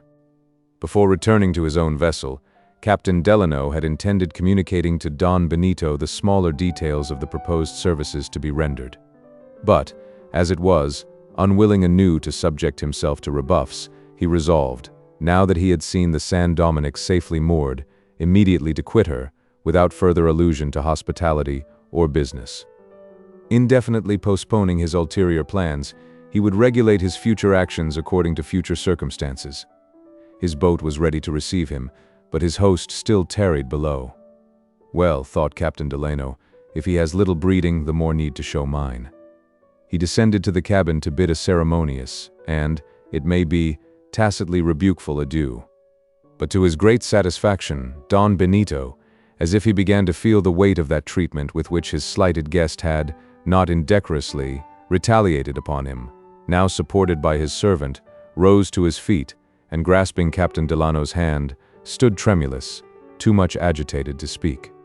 But the good augury hence drawn was suddenly dashed by his resuming all his previous reserve with augmented gloom as, with half-averted eyes, he silently reseated himself on his cushions. With a corresponding return of his own chilled feelings, Captain Delano bowed and withdrew. He was hardly midway in the narrow corridor, dim as a tunnel, leading from the cabin to the stairs, when a sound, as of the tolling for execution in some jail yard, fell on his ears. It was the echo of the ship's flawed bell, striking the hour, drearily reverberated in this subterranean vault. Instantly, by a fatality not to be withstood, his mind, responsive to the portent, swarmed with superstitious suspicions. He paused. In images far swifter than these sentences, the minutest details of all his former distrusts swept through him. Hitherto, credulous good nature had been too ready to furnish excuses for reasonable fears. Why was the Spaniard, so superfluously punctilious at times, now heedless of common propriety and not accompanying to the side his departing guest?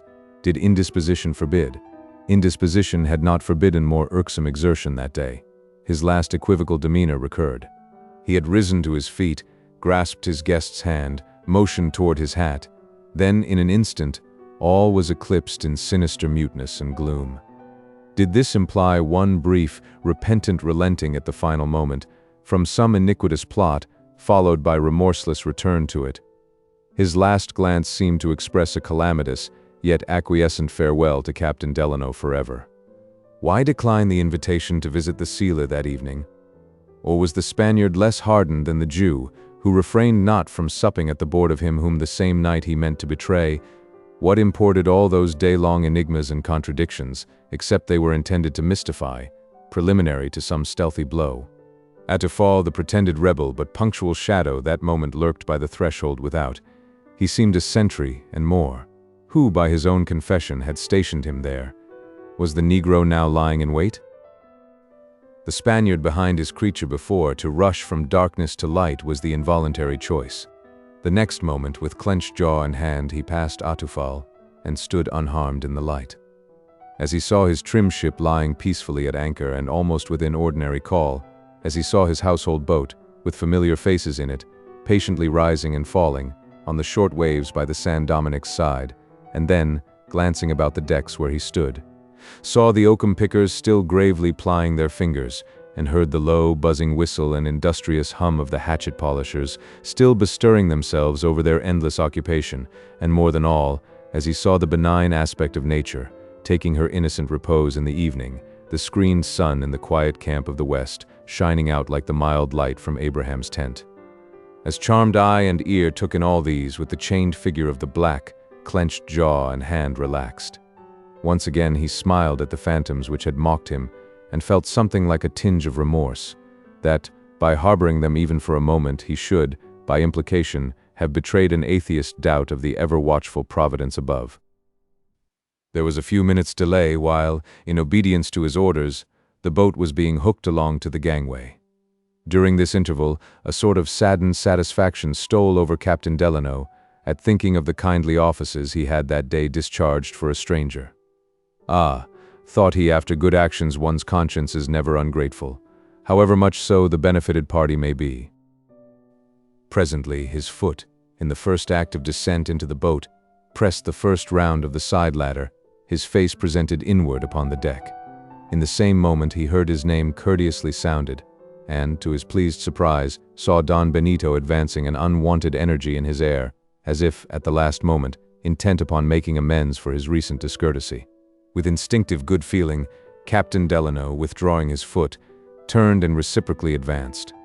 As he did so, the Spaniard's nervous eagerness increased, but his vital energy failed, so that, the better to support him, the servant, placing his master's hand on his naked shoulder, and gently holding it there, formed himself into a sort of crutch. When the two captains met, the Spaniard again fervently took the hand of the American, at the same time casting an earnest glance into his eyes, but, as before, too much overcome to speak. "I have done him wrong," self-reproachfully thought Captain Delano. "His apparent coldness has deceived me. In no instance has he meant to offend." Meantime, as if fearful that the continuance of the scene might too much unstring his master, the servant seemed anxious to terminate it. And so, still presenting himself as a crutch, and walking between the two captains, he advanced with them towards the gangway, while still, as if full of kindly contrition, Don Benito would not let go the hand of Captain Delano, but retained it in his, across the black's body. Soon they were standing by the side, looking over into the boat, whose crew turned up their curious eyes. Waiting a moment for the Spaniard to relinquish his hold, the now embarrassed Captain Delano lifted his foot to overstep the threshold of the open gangway, but still Don Benito would not let go his hand. And yet, with an agitated tone, he said, "I can go no further. Here I must bid you adieu." "Adieu, my dear Don Amasa. Go, go," suddenly tearing his hand loose. "Go, and God guard you better than me, my best friend." Not unaffected, Captain Delano would now have lingered, but catching the meekly admonitory eye of the servant, with a hasty farewell he descended into his boat, followed by the continual adieus of Don Benito, standing rooted in the gangway. Seating himself in the stern, Captain Delano, making a last salute, ordered the boat shoved off. The crew had their oars on end. The bowsman pushed the boat a sufficient distance for the oars to be lengthwise dropped. The instant that was done, Don Benito sprang over the bulwarks, falling at the feet of Captain Delano, at the same time calling towards his ship, but in tones so frenzied that none in the boat could understand him. But, as if not equally obtuse, 3 sailors, from 3 different and distant parts of the ship, splashed into the sea, swimming after their captain, as if intent upon his rescue. The dismayed officer of the boat eagerly asked what this meant, to which Captain Delano, turning a disdainful smile upon the unaccountable Spaniard, answered that, for his part, he neither knew nor cared, but it seemed as if Don Benito had taken it into his head to produce the impression among his people that the boat wanted to kidnap him. "Or else give way for your lives," he wildly added, starting at a clattering hubbub in the ship, above which rang the tocsin of the hatchet polishers, and seizing Don Benito by the throat he added, "This plotting pirate means murder." Here, in apparent verification of the words, the servant, a dagger in his hand, was seen on the rail overhead, poised, in the act of leaping, as if with desperate fidelity to befriend his master to the last, while seemingly to aid the black, the 3 white sailors were trying to clamber into the hampered bow. Meantime, the whole host of Negroes, as if inflamed at the sight of their jeopardized captain, impended in one sooty avalanche over the bulwarks. All this, with what preceded and what followed, occurred with such involutions of rapidity that past, present, and future seemed one. Seeing the Negro coming, Captain Delano had flung the Spaniard aside, almost in the very act of clutching him, and, by the unconscious recoil, shifting his place, with arms thrown up, so promptly grappled the servant in his descent, that with dagger presented at Captain Delano's heart, the black seemed of purpose to have leaped there as to his mark. But the weapon was wrenched away, and the assailant dashed down into the bottom of the boat, which now, with disentangled oars, began to speed through the sea. At this juncture, the left hand of Captain Delano, on one side, again clutched the half-reclined Don Benito, heedless that he was in a speechless faint, while his right foot, on the other side, ground the prostrate Negro, and his right arm pressed for added speed on the after oar, his eye bent forward, encouraging his men to their utmost. But here, the officer of the boat, who had at last succeeded in beating off the towing sailors, and was now, with face turned aft, assisting the bowsman at his oar, suddenly called to Captain Delano to see what the black was about, while a Portuguese oarsman shouted to him to give heed to what the Spaniard was saying. Glancing down at his feet, Captain Delano saw the freed hand of the servant aiming with a second dagger, a small one, before concealed in his wool. With this he was snakishly writhing up from the boat's bottom, at the heart of his master, his countenance lividly vindictive, expressing the centered purpose of his soul, while the Spaniard, half-choked, was vainly shrinking away, with husky words, incoherent to all but the Portuguese. That moment, across the long benighted mind of Captain Delano, a flash of revelation swept, illuminating, in unanticipated clearness, his host's whole mysterious demeanor with every enigmatic event of the day, as well as the entire past voyage of the San Dominick. He smote Babo's hand down, but his own heart smote him harder. With infinite pity, he withdrew his hold from Don Benito. Not Captain Delano, but Don Benito, the black, in leaping into the boat, had intended to stab.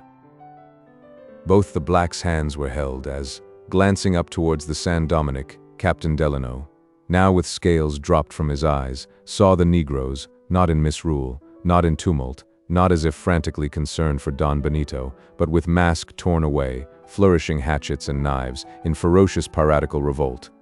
Like delirious black dervishes, the 6 Ashantees danced on the poop. Prevented by their foes from springing into the water, the Spanish boys were hurrying up to the topmost spars, while such of the few Spanish sailors, not already in the sea, less alert, were descried helplessly mixed in, on deck, with the blacks. Meantime, Captain Delano hailed his own vessel, ordering the ports up and the guns run out.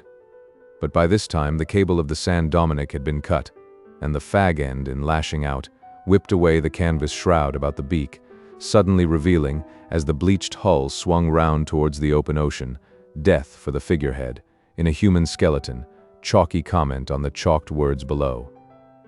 "Follow your leader." At the sight, Don Benito, covering his face, wailed out, "'Tis he, Aranda, my murdered, unburied friend." Upon reaching the sealer, calling for ropes, Captain Delano bound the Negro, who made no resistance, and had him hoisted to the deck. He would then have assisted the now almost helpless Don Benito up the side. But Don Benito, wan as he was, refused to move or be moved until the Negro should have been first put below out of view. When presently assured that it was done, he no more shrank from the ascent. The boat was immediately dispatched back to pick up the 3 swimming sailors. Meantime, the guns were in readiness, though, owing to the San Dominick having glided somewhat astern of the sealer, only the aftermost one could be brought to bear. With this they fired 6 times, thinking to cripple the fugitive ship by bringing down her spars. But only a few inconsiderable ropes were shot away. Soon the ship was beyond the gun's range, steering broad out of the bay, the blacks thickly clustering round the bowsprit, one moment with taunting cries towards the whites, the next with upthrown gestures hailing the now dusky moors of ocean. Cawing crows escaped from the hand of the fowler. The first impulse was to slip the cables and give chase, but, upon second thoughts, to pursue with whaleboat and yawl seemed more promising. Upon inquiring of Don Benito what firearms they had on board the San Dominick, Captain Delano was answered that they had none that could be used, because, in the earlier stages of the mutiny, a cabin passenger, since dead, had secretly put out of order the locks of what few muskets there were. But with all his remaining strength, Don Benito entreated the American not to give chase, either with ship or boat, for the Negroes had already proved themselves such desperadoes, that in case of a present assault, nothing but a total massacre of the whites could be looked for. But, regarding this warning as coming from one whose spirit had been crushed by misery, the American did not give up his design. The boats were got ready and armed. Captain Delano ordered his men into them. He was going himself when Don Benito grasped his arm. "What? Have you saved my life, senor? And are you now going to throw away your own?" The officers also, for reasons connected with their interests and those of the voyage, and a duty owing to the owners, strongly objected against their commander's going. Weighing their remonstrances a moment, Captain Delano felt bound to remain, appointing his chief mate, an athletic and resolute man, who had been a privateer's man, to head the party. The more to encourage the sailors, they were told that the Spanish captain considered his ship good as lost, that she and her cargo, including some gold and silver, were worth more than 1,000 doubloons. Take her, and no small part should be theirs. The sailors replied with a shout. The fugitives had now almost gained an offing. It was nearly night, but the moon was rising. After hard, prolonged pulling, the boats came up on the ship's quarters, at a suitable distance, laying upon their oars to discharge their muskets. Having no bullets to return, the Negroes sent their yells. But upon the second volley, Indian-like, they hurtled their hatchets. One took off a sailor's fingers. Another struck the whaleboat's bow, cutting off the rope there, and remaining stuck in the gunwale like a woodman's axe. Snatching it, quivering from its lodgment, the mate hurled it back. The returned gauntlet now stuck in the ship's broken quarter gallery, and so remained. The Negroes giving too hot a reception, the whites kept a more respectful distance. Hovering now just out of reach of the hurtling hatchets, they, with a view to the close encounter which must soon come, sought to decoy the blacks into entirely disarming themselves of their most murderous weapons in a hand-to-hand fight, by foolishly flinging them, as missiles, short of the mark, into the sea. But ere long, perceiving the stratagem, the Negroes desisted, though not before many of them had to replace their lost hatchets with handspikes, an exchange which, as counted upon, proved, in the end, favorable to the assailants. Meantime, with a strong wind, the ship still clove the water, the boats alternately falling behind and pulling up to discharge fresh volleys. The fire was mostly directed towards the stern, since there, chiefly, the Negroes at present were clustering. But to kill or maim the Negroes was not the object. To take them with the ship was the object. To do it, the ship must be boarded, which could not be done by boats while she was sailing so fast. A thought now struck the mate. Observing the Spanish boys still aloft, high as they could get, he called to them to descend to the yards and cut adrift the sails. It was done. About this time, owing to causes hereafter to be shown, 2 Spaniards in the dress of sailors and conspicuously showing themselves were killed, not by volleys but by deliberate marksmen's shots, while, as it afterwards appeared, by one of the general discharges, a Teufel, the black, and the Spaniard at the helm likewise were killed. What now, with the loss of the sails and loss of leaders, the ship became unmanageable to the Negroes. With creaking masts, she came heavily round to the wind, the prow slowly swinging into view of the boats, its skeleton gleaming in the horizontal moonlight, and casting a gigantic ribbed shadow upon the water. One extended arm of the ghost seemed beckoning the whites to avenge it. "Follow your leader!" cried the mate, and one on each bow the boats boarded. Sealing spears and cutlasses crossed hatchets and handspikes. Huddled upon the longboat amidships, the negresses raised a wailing chant, whose chorus was the clash of the steel. For a time the attack wavered, the Negroes wedging themselves to beat it back, the half-repelled sailors, as yet unable to gain a footing, fighting as troopers in the saddle, one leg sideways flung over the bulwarks, and one without, plying their cutlasses like carters' whips, but in vain. They were almost overborne when, rallying themselves into a squad as one man, with a huzza, they sprang inboard where, entangled, they involuntarily separated again. For a few breaths' space, there was a vague, muffled inner sound, as of submerged swordfish rushing hither and thither through shoals of blackfish. Soon, in a reunited band and joined by the Spanish seamen, the whites came to the surface, irresistibly driving the Negroes toward the stern. But a barricade of casks and sacks from side to side had been thrown up by the main mast. Here the Negroes faced about, and though scorning peace or truce, yet fain would have had respite. But without pause, overleaping the barrier, the unflagging sailors again closed. Exhausted, the blacks now fought in despair. Their red tongues lolled wolf-like from their black mouths. But the pale sailors' teeth were set, not a word was spoken, and in 5 minutes more the ship was won. Nearly a score of the Negroes were killed. Exclusive of those by the balls, many were mangled, their wounds mostly inflicted by the long-edged sealing spears, resembling those shaven ones of the English at Preston Pans, made by the poled scythes of the Highlanders. On the other side, none were killed, though several were wounded, some severely, including the mate. The surviving Negroes were temporarily secured, and the ship, towed back into the harbor at midnight, once more lay anchored. Omitting the incidents and arrangements ensuing, suffice it that, after 2 days spent in refitting, the ship sailed in company for Conception in Chile and thence for Lima in Peru, where, before the viceregal courts, the whole affair from the beginning underwent investigation.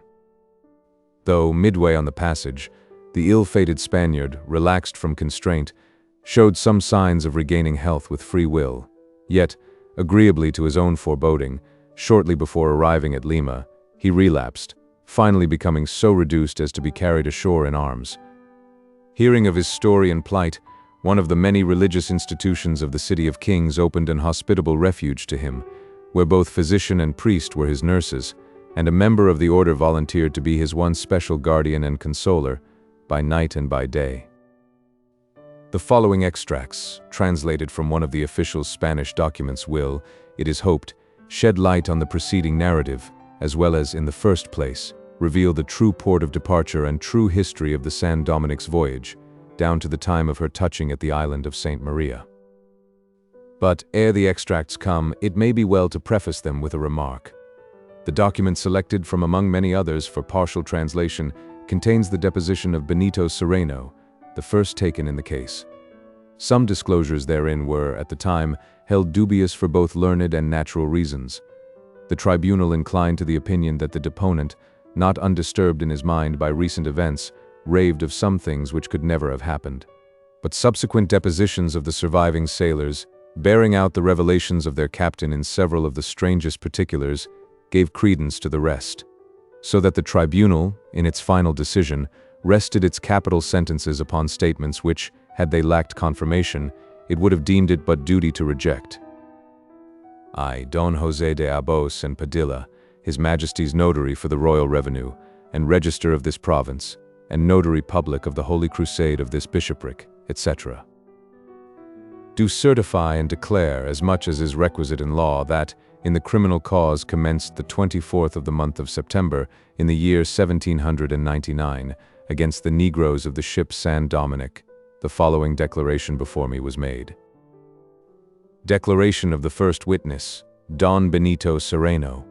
The same day and month and year, His Honor, Dr. Juan Martinez de Rosas, Counselor of the Royal Audience of this kingdom, and learned in the law of this intendancy, ordered the captain of the ship San Dominic, Don Benito Cereno, to appear, which he did in his litter, attended by the monk Infeles, of whom he received the oath, which he took by God our Lord, and a sign of the cross, under which he promised to tell the truth of whatever he should know and should be asked, and being interrogated agreeably to the tenor of the act commencing the process, he said that on the 20th of May last, he set sail with his ship from the port of Valparaiso, bound to that of Callao, loaded with the produce of the country beside 30 cases of hardware and 160 blacks, of both sexes, mostly belonging to Don Alexandro Aranda, gentleman of the city of Mendoza, that the crew of the ship consisted of 36 men, beside the persons who went as passengers, that the Negroes were in part as follows. 1.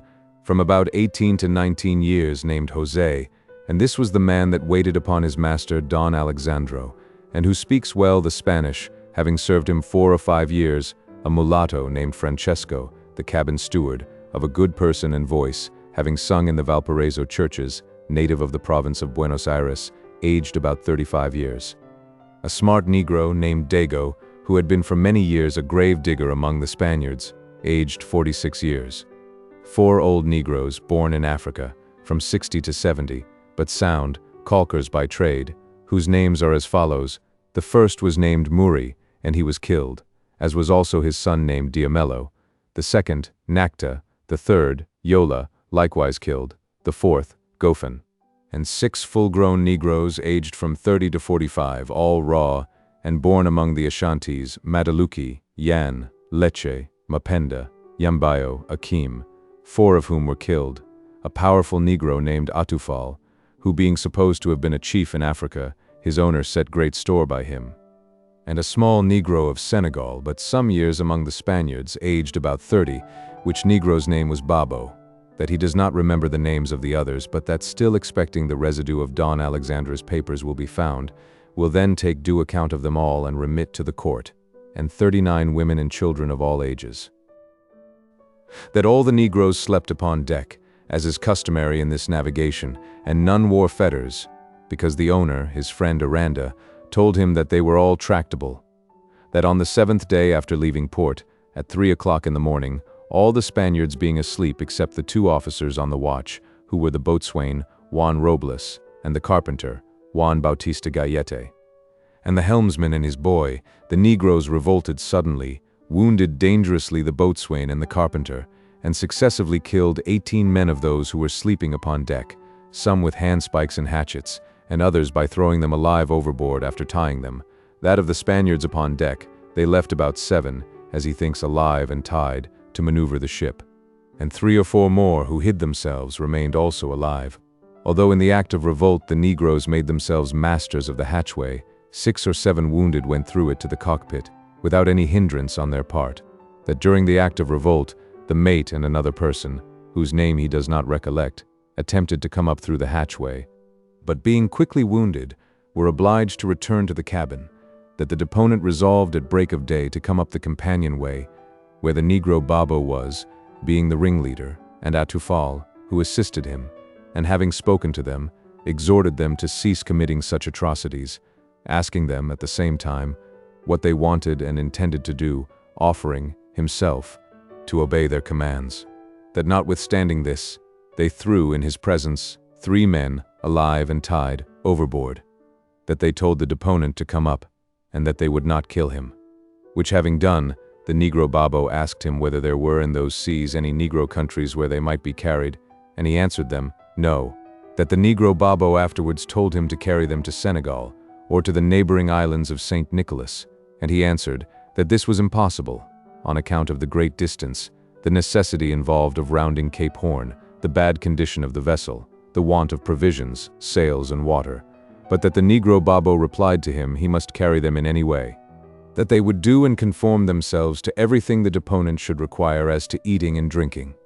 That after a long conference, being absolutely compelled to please them, for they threatened to kill all the whites if they were not, at all events, carried to Senegal, he told them that what was most wanting for the voyage was water, that they would go near the coast to take it, and thence they would proceed on their course, that the Negro Babo agreed to it, and the deponent steered towards the intermediate ports, hoping to meet some Spanish or foreign vessel that would save them, that within 10 or 11 days they saw the land, and continued their course by it in the vicinity of Nazca, that the deponent observed that the Negroes were now restless and mutinous, because he did not effect the taking in of water, the Negro Babo having required with threats that it should be done, without fail, the following day.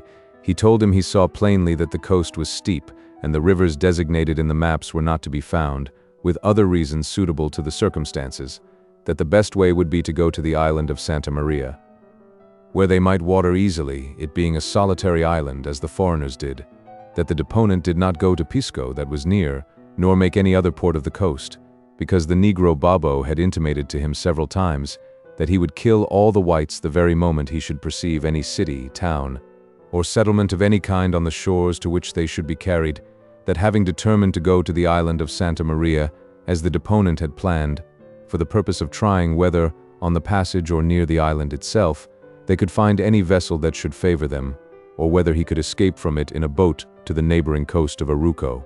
To adopt the necessary means, he immediately changed his course, steering for the island, that the Negroes Babo and Atufal held daily conferences, in which they discussed what was necessary for their design of returning to Senegal, whether they were to kill all the Spaniards, and particularly the deponent. That 8 days after parting from the coast of Nazca, the deponent being on the watch a little after daybreak, and soon after the Negroes had their meeting, the Negro Babo came to the place where the deponent was, and told him that he had determined to kill his master, Don Alexandro Aranda, both because he and his companions could not otherwise be sure of their liberty, and that to keep the seamen in subjection. He wanted to prepare a warning of what road they should be made to take did they or any of them oppose him, and that, by means of the death of Don Alexandro, that warning would best be given, but that what this last meant, the deponent did not at the time comprehend, nor could not, further than that the death of Don Alexandro was intended. And moreover, the Negro Babbo proposed to the deponent to call the mate Ranids, who was sleeping in the cabin, before the thing was done, for fear, as the deponent understood it, that the mate, who was a good navigator, should be killed with Don Alexandro and the rest. That the deponent, who was the friend, from youth, of Don Alexandro, prayed and conjured, but all was useless. For the Negro Babbo answered him that the thing could not be prevented, and that all the Spaniards risked their death if they should attempt to frustrate his will in this matter, or any other. That in this conflict, the deponent called the mate, Ranids, who was forced to go apart, and immediately the Negro Babbo commanded the Ashanti Martinki and the Ashanti Lekbi to go and commit the murder. That those two went down with hatchets to the berth of Don Alexandro, that, yet half alive and mangled, they dragged him on deck, that they were going to throw him overboard in that state. But the Negro Babbo stopped them, bidding the murder be completed on the deck before him, which was done when, by his orders, the body was carried below, forward.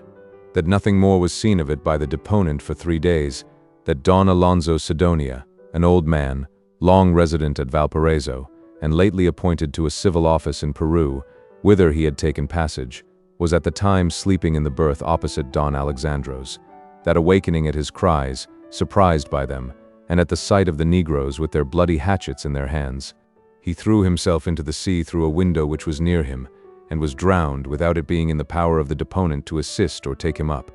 That a short time after killing Aranda, they brought upon deck his German cousin, of middle age, Don Francisco Massa, of Mendoza, and the young Don Joaquin, Marquez de Arambolaza, then lately from Spain, with his Spanish servant Ponce, and the 3 young clerks of Aranda, Jose Mozairi Lorenzo Vargas, and Hermenegildo Gandix, all of Cadiz, that Don Joaquin and Hermenegildo Gandix, the Negro Babbo, for purposes hereafter to appear, preserved alive. But Don Francisco Massa, Jose Mozairi, and Lorenzo Vargas, with Ponce the servant, beside the boatswain, Juan Robles, the boatswain's mates, Manuel Vizcaya and Rodrigo Herta, and 4 of the sailors the Negro Babbo ordered to be thrown alive into the sea, although they made no resistance, nor begged for anything else but mercy, that the boatswain Juan Robles, who knew how to swim, kept the longest above water, making acts of contrition, and, in the last words he uttered, charged this deponent to cause mass to be said for his soul to Our Lady of Succor, that, during the 3 days which followed, the deponent, uncertain what fate had befallen the remains of Don Alexandro, frequently asked the Negro Babbo where they were, and, if still on board, whether they were to be preserved for interment ashore, entreating him so to order it. That the Negro Babbo answered nothing till the 4th day, when at sunrise, the deponent coming on deck, the Negro Babbo showed him a skeleton, which had been substituted for the ship's proper figurehead, the image of Christopher Colon, the discoverer of the New World.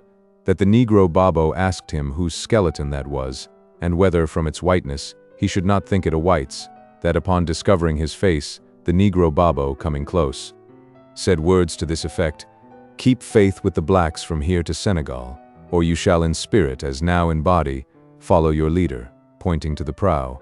That the same morning the Negro Babbo took by succession each Spaniard forward, and asked him whose skeleton that was, and whether, from its whiteness, he should not think it a white's.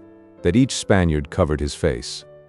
That then to each the Negro Babbo repeated the words in the first place said to the deponent, that they, the Spaniards, being then assembled aft, the Negro Babbo harangued them, saying that he had now done all, that the deponent, as navigator for the Negroes, might pursue his course, warning him and all of them that they should, soul and body, go the way of Don Alexandro. If he saw them, the Spaniards, speak, or plot anything against them, the Negroes, a threat which was repeated every day, that, before the events last mentioned, they had tied the cook to throw him overboard, for it is not known what thing they heard him speak, but finally the Negro Babbo spared his life, at the request of the deponent, that a few days after, the deponent, endeavoring not to omit any means to preserve the lives of the remaining whites, spoke to the Negroes peace and tranquility, and agreed to draw up a paper, signed by the deponent and the sailors who could write, as also by the Negro Babbo, for himself and all the blacks, in which the deponent obliged himself to carry them to Senegal, and they not to kill any more, and he formally to make over to them the ship, with the cargo, with which they were for that time satisfied and quieted. But the next day, the more surely to guard against the sailors' escape, the Negro Babo commanded all the boats to be destroyed but the longboat, which was unseaworthy, and another, a cutter in good condition, which knowing it would yet be wanted for towing the water casks, he had it lowered down into the hold. That on the 5th day of the calm, all on board suffering much from the heat and want of water, and 5 having died in fits and mad, the negroes became irritable, and for a chance gesture, which they deemed suspicious though it was harmless, made by the mate, Ranids, to the deponent in the act of handing a quadrant, they killed him, but that for this they afterwards were sorry, the mate being the only remaining navigator on board except the deponent. That omitting other events which daily happened, and which can only serve uselessly to recall past misfortunes and conflicts, after 73 days' navigation, reckoned from the time they sailed from Nazca, during which they navigated under a scanty allowance of water, and were afflicted with the calms before mentioned, they at last arrived at the island of Santa Maria.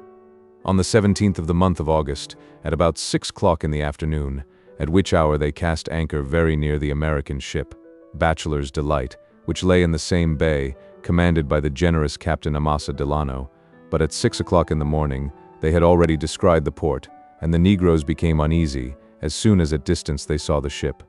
Not having expected to see one there, that the Negro Babo pacified them, assuring them that no fear need be had, that straightway he ordered the figure on the bow to be covered with canvas, as for repairs, and had the decks a little set in order. That for a time the Negro Babo and the Negro Atufal conferred, that the Negro Atufal was for sailing away, but the Negro Babo would not, and, by himself, cast about what to do. That at last he came to the deponent, proposing to him to say and do all that the deponent declares to have said and done to the American captain. That the Negro Babo warned him that if he varied in the least, or uttered any word, or gave any look that should give the least intimation of the past events or present state, he would instantly kill him, with all his companions. Showing a dagger, which he carried hid, saying something which, as he understood it, meant that that dagger would be alert as his eye, that the Negro Babo then announced the plan to all his companions, which pleased them, that he then, the better to disguise the truth, devised many expedients, in some of them uniting deceit and defense. That of this sort was the device of the 6 Ashantees before named, who were his bravos, that them he stationed on the break of the poop, as if to clean certain hatchets, in cases which were part of the cargo, but in reality to use them, and distribute them at need, and at a given word he told them, that, among other devices, was the device of presenting Atufal, his right-hand man, as chained, though in a moment the chains could be dropped, that in every particular he informed the deponent what part he was expected to enact in every device, and what story he was to tell on every occasion, always threatening him with instant death if he varied in the least, that, conscious that many of the Negroes would be turbulent, the Negro Babo appointed the 4 aged Negroes, who were calkers, to keep what domestic order they could on the decks. That again and again he harangued the Spaniards and his companions, informing them of his intent, and of his devices, and of the invented story that this deponent was to tell, charging them lest any of them varied from that story, that these arrangements were made and matured during the interval of 2 or 3 hours, between their first sighting the ship and the arrival on board of Captain Amasa Delano, that this happened about 7:30 o'clock in the morning, Captain Amasa Delano coming in his boat, and all gladly receiving him, that the deponent, as well as he could force himself, acting then the part of principal owner, and a free captain of the ship, told Captain Amasa Delano, when called upon, that he came from Buenos Aires bound to Lima with 300 Negroes, that off Cape Horn, and in a subsequent fever, many Negroes had died, that also, by similar casualties, all the sea officers and the greatest part of the crew had died. That the generous Captain Amasa Delano remained on board all the day, till he left the ship anchored at 6 o'clock in the evening, deponent speaking to him always of his pretended misfortunes, under the forementioned principles, without having had it in his power to tell a single word, or give him the least hint, that he might know the truth and state of things, because the Negro Babo, performing the office of an officious servant with all the appearance of submission of the humble slave, did not leave the deponent one moment, that this was in order to observe the deponent's actions and words, for the Negro Babo understands well the Spanish, and besides, there were thereabout some others who were constantly on the watch, and likewise understood the Spanish. That upon one occasion, while deponent was standing on the deck conversing with Amasa Delano, by a secret sign the Negro Babo drew him, the deponent, aside, the act appearing as if originating with the deponent, that then, he being drawn aside, the Negro Babo proposed to him to gain from Amasa Delano full particulars about his ship and crew and arms. That the deponent asked for what? That the Negro Babo answered he might conceive, that, grieved at the prospect of what might overtake the generous Captain Amasa Delano, the deponent at first refused to ask the desired questions, and used every argument to induce the Negro Babo to give up this new design. That the Negro Babo showed the point of his dagger, that, after the information had been obtained, the Negro Babo again drew him aside, telling him that that very night he, the deponent, would be captain of 2 ships instead of 1, for that, great part of the American ship's crew being to be absent fishing, the 6 Ashantees, without anyone else would easily take it, that at this time he said other things to the same purpose. That no entreaties availed, that, before Amasa Delano's coming on board, no hint had been given touching the capture of the American ship, that, to prevent this project the deponent was powerless, that in some things his memory is confused, he cannot distinctly recall every event, that as soon as they had cast anchor at 6 o'clock in the evening, as has before been stated, the American captain took leave to return to his vessel, that upon a sudden impulse, which the deponent believes to have come from God and his angels, he, after the farewell had been said, followed the generous Captain Amasa Delano as far as the gunwale, where he stayed, under pretense of taking leave, until Amasa Delano should have been seated in his boat, that on shoving off, the deponent sprang from the gunwale into the boat and fell into it. He knows not how, God guarding him, that he believes that all the Negroes, though not in the first place knowing to the design of revolt, when it was accomplished, approved it, that the Negro, Jose, 18 years old and in the personal service of Don Alexandro, was the one who communicated the information to the Negro Babo about the state of things in the cabin before the revolt. That this is known because in the preceding midnight he used to come from his berth, which was under his master's, in the cabin, to the deck where the ringleader and his associates were, and had secret conversations with the Negro Babo in which he was several times seen by the mate, that, one night, the mate drove him away twice, that this same Negro Jose was the one who, without being commanded to do so by the Negro Babo, as Lekbay and Martinki were, stabbed his master, Don Alexandro, after he had been dragged half-lifeless to the deck, that the mulatto steward, Francesco, was of the first band of revolters, that he was in all things the creature and tool of the Negro Babo, that to make his court he, just before a repast in the cabin, proposed to the Negro Babo, poisoning a dish for the generous Captain Amasa Delano. This is known and believed, because the Negroes have said it, but that the Negro Babo, having another design, forbade Francesco. That the Ashanti Lekby was one of the worst of them, for that, on the day the ship was retaken, he assisted in the defense of her, with a hatchet in each hand, with one of which he wounded, in the breast, the chief mate of Amasa Delano, in the first act of boarding.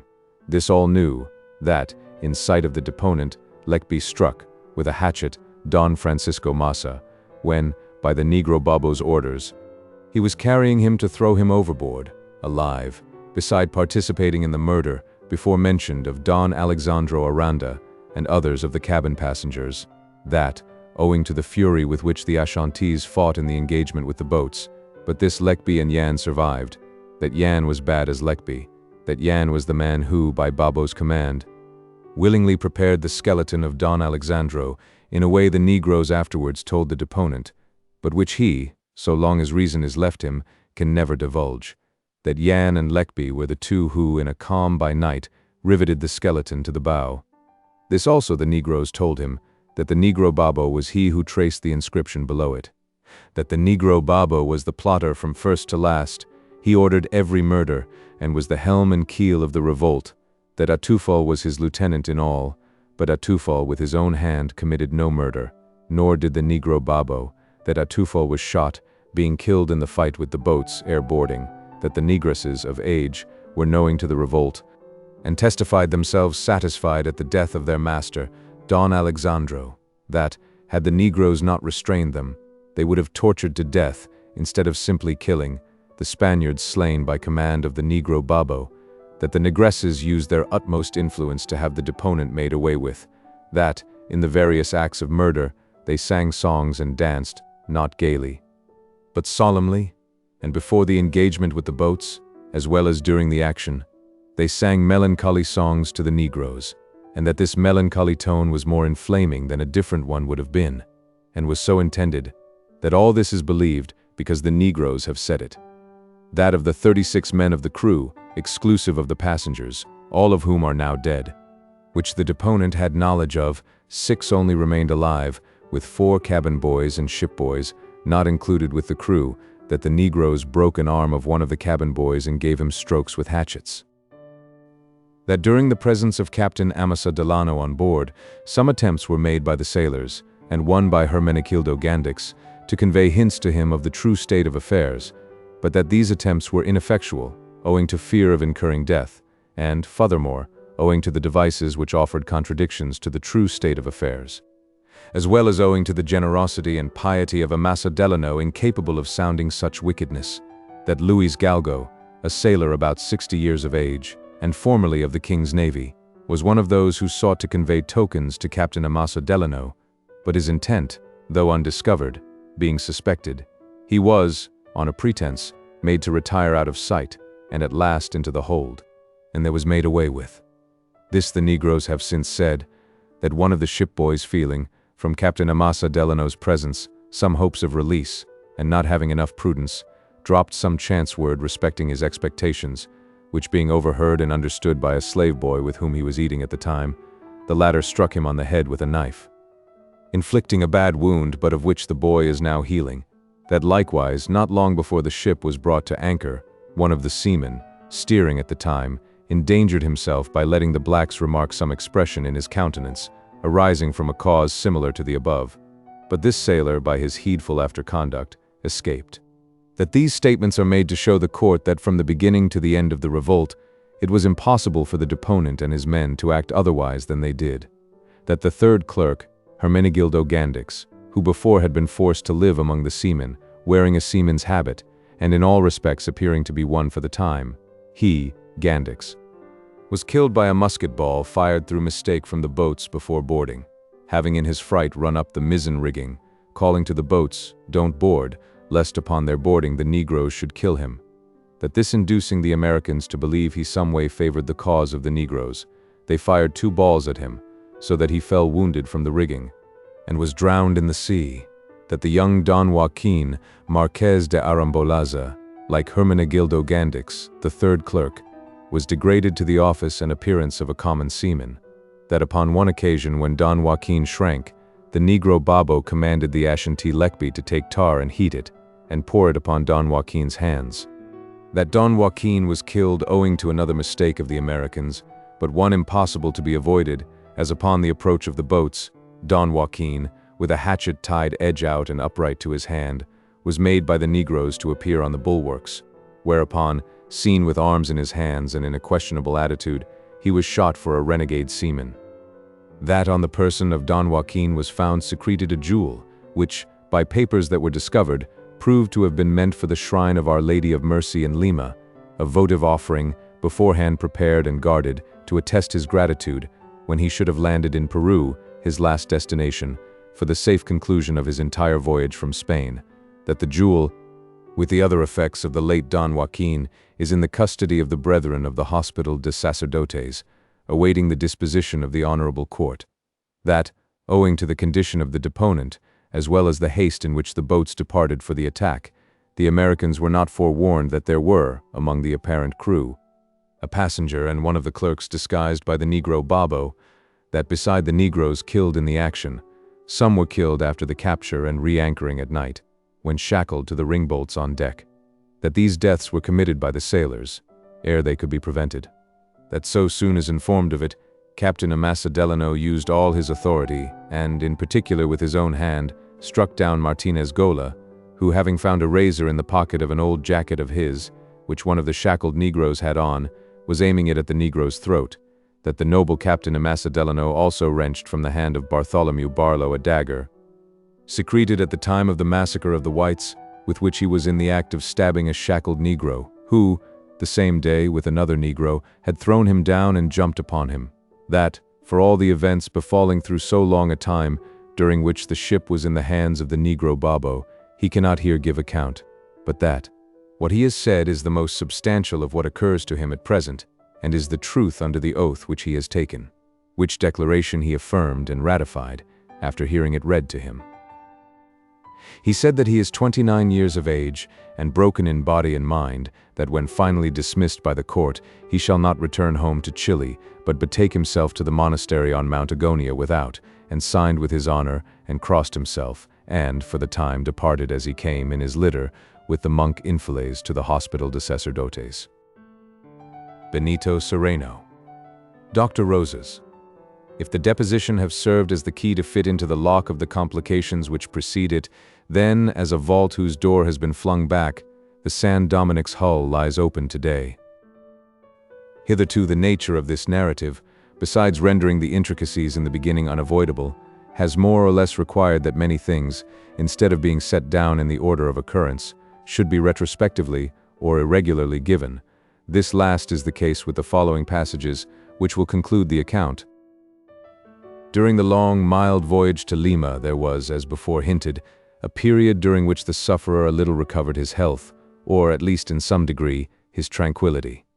Ere the decided relapse which came, the two captains had many cordial conversations, their fraternal unreserve in singular contrast with former withdrawments. Again and again it was repeated how hard it had been to enact the part forced on the Spaniard by Babo. "Ah, my dear friend," Don Benito once said, "at those very times when you thought me so morose and ungrateful, nay, when, as you now admit, you half thought me plotting your murder, at those very times my heart was frozen. I could not look at you, thinking of what, both on board this ship and your own, hung from other hands over my kind benefactor. And as God lives, Don Amasa, I know not whether desire for my own safety alone could have nerved me to that leap into your boat, had it not been for the thought that, did you, unenlightened, return to your ship, you, my best friend, with all who might be with you, stolen upon that night in your hammocks, would never in this world have wakened again. Do but think how you walked this deck, how you sat in this cabin, every inch of ground mined into honeycombs under you. Had I dropped the least hint, made the least advance towards an understanding between us, death, explosive death, yours as mine, would have ended the scene." "True, true," cried Captain Delano, starting. "You have saved my life, Don Benito, more than I yours, saved it too against my knowledge and will." "Nay, my friend," rejoined the Spaniard, courteous even to the point of religion, "God charmed your life, but you saved mine. To think of some things you did, those smilings and chattings, rash pointings and gesturings. For less than these they slew my mate, Ranids, but you had the Prince of Heaven's safe conduct through all ambuscades. Yes, all is owing to Providence, I know, but the temper of my mind that morning was more than commonly pleasant, while the sight of so much suffering, more apparent than real, added to my good nature, compassion, and charity, happily interweaving the three.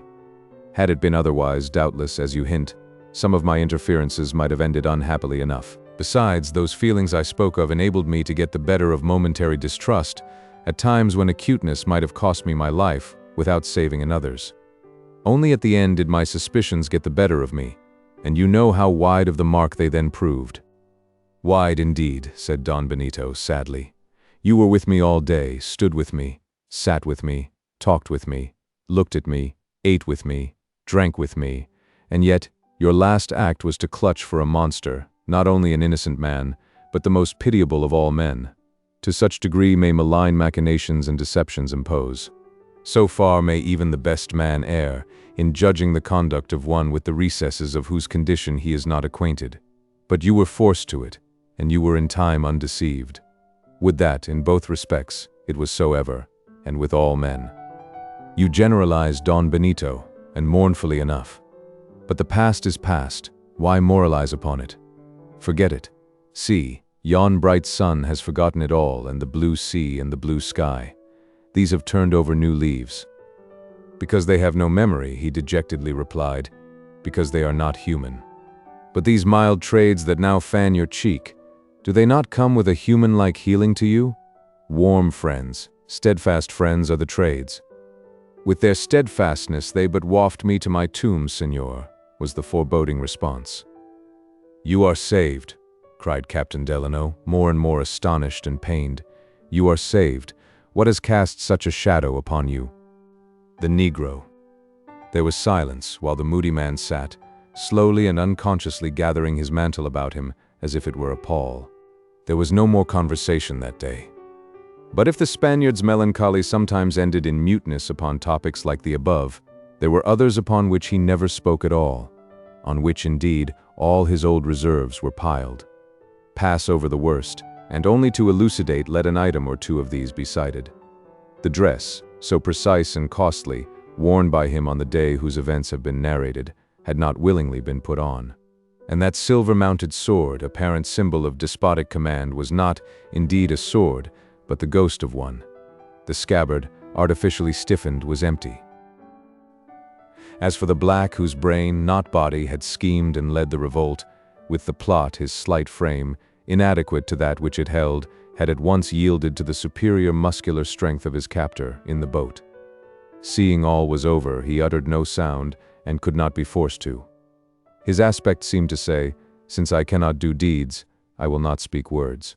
Put in irons in the hold, with the rest he was carried to Lima.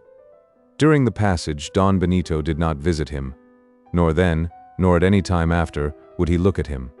Before the tribunal he refused. When pressed by the judges he fainted. On the testimony of the sailors alone rested the legal identity of Babo. Some months after, dragged to the gibbet at the tail of a mule, the black met his voiceless end.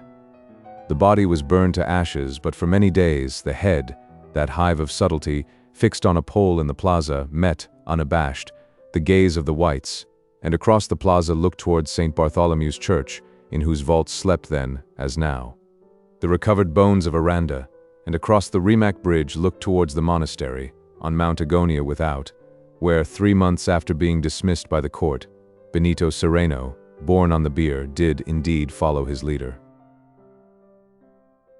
The lightning-rod man. What grand irregular thunder, thought I, standing on my hearthstone among the Acroceraunian hills, as the scattered bolts boomed overhead and crashed down among the valleys, every bolt followed by zigzag irradiations and swift slants of sharp rain, which audibly rang, like a charge of spear points, on my low shingled roof. I suppose, though, that the mountains hereabouts break and churn up the thunder, so that it is far more glorious here than on the plain. Hark! Someone at the door. Who is this that chooses a time of thunder for making calls? And why don't he, man-fashion, use the knocker, instead of making that doleful undertaker's clatter with his fist against the hollow panel? But let him in. Ah, here he comes. "Good day, sir, an entire stranger. Pray be seated. What is that strange-looking walking stick he carries? A fine thunderstorm, sir." "Fine? Awful. You are wet.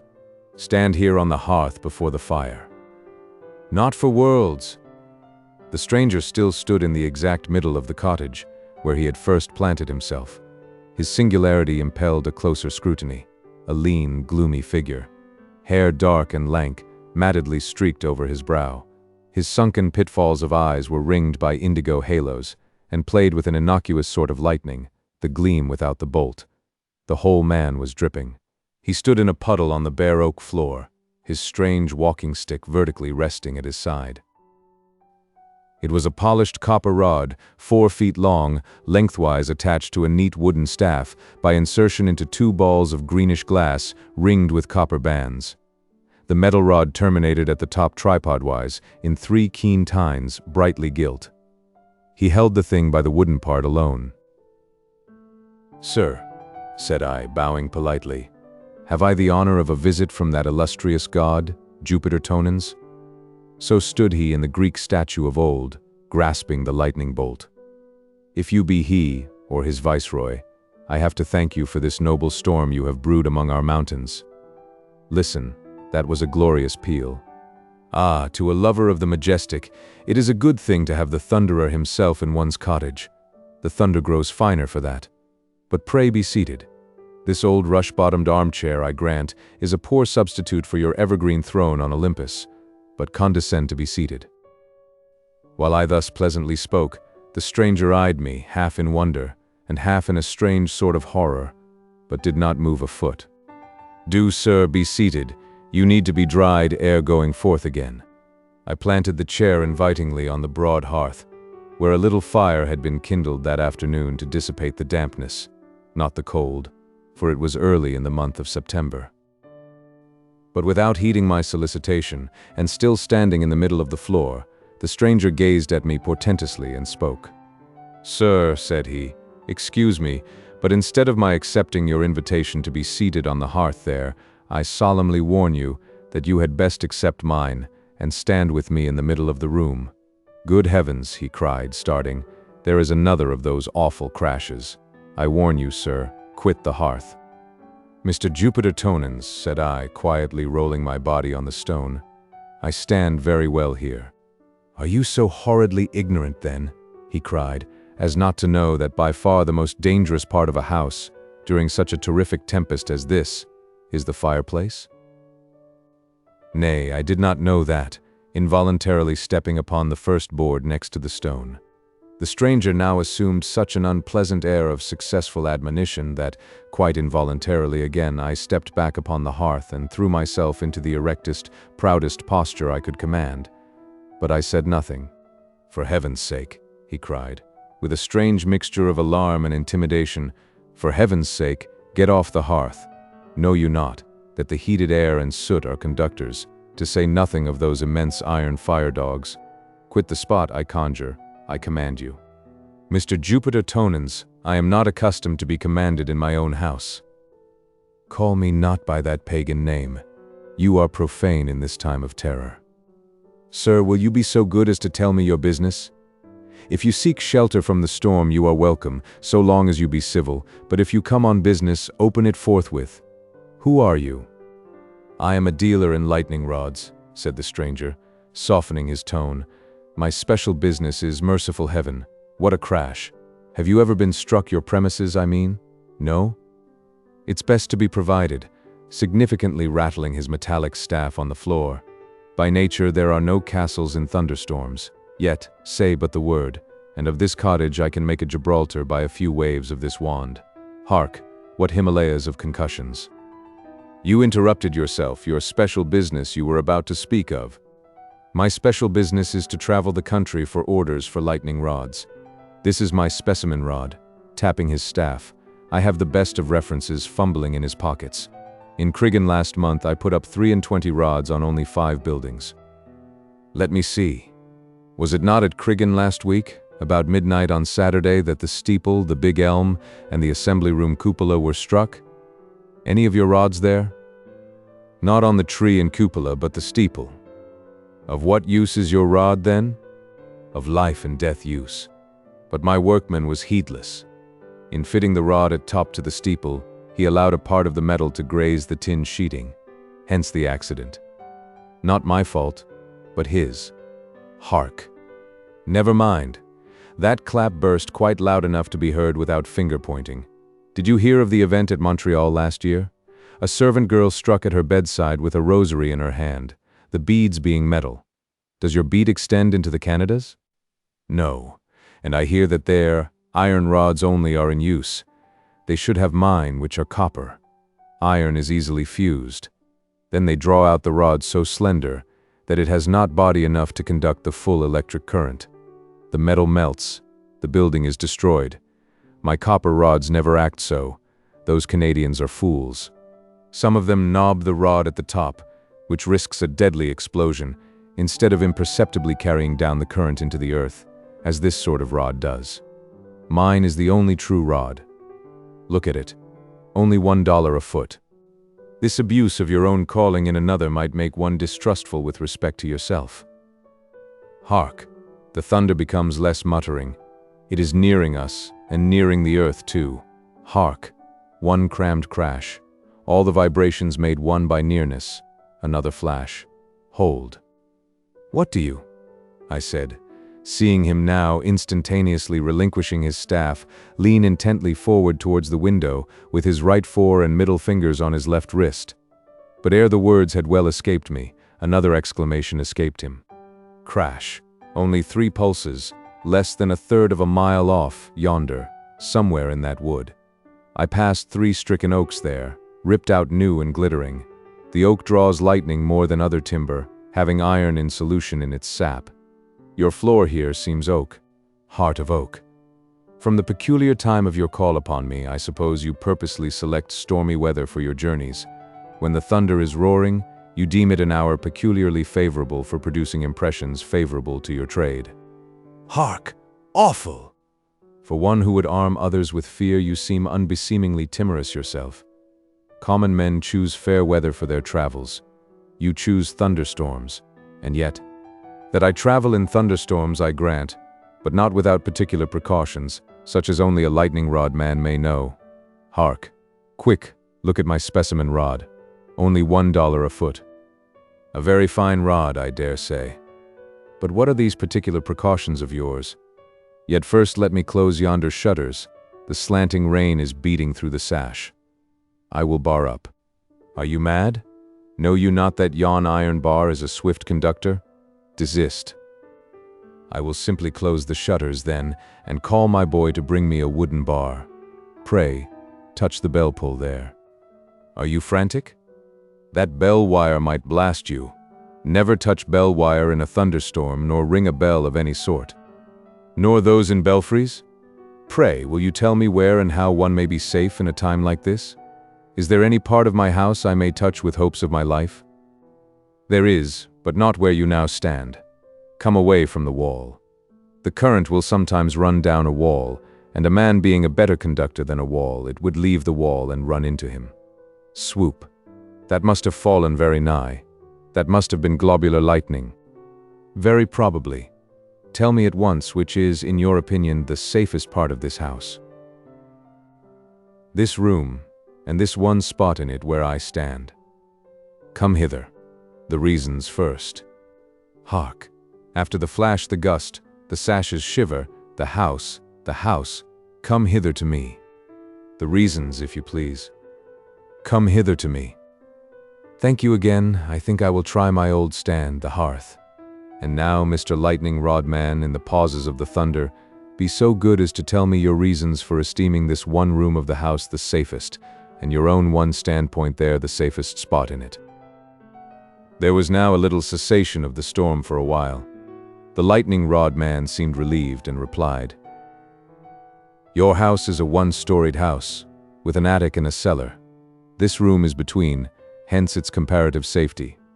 Because lightning sometimes passes from the clouds to the earth, and sometimes from the earth to the clouds. Do you comprehend?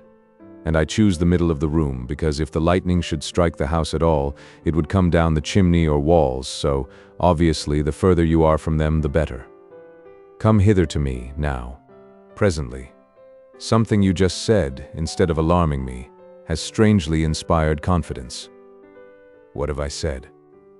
You said that sometimes lightning flashes from the earth to the clouds. Aye, the returning stroke, as it is called, when the earth, being overcharged with the fluid, flashes its surplus upward.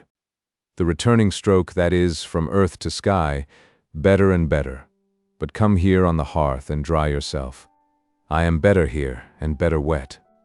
How? It is the safest thing you can do, hark again, to get yourself thoroughly drenched in a thunderstorm. Wet clothes are better conductors than the body, and so, if the lightning strike, it might pass down the wet clothes without touching the body.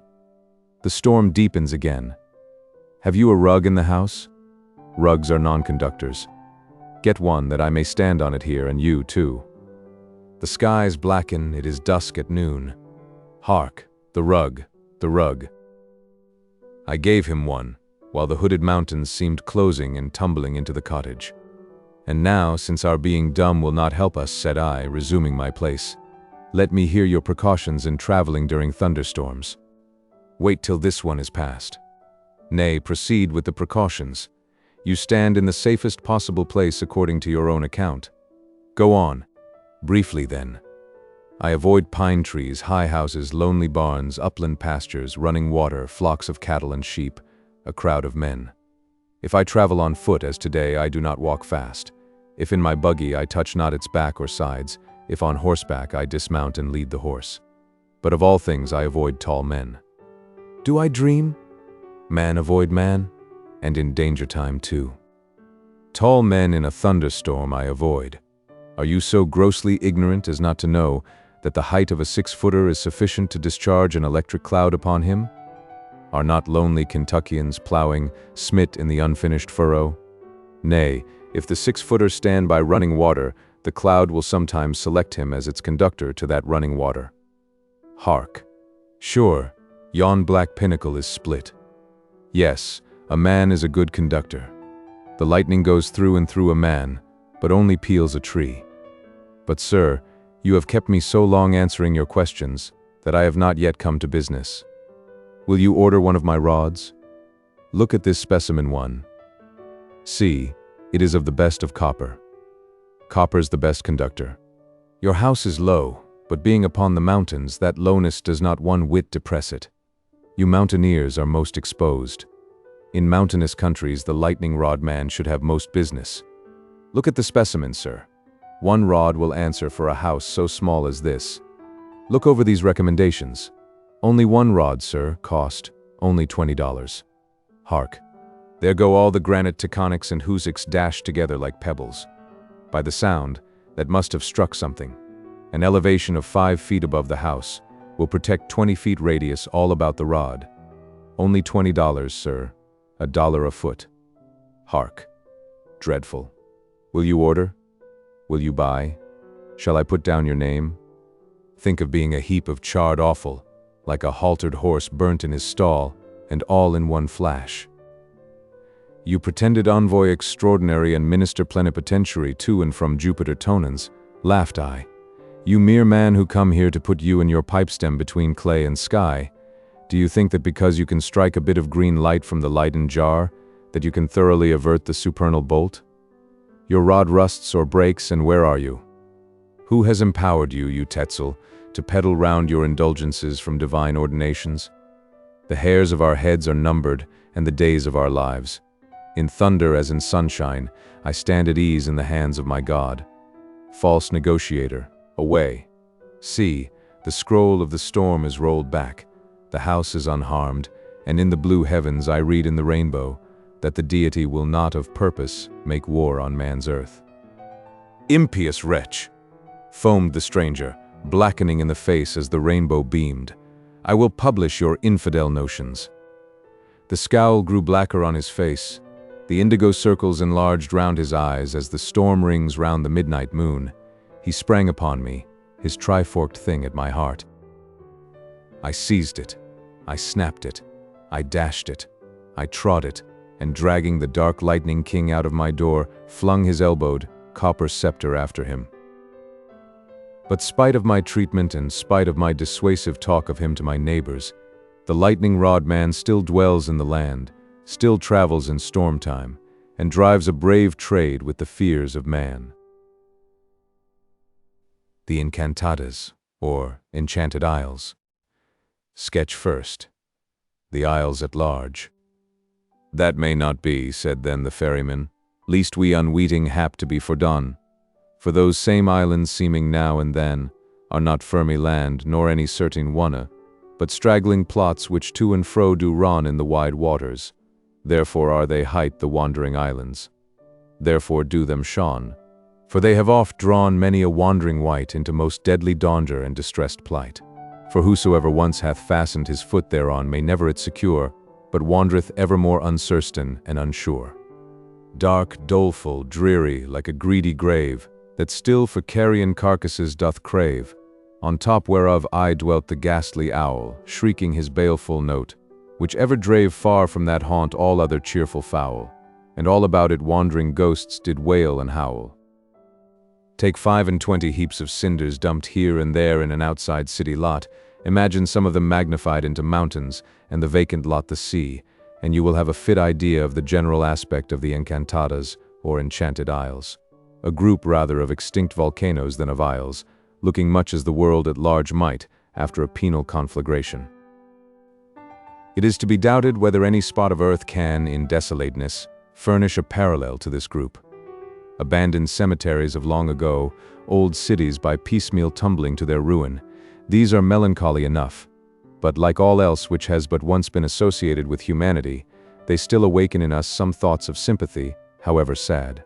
Hence, even the Dead Sea, along with whatever other emotions it may at times inspire, does not fail to touch in the pilgrim some of his less unpleasurable feelings. And as for solitariness, the great forests of the north, the expanses of unnavigated waters, the Greenland ice fields, are the profoundest of solitudes to a human observer. Still, the magic of their changeable tides and seasons mitigates their terror, because though unvisited by men, those forests are visited by the May. The remotest seas reflect familiar stars even as Lake Erie does. And in the clear air of a fine polar day, the irradiated azure ice shows beautifully as malachite. But the special curse, as one may call it, of the ENCANTADAS, that which exalts them in desolation above Idumea and the pole, is that to them change never comes, neither the change of seasons nor of sorrows. Cut by the equator, they know not autumn and they know not spring, while already reduced to the lees of fire, ruin itself can work little more upon them. The showers refresh the deserts, but in these isles rain never falls. Like split Syrian gourds left withering in the sun, they are cracked by an everlasting drought beneath a torrid sky. Have mercy upon me, the wailing spirit of the ENCANTADAS seems to cry, and send Lazarus that he may dip the tip of his finger in water and cool my tongue, for I am tormented in this flame. Another feature in these isles is their emphatic uninhabitableness. It is deemed a fit type of all forsaken overthrow, that the jackal should den in the wastes of weedy Babylon, but the ENCANTADAS refuse to harbor even the outcasts of the beasts. Man and wolf alike disown them. Little but reptile life is here found. Tortoises, lizards, immense spiders, snakes, and that strangest anomaly of outlandish nature, the iguano. No voice, no low, no howl is heard. The chief sound of life here is a hiss. On most of the isles where vegetation is found at all, it is more ungrateful than the blankness of Aracama. Tangled thickets of wiry bushes, without fruit and without a name, springing up among deep fissures of calcined rock and treacherously masking them, or a parched growth of distorted cactus trees. In many places the coast is rock-bound, or, more properly, clinker-bound, tumbled masses of blackish or greenish stuff like the dross of an iron furnace, forming dark clefts and caves here and there, into which a ceaseless sea pours a fury of foam, overhanging them with a swirl of gray, haggard mist, amidst which sail screaming flights of unearthly birds, heightening the dismal din. However calm the sea without, there is no rest for these swells and those rocks. They lash and are lashed, even when the outer ocean is most at peace with itself. On the oppressive, clouded days, such as are peculiar to this part of the watery equator, the dark, vitrified masses, many of which raise themselves among white whirlpools and breakers in detached and perilous places off the shore, present a most Plutonian sight. In no world but a fallen one could such lands exist. Those parts of the strand free from the marks of fire stretch away in wide level beaches of multitudinous dead shells, with here and there decayed bits of sugar-cane, bamboos and cocoa-nuts, washed upon this other and darker world from the charming Palm Isles to the westward and southward, all the way from Paradise to Tartarus. While mixed with the relics of distant beauty, you will sometimes see fragments of charred wood and moldering ribs of wrecks. Neither will anyone be surprised at meeting these last, after observing the conflicting currents which eddy throughout nearly all the wide channels of the entire group. The capriciousness of the tides of air sympathizes with those of the sea. Nowhere is the wind so light, baffling, and every way unreliable, and so given to perplexing calms, as at the ENCANTADAS. Nigh a month has been spent by a ship going from one isle to another, though but 90 miles between, for owing to the force of the current, the boats employed to tow barely suffice to keep the craft from sweeping upon the cliffs, but do nothing towards accelerating her voyage. Sometimes it is impossible for a vessel from afar to fetch up with the group itself, unless large allowances for prospective leeway have been made ere its coming in sight. And yet, at other times there is a mysterious indraft, which irresistibly draws a passing vessel among the isles, though not bound to them.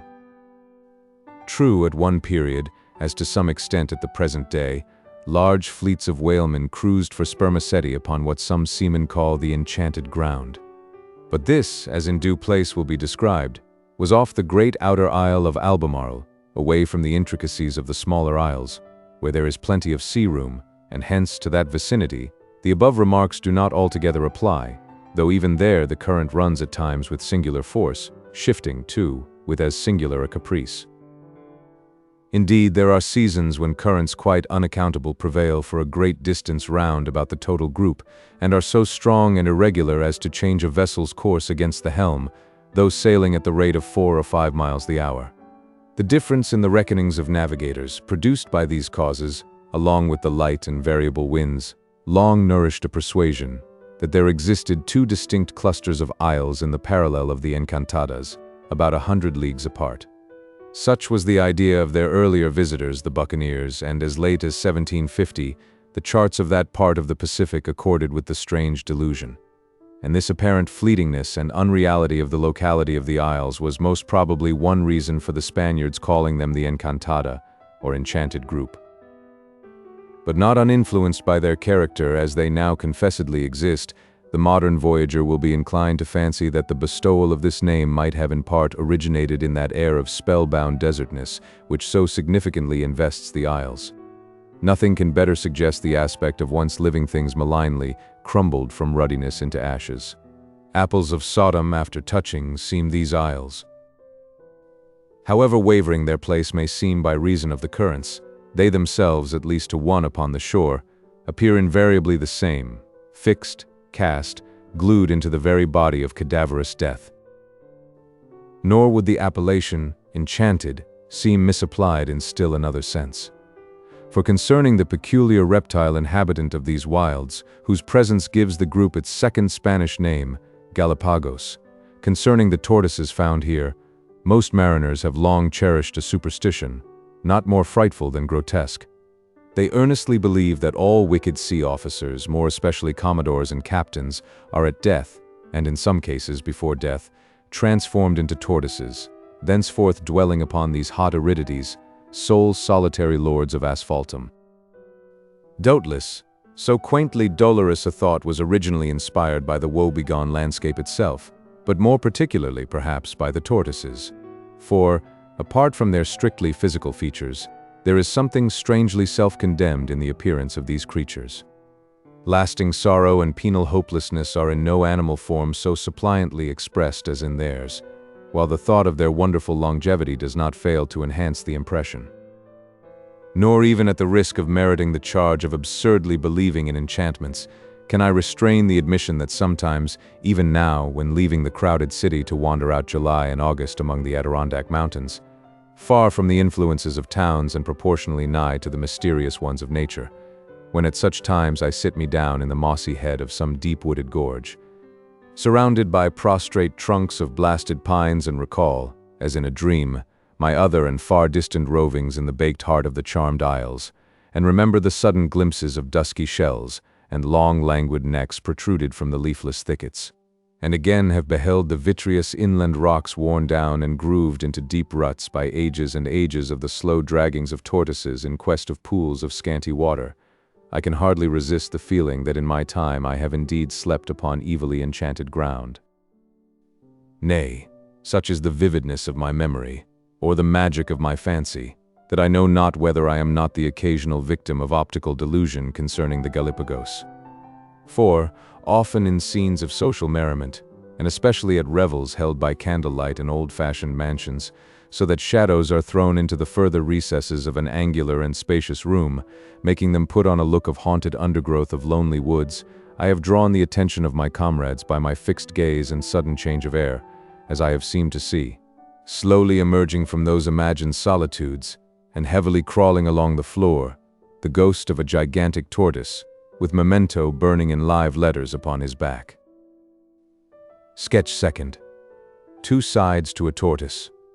Most ugly shapes and horrible aspects, such as Dame Nature self mote fair to see, or shame, that ever should so foul defects from her most cunning hand escaped be, all dreadful portraits of deformity. No wonder if these do a man appall, for all that here at home we dreadful hold be but as bugs to fear and babes withal compared to the creatures in these isles entrawl. Fear not, then, said the palmer, well avised, for these same monsters are not there indeed, but are into these fearful shapes disguised. And lifting up his virtuous staff on high, then all that dreadful army fast gone fly into great Zethi's bosom, where they hidden lie. In view of the description given, may one be gay upon the Encantadas? Yes, that is, find one the gaiety, and he will be gay. And indeed, sackcloth and ashes as they are, the Isles are not perhaps unmitigated gloom. For while no spectator can deny their claims to a most solemn and superstitious consideration, no more than my firmest resolutions can decline to behold the spectre tortoise when emerging from its shadowy recess. Yet even the tortoise, dark and melancholy as it is upon the back, still possesses a bright side, its callipee or breastplate being sometimes of a faint yellowish or golden tinge.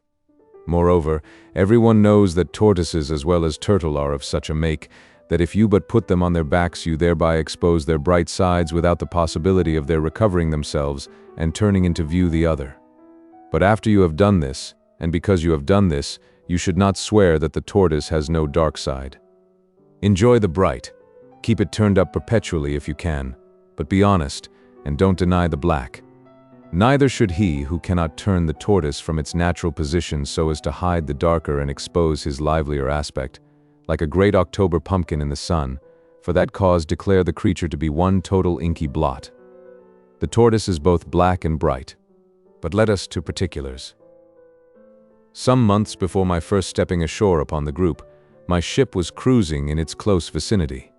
One noon we found ourselves off the south head of Albemarle, and not very far from the land. Partly by way of freak, and partly by way of spying out so strange a country, a boat's crew was sent ashore, with orders to see all they could, and besides, bring back whatever tortoises they could conveniently transport. It was after sunset, when the adventurers returned. I looked down over the ship's high side as if looking down over the curb of a well, and dimly saw the damp boat, deep in the sea with some unwonted weight. Ropes were dropped over, and presently 3 huge antediluvian-looking tortoises, after much straining, were landed on deck. They seemed hardly of the seed of earth. We had been broad upon the waters for 5 long months, a period amply sufficient to make all things of the land wear a fabulous hue to the dreamy mind.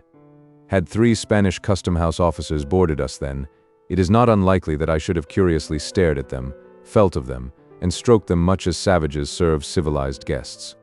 But instead of 3 custom-house officers, behold these really wondrous tortoises, none of your schoolboy mud turtles, but black as widowers' weeds, heavy as chests of plate, with vast shells medailloned and orbed like shields, and dented and blistered like shields that have breasted a battle, shaggy too, here and there, with dark green moss and slimy with the spray of the sea. These mystic creatures, suddenly translated by night from unutterable solitudes to our peopled deck, affected me in a manner not easy to unfold. They seemed newly crawled forth from beneath the foundations of the world. Yea, they seemed the identical tortoises whereon the Hindu plants this total sphere. With a lantern I inspected them more closely. Such worshipful venerableness of aspect, such furry greenness mantling the rude peelings and healing the fissures of their shattered shells. I no more saw 3 tortoises. They expanded, became transfigured. I seemed to see 3 Roman colosseums in magnificent decay. Ye oldest inhabitants of this or any other isle, said I, pray, give me the freedom of your 3-walled towns. The great feeling inspired by these creatures was that of age, dateless, indefinite endurance, and in fact that any other creature can live and breathe as long as the tortoise of the ENCANTADAS, I will not readily believe. Not a hint of their known capacity of sustaining life, while going without food for an entire year, consider that impregnable armor of their living male. What other bodily being possesses such a citadel wherein to resist the assaults of time? As, lantern in hand, I scraped among the moss and beheld the ancient scars of bruises received in many a sullen fall among the marly mountains of the isle, scars strangely widened, swollen, half obliterate, and yet distorted like those sometimes found in the bark of very hoary trees. I seemed an antiquary of a geologist, studying the bird tracks and ciphers upon the exhumed slates trod by incredible creatures whose very ghosts are now defunct. As I lay in my hammock that night, overhead I heard the slow, weary draggings of the 3 ponderous strangers along the encumbered deck. Their stupidity or their resolution was so great that they never went aside for any impediment. One ceased his movements altogether just before the mid-watch. At sunrise I found him butted like a battering ram against the immovable foot of the foremast, and still striving, tooth and nail, to force the impossible passage. That these tortoises are the victims of a penal, or malignant, or perhaps a downright diabolical enchanter, seems in nothing more likely than in that strange infatuation of hopeless toil which so often possesses them. I have known them in their journeyings ram themselves heroically against rocks, and long abide there, nudging, wriggling, wedging, in order to displace them, and so hold on their inflexible path. Their crowning curse is their drudging impulse to straightforwardness in a belittered world. Meeting with no such hindrance as their companion did, the other tortoises merely fell foul of small stumbling blocks, buckets, blocks, and coils of rigging, and at times in the act of crawling over them would slip with an astounding rattle to the deck. Listening to these draggings and concussions, I thought me of the haunt from which they came, an isle full of metallic ravines and gulches, sunk bottomlessly into the hearts of splintered mountains, and covered for many miles with inextricable thickets. I then pictured these three straightforward monsters, century after century, writhing through the shades, grim as blacksmiths, crawling so slowly and ponderously that not only did toadstools and all fungus things grow beneath their feet, but a sooty moss sprouted upon their backs. With them I lost myself in volcanic mazes, brushed away endless boughs of rotting thickets, till finally in a dream I found myself sitting cross-legged upon the foremost, a Brahmin similarly mounted upon either side, forming a tripod of foreheads which upheld the universal cope. Such was the wild nightmare begot by my first impression of the ENCANTADAS tortoise.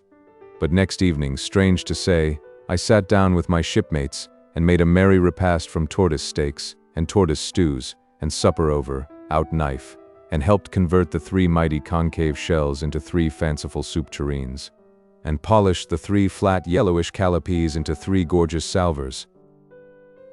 Sketch third. Rock Redondo. For they this tight the rock of vile reproach, a dangerous and dreadful place to which nor fish nor fowl did once approach, but yelling mews with seagulls, whores and base and cormorants with birds of ravenous race, which still sit waiting on that dreadful cliff.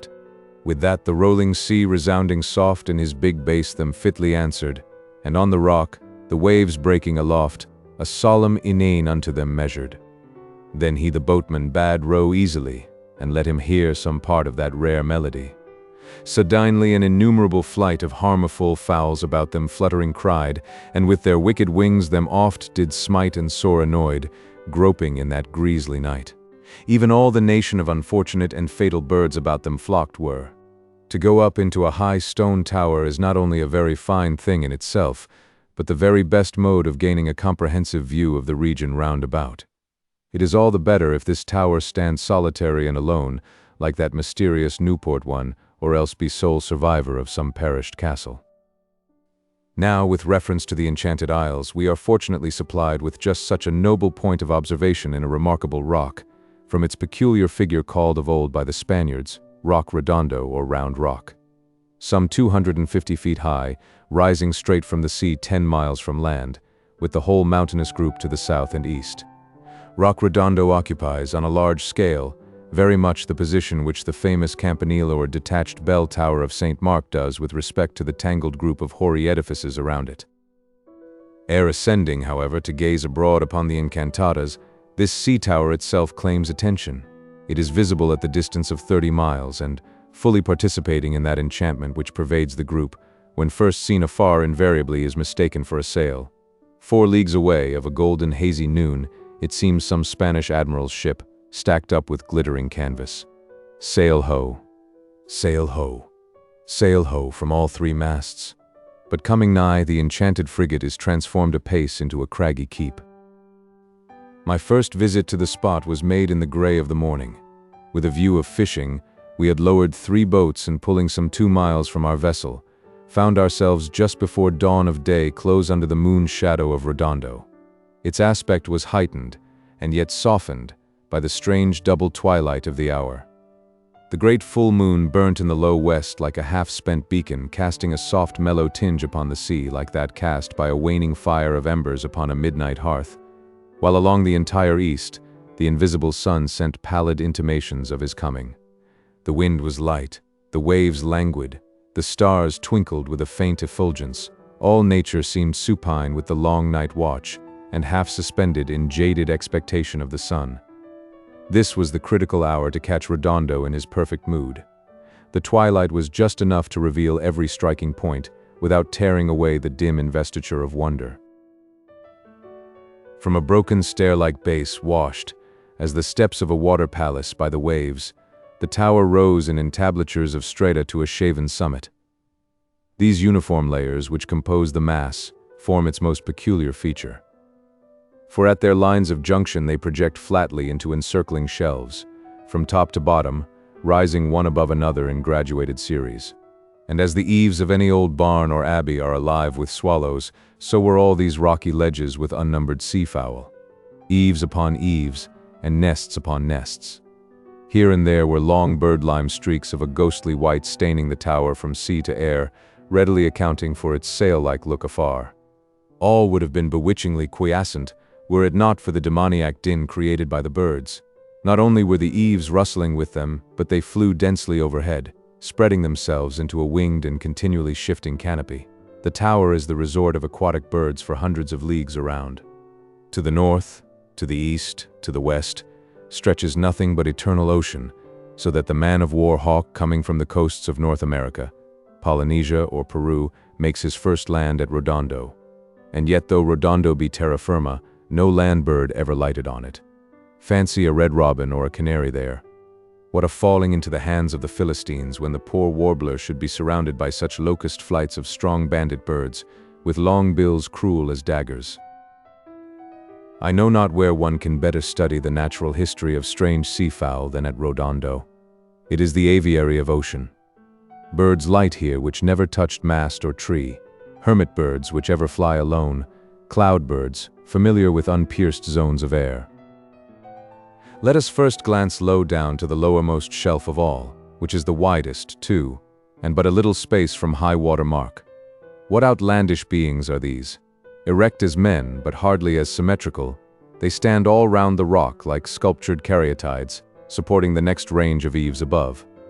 Their bodies are grotesquely misshapen, their bills short, their feet seemingly legless, while the members at their sides are neither fin, wing, nor arm.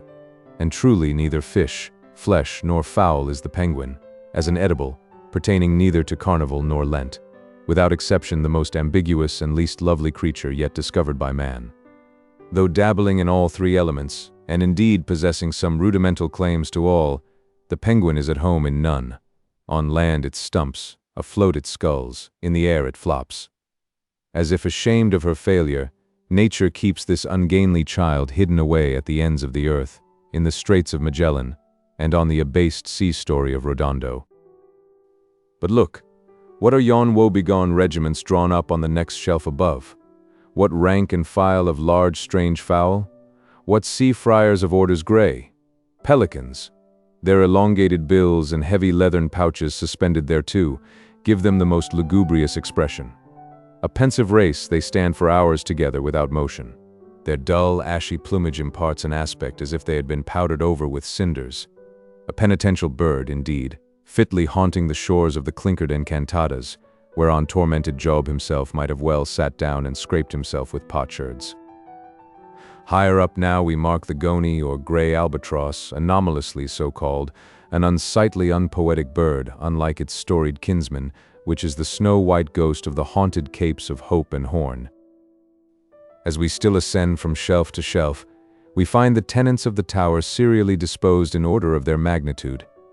Gannets, black and speckled haglets, jays, sea-hens, sperm whale birds, gulls of all varieties, thrones, princedoms, powers, dominating one above another in senatorial array, while sprinkled over all, like an ever-repeated fly in a great piece of broidery, the stormy petrel or Mother Carey's chicken sounds his continual challenge and alarm, that this mysterious hummingbird of ocean, which, had it but brilliancy of hue, might, from its evanescent liveliness, be almost called its butterfly, yet whose chirrup under the stern is ominous to mariners as to the peasant the death-tick sounding from behind the chimney-jamb, should have its special haunt at the ENCANTADAS, contributes, in the seaman's mind, not a little to their dreary spell.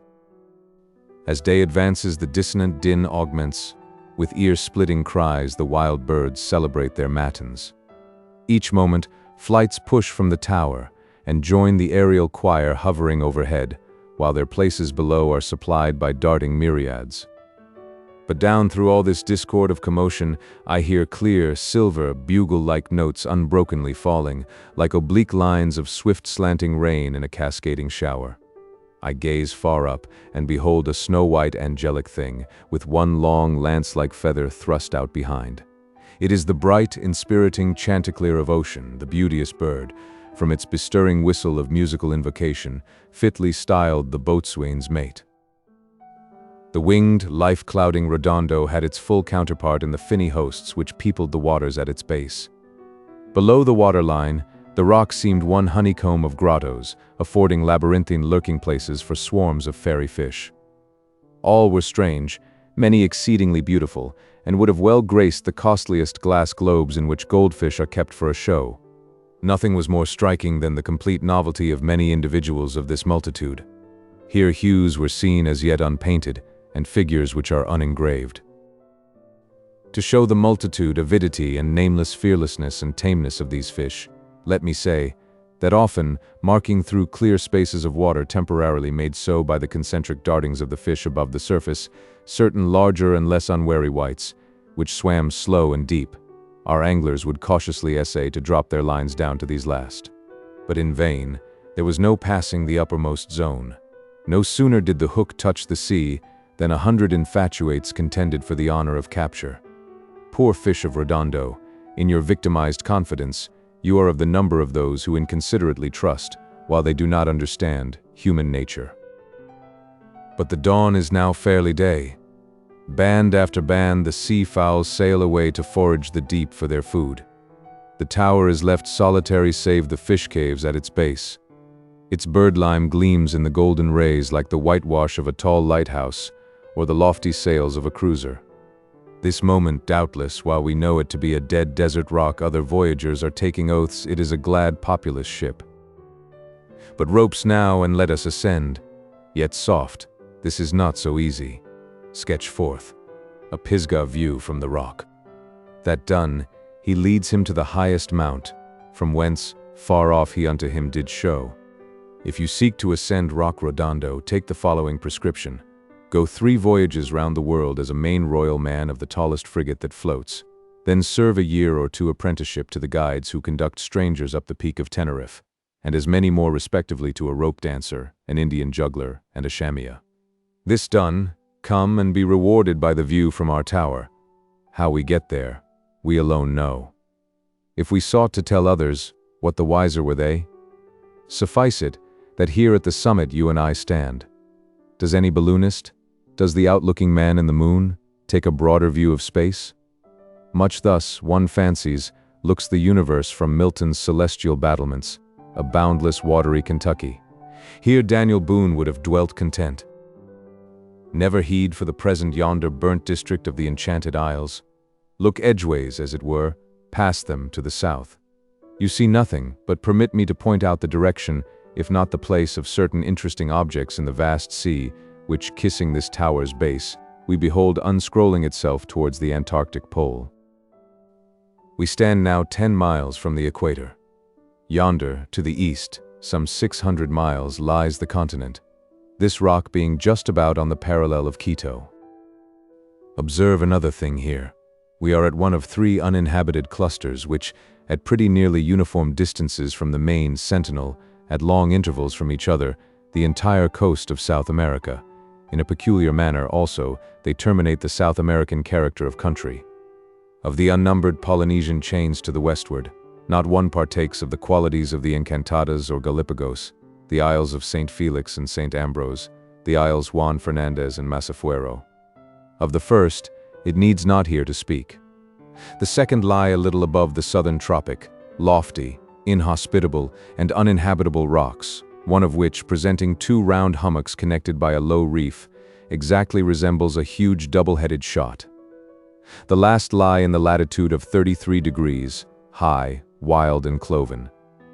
Juan Fernandez is sufficiently famous without further description. Masafuero is a Spanish name, expressive of the fact that the isle so-called lies more without, that is, further off the main than its neighbor Juan. This isle, Masafuero, has a very imposing aspect at a distance of 8 or 10 miles. Approached in one direction, in cloudy weather, Its great overhanging height and rugged contour, and more especially a peculiar slope of its broad summits, give it much the air of a vast iceberg drifting in tremendous poise. Its sides are split with dark cavernous recesses, as an old cathedral with its gloomy lateral chapels. Drawing nigh one of these gorges from sea after a long voyage, and beholding some tatterdemalion outlaw, staff in hand, descending its steep rocks toward you, conveys a very queer emotion to a lover of the picturesque. On fishing parties from ships at various times, I have chanced to visit each of these groups. The impression they give to the stranger pulling close up in his boat under their grim cliffs is that surely he must be their first discoverer. Such, for the most part, is the unimpaired silence and solitude. And here, by the way, the mode in which these isles were really first lighted upon by Europeans is not unworthy of mention, especially as what is about to be said likewise applies to the original discovery of our Encantadas. Prior to the year 1563, the voyages made by Spanish ships from Peru to Chile were full of difficulty. Along this coast, the winds from the south most generally prevail, and it had been an invariable custom to keep close in with the land, from a superstitious conceit on the part of the Spaniards, that were they to lose sight of it, the eternal trade wind would waft them into unending waters, from whence would be no return.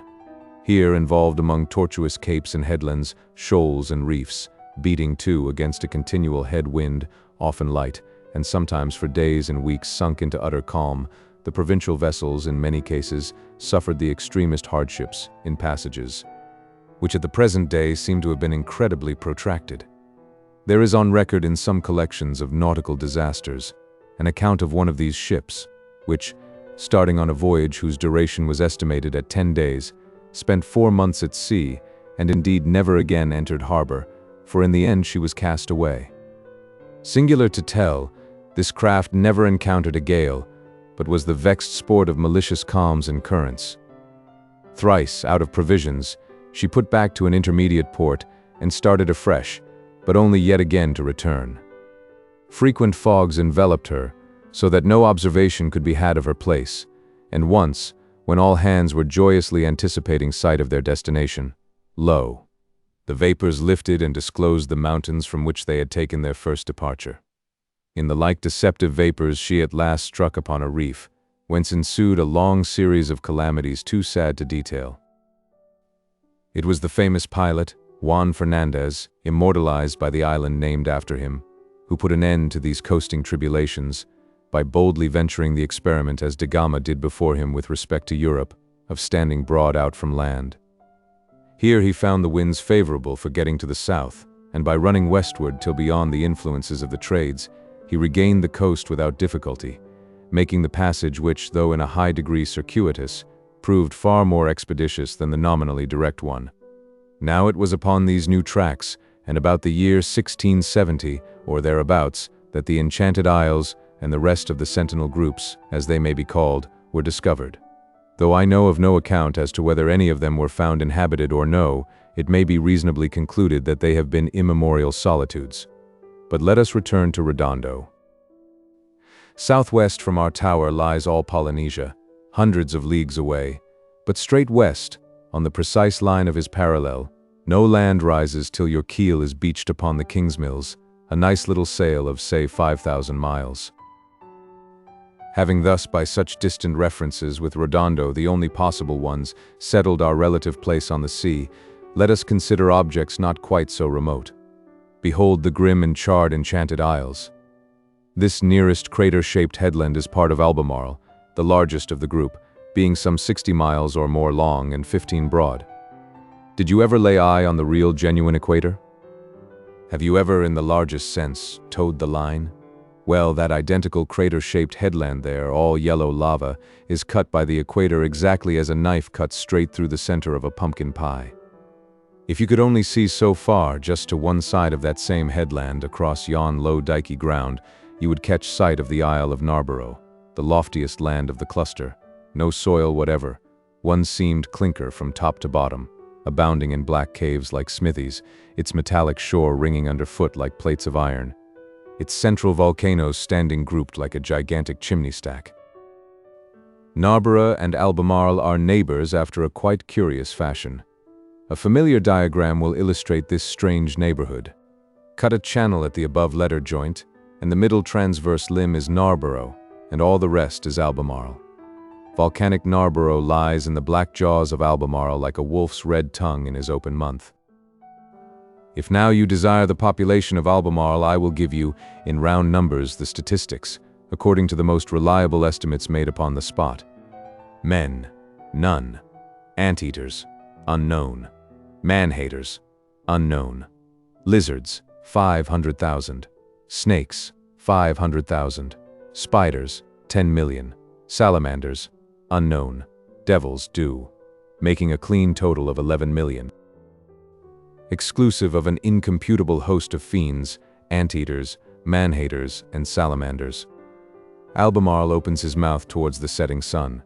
His distended jaws form a great bay, which Narborough, his tongue, divides into halves, one whereof is called Weather Bay, the other Lee Bay, while the volcanic promontories terminating his coasts are styled South Head and North Head.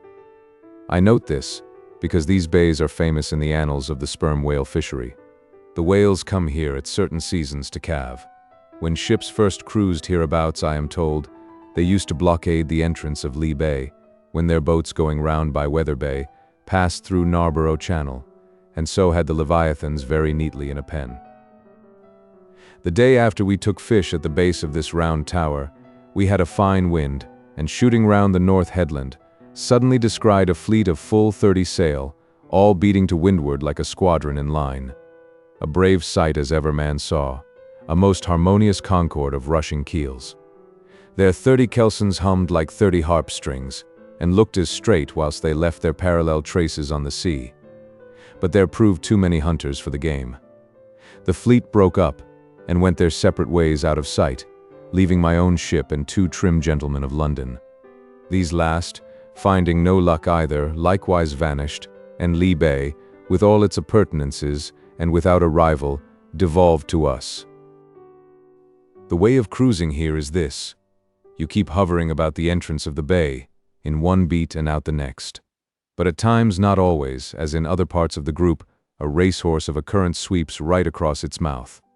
So, with all sails set, you carefully ply your tacks.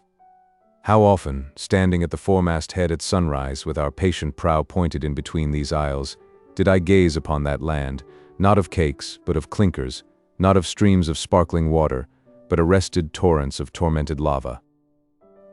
As the ship runs in from the open sea, Narborough presents its side in one dark craggy mass, soaring up some 5,000 or 6,000 feet, at which point it hoods itself in heavy clouds, whose lowest level fold is as clearly defined against the rocks as the snow line against the Andes. There is dire mischief going on in that upper dark. There toil the demons of fire who, at intervals, irradiate the nights with a strange spectral illumination for miles and miles around, but unaccompanied by any further demonstration, or else suddenly announce themselves by terrific concussions and the full drama of a volcanic eruption. The blacker that cloud by day, the more may you look for light by night. Often whalemen have found themselves cruising nigh that burning mountain when all aglow with a ballroom blaze. Or, rather glassworks, you may call this same vitreous isle of Narborough, with its tall chimney stacks. Where we still stand, here on Redondo, we cannot see all the other isles, but it is a good place from which to point out where they lie. Yonder, though, to the east-northeast, I mark a distant dusky ridge. It is Abington Isle, one of the most northerly of the group. So solitary, remote, and blank, it looks like no man's land seen off our northern shore. I doubt whether 2 human beings ever touched upon that spot. So far as yon Abington Isle is concerned, Adam and his billions of posterity remain uncreated. Ranging south of Abington, and quite out of sight behind the long spine of Albemarle, lies James's Isle, so called by the early buccaneers after the luckless Stuart, Duke of York. Observe here, by the way, that, excepting the isles particularized in comparatively recent times, and which mostly received the names of famous admirals, the ENCANTADAS were first christened by the Spaniards, but these Spanish names were generally effaced on English charts by the subsequent christenings of the buccaneers, who, in the middle of the 17th century, called them after English noblemen and kings. Of these loyal freebooters and the things which associate their name with the ENCANTADAS, we shall hear anon. Nay, For one little item, immediately, for between James's Isle and Albemarle lies a fantastic islet, strangely known as Cowley's Enchanted Isle. But, as all the group is deemed enchanted, the reason must be given for the spell within a spell involved by this particular designation. The name was bestowed by that excellent buccaneer himself on his first visit here. Speaking in his published voyages of this spot, he says, "My fancy led me to call it Cowley's Enchanted Isle, for, we having had a sight of it upon several points of the compass, it appeared always in so many different forms, sometimes like a ruined fortification, upon another point like a great city, etc. No wonder, though, that among the Encantadas all sorts of ocular deceptions and mirages should be met. That Cowley linked his name with this self-transforming and bemocking isle suggests the possibility that it conveyed to him some meditative image of himself.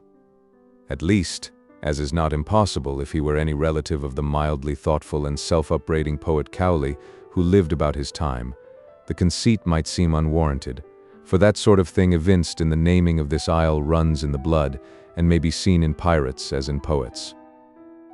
Still south of James's Isle lie Jervis Isle, Duncan Isle, Grossman's Isle, Brattle Isle, Woods Isle, Chatham Isle, and various lesser isles, for the most part an archipelago of aridities, without inhabitant, history, or hope of either in all time to come. But not far from these are rather notable isles Barrington, Charles's, Norfolk, and Hood's. Succeeding chapters will reveal some ground for their notability. Sketch 5th. The frigate and ship flyaway. Looking far forth into the ocean wide, a goodly ship with banners bravely dight, and flag in her topgallant I espied, through the main sea making her merry flight. Ere quitting Redondo, it must not be omitted that here, in 1813, the United States frigate Essex, Captain David Porter, came near leaving her bones. Lying becalmed one morning with a strong current setting her rapidly towards the rock, a strange sail was descried, which, not out of keeping with alleged enchantments of the neighborhood, seemed to be staggering under a violent wind, while the frigate lay lifeless as if spellbound. But a light air springing up, all sail was made by the frigate in chase of the enemy, as supposed he being deemed an English whale ship. But the rapidity of the current was so great that soon all sight was lost of him, and at meridian the Essex, spite of her drags, was driven so close under the foam-lashed cliffs of Redondo that, for a time, all hands gave her up. A smart breeze, however, at last helped her off, though the escape was so critical as to seem almost miraculous. Thus saved from destruction herself, she now made use of that salvation to destroy the other vessel, if possible. Renewing the chase in the direction in which the stranger had disappeared, sight was caught of him the following morning. Upon being descried, he hoisted American colors and stood away from the Essex. A calm ensued when, still confident that the stranger was an Englishman, Porter dispatched a cutter, not to board the enemy, but drive back his boats engaged in towing him. The cutter succeeded. Cutters were subsequently sent to capture him, the stranger now showing English colors in place of American. But, when the frigate's boats were within a short distance of their hoped-for prize, another sudden breeze sprang up. The stranger, under all sail, bore off to the westward, and, ere night, was hull down ahead of the Essex, which, all this time, lay perfectly becalmed. This enigmatic craft, American in the morning, and English in the evening, her sails full of wind in a calm, was never again beheld. An enchanted ship, no doubt. So, at least, the sailors swore. This cruise of the Essex in the Pacific during the War of 1812 is, perhaps, the strangest and most stirring to be found in the history of the American Navy. She captured the furthest wandering vessels, visited the remotest seas and isles, long hovered in the charmed vicinity of the enchanted group, and finally, valiantly gave up the ghost fighting 2 English frigates in the harbor of Valparaiso. Mention is made of her here for the same reason that the buccaneers will likewise receive record, because like them, by long cruising among the isles, tortoise hunting upon their shores, and generally exploring them. For these and other reasons, the Essex is peculiarly associated with the Encantadas. Here be it said that you have but 3 eyewitness authorities worth mentioning touching the Enchanted Isles: Cowley, the buccaneer, 1684; Colnett, the whaling ground explorer, 1798; Porter, the post captain, 1813. Other than these you have but Barron, bootless allusions from some few passing voyagers or compilers. Sketch 6th. Barrington Isle and the Buccaneers.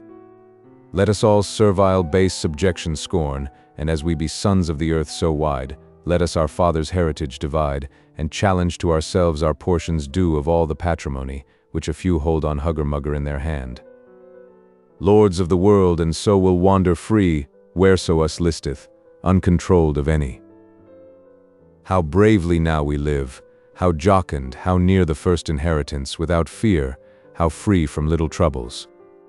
Near 2 centuries ago, Barrington Isle was the resort of that famous wing of the West Indian buccaneers, which, upon their repulse from the Cuban waters, crossing the Isthmus of Darien, ravaged the Pacific side of the Spanish colonies, and, with the regularity and timing of a modern mail, waylaid the royal treasure ships plying between Manila and Acapulco. After the toils of piratic war, here they came to say their prayers, enjoy their free and easies, count their crackers from the cask, their doubloons from the keg, and measure their silks of Asia with long Toledos for their yardsticks. As a secure retreat, an undiscoverable hiding place, no spot in those days could have been better fitted. In the center of a vast and silent sea, but very little traversed, surrounded by islands, whose inhospitable aspect might well drive away the chance navigator, and yet within a few days' sail of the opulent countries which they made their prey, the unmolested buccaneers found here that tranquility which they fiercely denied to every civilized harbor in that part of the world. Here, after stress of weather, or a temporary drubbing at the hands of their vindictive foes, or in swift flight with golden booty, those old marauders came, and lay snugly out of all harm's reach. But not only was the place a harbor of safety and a bower of ease, but for utility and other things it was most admirable. Barrington Isle is, in many respects, singularly adapted to careening, refitting, refreshing, and other seamen's purposes. Not only has it good water and good anchorage, well sheltered from all winds by the high land of Albemarle, but it is the least unproductive isle of the group. Tortoises good for food, trees good for fuel, and long grass good for bedding abound here, and there are pretty natural walks, and several landscapes to be seen. Indeed, though in its locality belonging to the Enchanted group, Barrington Isle is so unlike most of its neighbors that it would hardly seem of kin to them. I once landed on its western side, says a sentimental voyager long ago, where it faces the black buttress of Albemarle. I walked beneath groves of trees not very lofty, and not palm trees or orange trees or peach trees to be sure, but for all that, after long seafaring, very beautiful to walk under, even though they supplied no fruit. And here, in calm spaces at the heads of glades, and on the shaded tops of slopes commanding the most quiet scenery, what do you think I saw? Seats which might have served Brahmins and presidents of peace societies. Fine old ruins of what had once been symmetric lounges of stone and turf. They bore every mark both of artificialness and age, and were, undoubtedly, made by the buccaneers. One had been a long sofa, with back and arms, just such a sofa as the poet Gray might have loved to throw himself upon, his Crebillon in hand. Though they sometimes tarried here for months at a time, and used the spot for a storing place for spare spars, sails, and casks, yet it is highly improbable that the buccaneers ever erected dwelling houses upon the isle. They never were here except their ships remained, and they would most likely have slept on board. I mention this because I cannot avoid the thought that it is hard to impute the construction of these romantic seats to any other motive than one of pure peacefulness and kindly fellowship with nature. That the buccaneers perpetrated the greatest outrages is very true, that some of them were mere cutthroats is not to be denied, but we know that here and there among their host was a Dampier, a Wafer, and a Cowley, and likewise other men whose worst reproach was their desperate fortunes, whom persecution, or adversity, or secret and unavengable wrongs, had driven from Christian society to seek the melancholy solitude or the guilty adventures of the sea. At any rate, long as those ruins of seats on Barrington remain, the most singular monuments are furnished to the fact that all of the buccaneers were not unmitigated monsters. But during my ramble on the isle I was not long in discovering other tokens, of things quite in accordance with those wild traits, popularly, and no doubt truly enough, imputed to the freebooters at large. Had I picked up old sails and rusty hoops, I would only have thought of the ship's carpenter and cooper. But I found old cutlasses and daggers reduced to mere threads of rust, which, doubtless, had stuck between Spanish ribs ere now. These were signs of the murderer and robber. The reveler likewise had left his trace. Mixed with shells, fragments of broken jars were lying here and there, high up upon the beach. They were precisely like the jars now used upon the Spanish coast for the wine and pisco spirits of that country. With a rusty dagger fragment in one hand, and a bit of a wine jar in another, I sat me down on the ruinous green sofa I have spoken of, and bethought me long and deeply of these same buccaneers. Could it be possible that they robbed and murdered one day, reveled the next, and rested themselves by turning meditative philosophers, rural poets, and seat-builders on the third? Not very improbable after all. For consider the vacillations of a man. Still, strange as it may seem, I must also abide by the more charitable thought, namely that among these adventurers were some gentlemanly, companionable souls, capable of genuine tranquility and virtue. Sketch 7th. Charles's Isle and the Dog King. So with outrageous cry, 1,000 villains round about him swarmed out of the rocks and caves adjoining Knee, vile caitiff wretches, ragged, rude, deformed, all threatening death, all in strange manner armed, some with unwieldy clubs, some with long spears, some rusty knives, some staves in fear warmed. We will not be of any occupation. Let such vile vassals, born to base vocation, drudge in the world, and for their living droil, which have no wit to live without and toil. Southwest of Barrington lies Charles's Isle, and hereby hangs a history which I gathered long ago from a shipmate learned in all the lore of outlandish life. During the successful revolt of the Spanish provinces from Old Spain, there fought on behalf of Peru a certain Creole adventurer from Cuba, who, by his bravery and good fortune, at length advanced himself to high rank in the Patriot Army. The war being ended, Peru found itself, like many valorous gentlemen, free and independent enough, but with few shot in the locker. In other words, Peru had not wherewithal to pay off its troops, but the Creole, I forget his name, volunteered to take his pay in lands. So they told him he might have his pick of the Enchanted Isles, which were then, as they still remain, the nominal appanage of Peru. The soldier straightway embarks thither, explores the group, returns to Callao, and says he will take a deed of Charles's Isle. Moreover, this deed must stipulate that thenceforth Charles's Isle is not only the sole property of the Creole, but is forever free of Peru, even as Peru of Spain.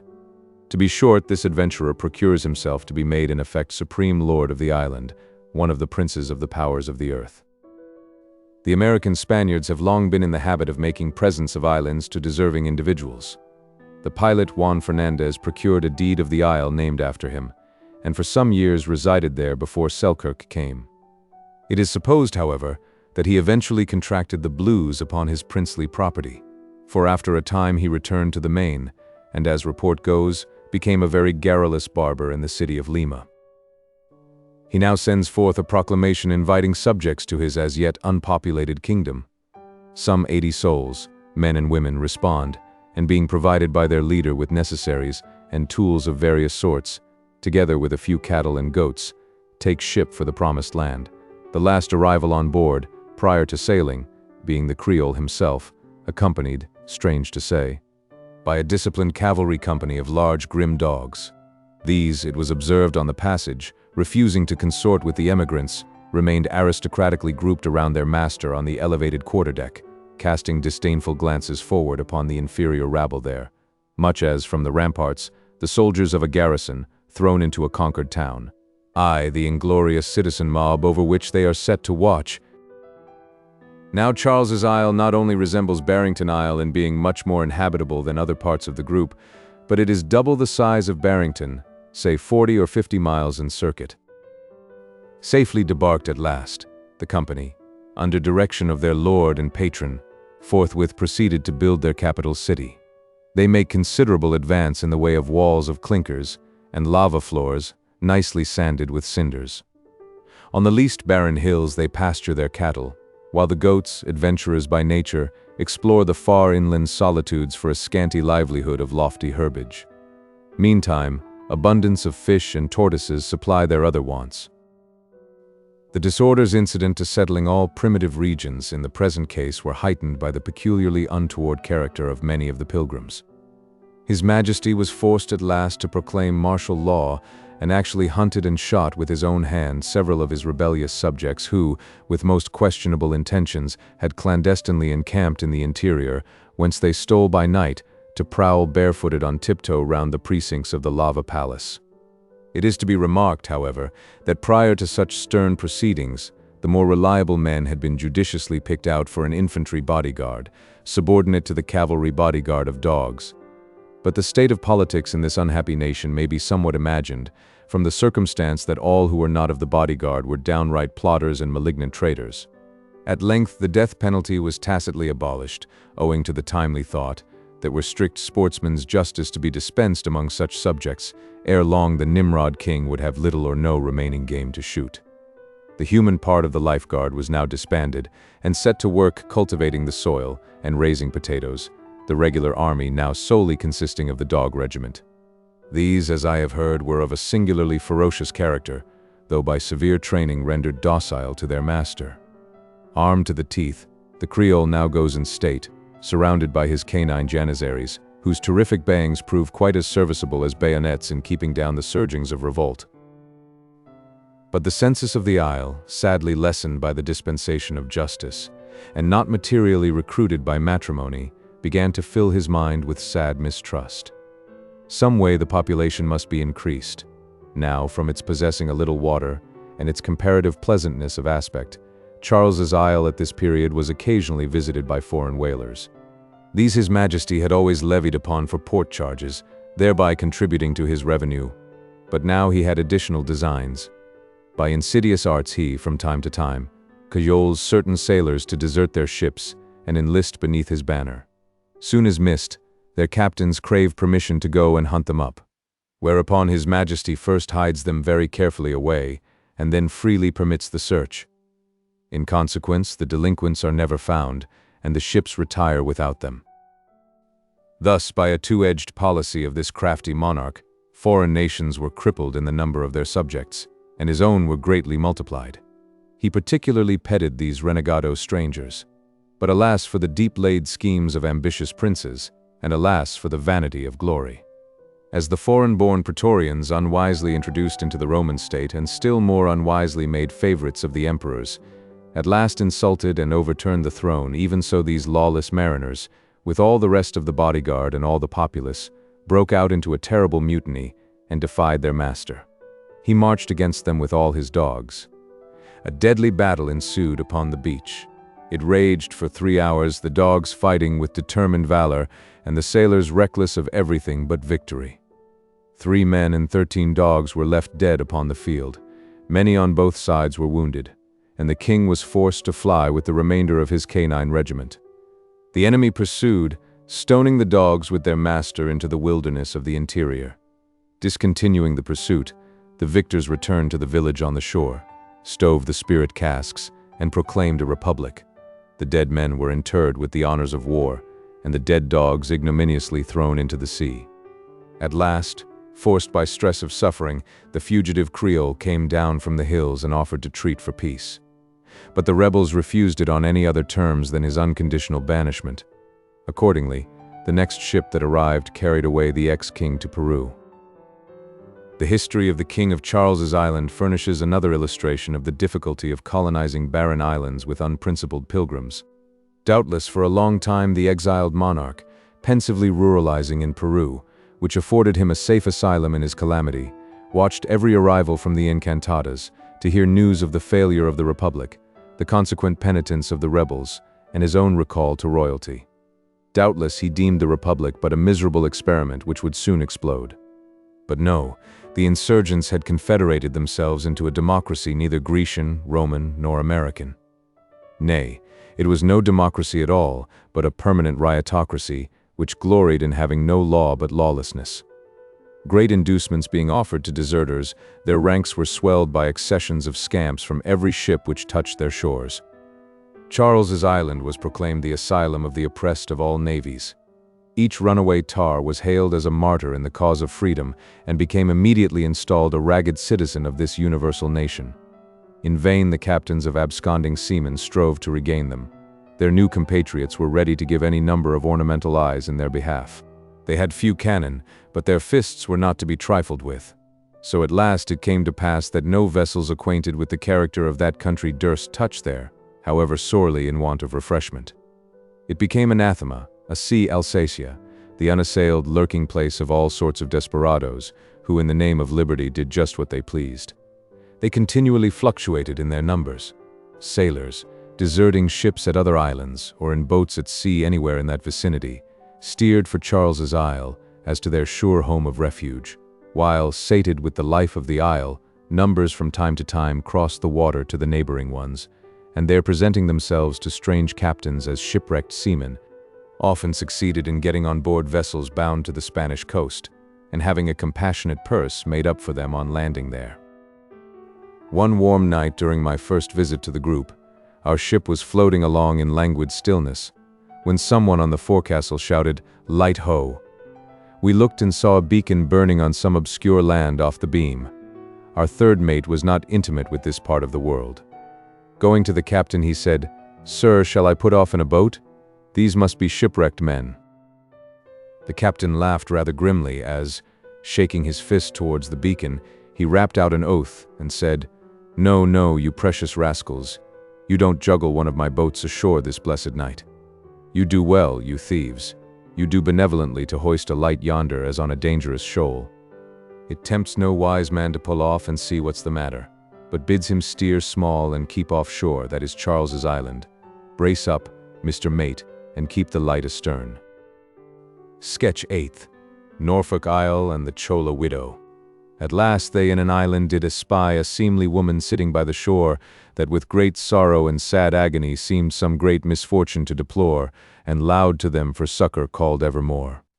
Black his eye as the midnight sky, white his neck as the driven snow, red his cheek as the morning light. Cold he lies in the ground below.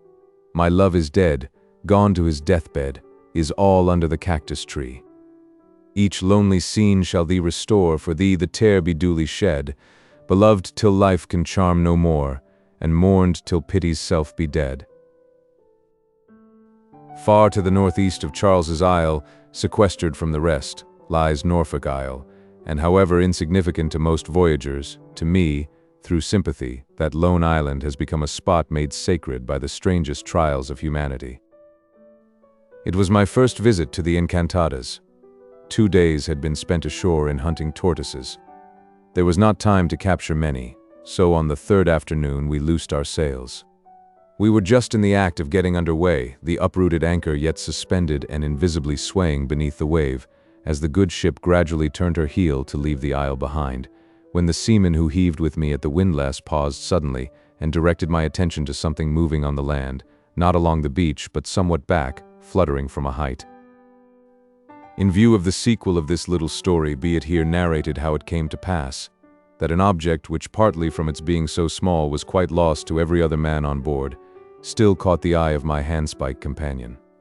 The rest of the crew, myself included, merely stood up to our spikes in heaving, whereas, unwontedly exhilarated, at every turn of the ponderous windlass, my belted comrade leaped atop of it, with might and main giving a downward, perpendicular heave, his raised eye bent in cheery animation upon the slowly receding shore.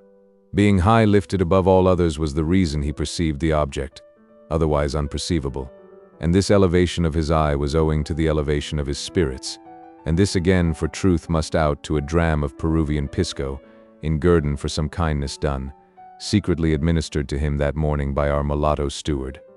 Now, certainly, pisco does a deal of mischief in the world, yet seeing that in the present case it was the means, though indirect, of rescuing a human being from the most dreadful fate, must we not also needs admit that sometimes pisco does a deal of good?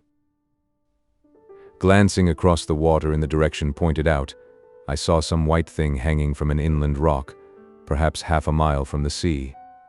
It is a bird, a white-winged bird, perhaps no, it is a handkerchief. Aye, a handkerchief, echoed my comrade, and with a louder shout apprised the captain.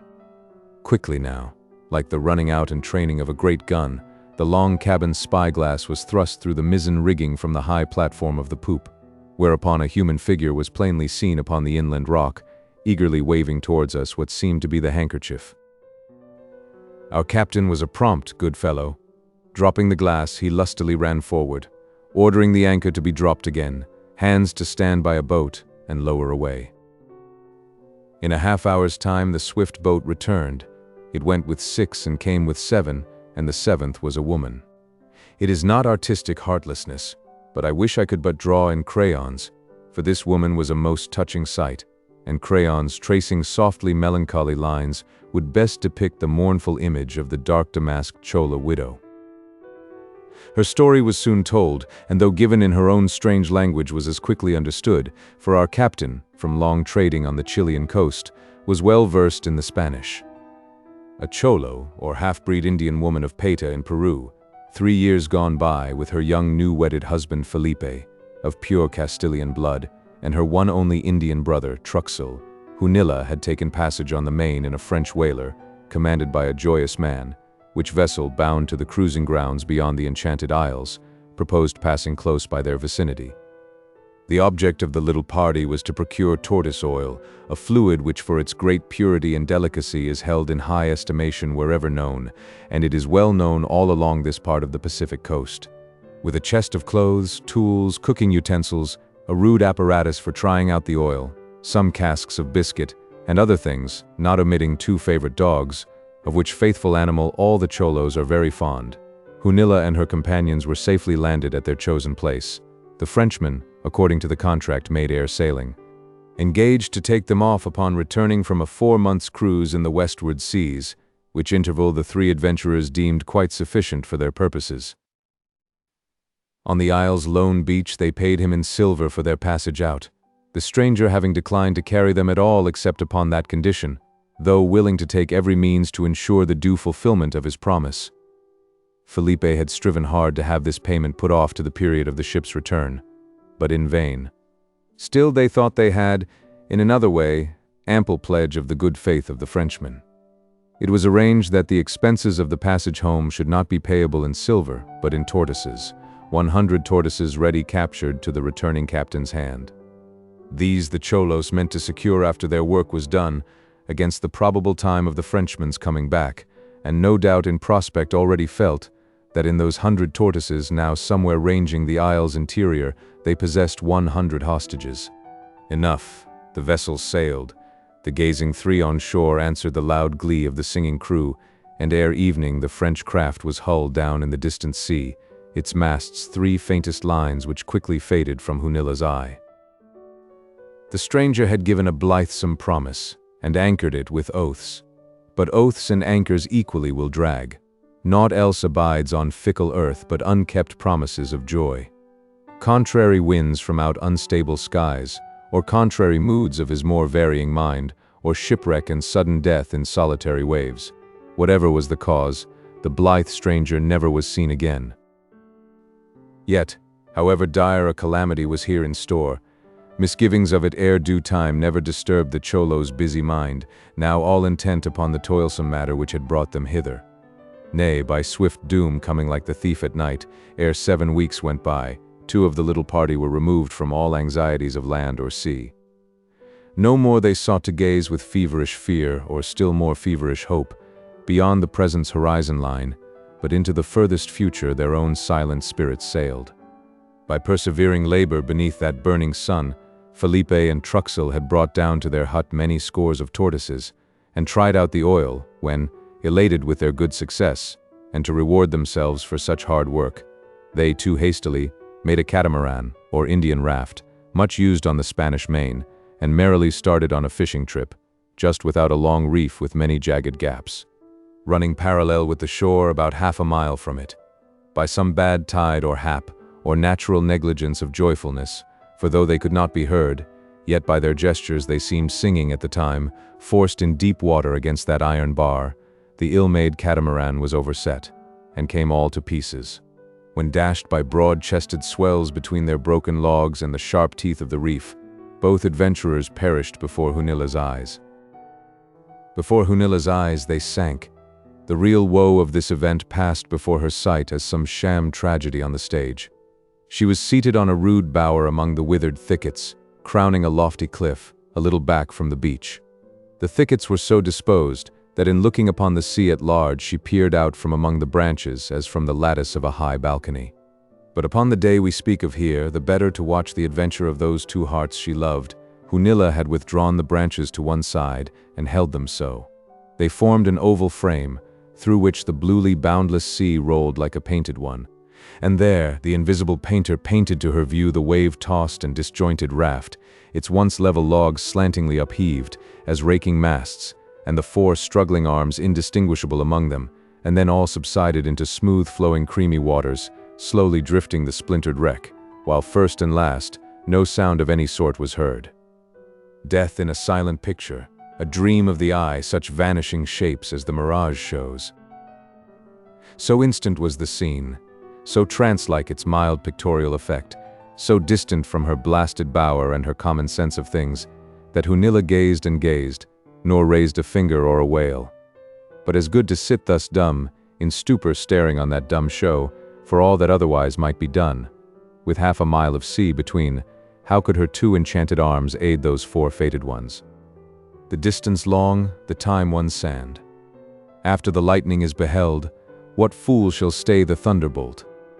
Felipe's body was washed ashore, but Truxell's never came, only his gay, braided hat of golden straw, that same sunflower thing he waved to her, pushing from the strand, and now, to the last gallant, it still saluted her. But Felipe's body floated to the marge, with one arm encirclingly outstretched. Lock-jawed in grim death, the lover-husband softly clasped his bride, true to her even in death's dream. Ah, heaven, when man thus keeps his faith, wilt thou be faithless who created the faithful one? But they cannot break faith who never plighted it. It needs not to be said what nameless misery now wrapped the lonely widow. In telling her own story she passed this almost entirely over, simply recounting the event. Construe the comment of her features as you might, from her mere words little would you have weened that Hunilla was herself the heroine of her tale. But not thus did she defraud us of our tears. All hearts bled that grief could be so brave. She but showed us her soul's lid, and the strange ciphers thereon engraved, all within with pride's timidity was withheld. Yet was there one exception. Holding out her small olive hand before her captain, she said in mild and slowest Spanish, "Señor, I buried him." Then paused, struggled as against the writhed coilings of a snake, and cringing suddenly leaped up, repeating in impassioned pain, "I buried him, my life, my soul." Doubtless, it was by half-unconscious, automatic motions of her hands that this heavy-hearted one performed the final office for Felipe, and planted a rude cross of withered sticks, no green ones might be had at the head of that lonely grave, where rested now in lasting uncomplaint and quiet haven he whom untranquil seas had overthrown. But some dull sense of another body that should be interred, of another cross that should hallow another grave, unmade as yet, some dull anxiety and pain touching her undiscovered brother, now haunted the oppressed Hunilla.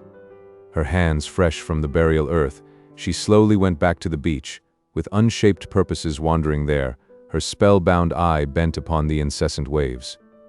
But they bore nothing to her but a dirge, which maddened her to think that murderers should mourn. As time went by, and these things came less dreamingly to her mind, the strong persuasions of her Romish faith, which sets peculiar store by consecrated urns, prompted her to resume in waking earnest that pious search which had but been begun as in somnambulism.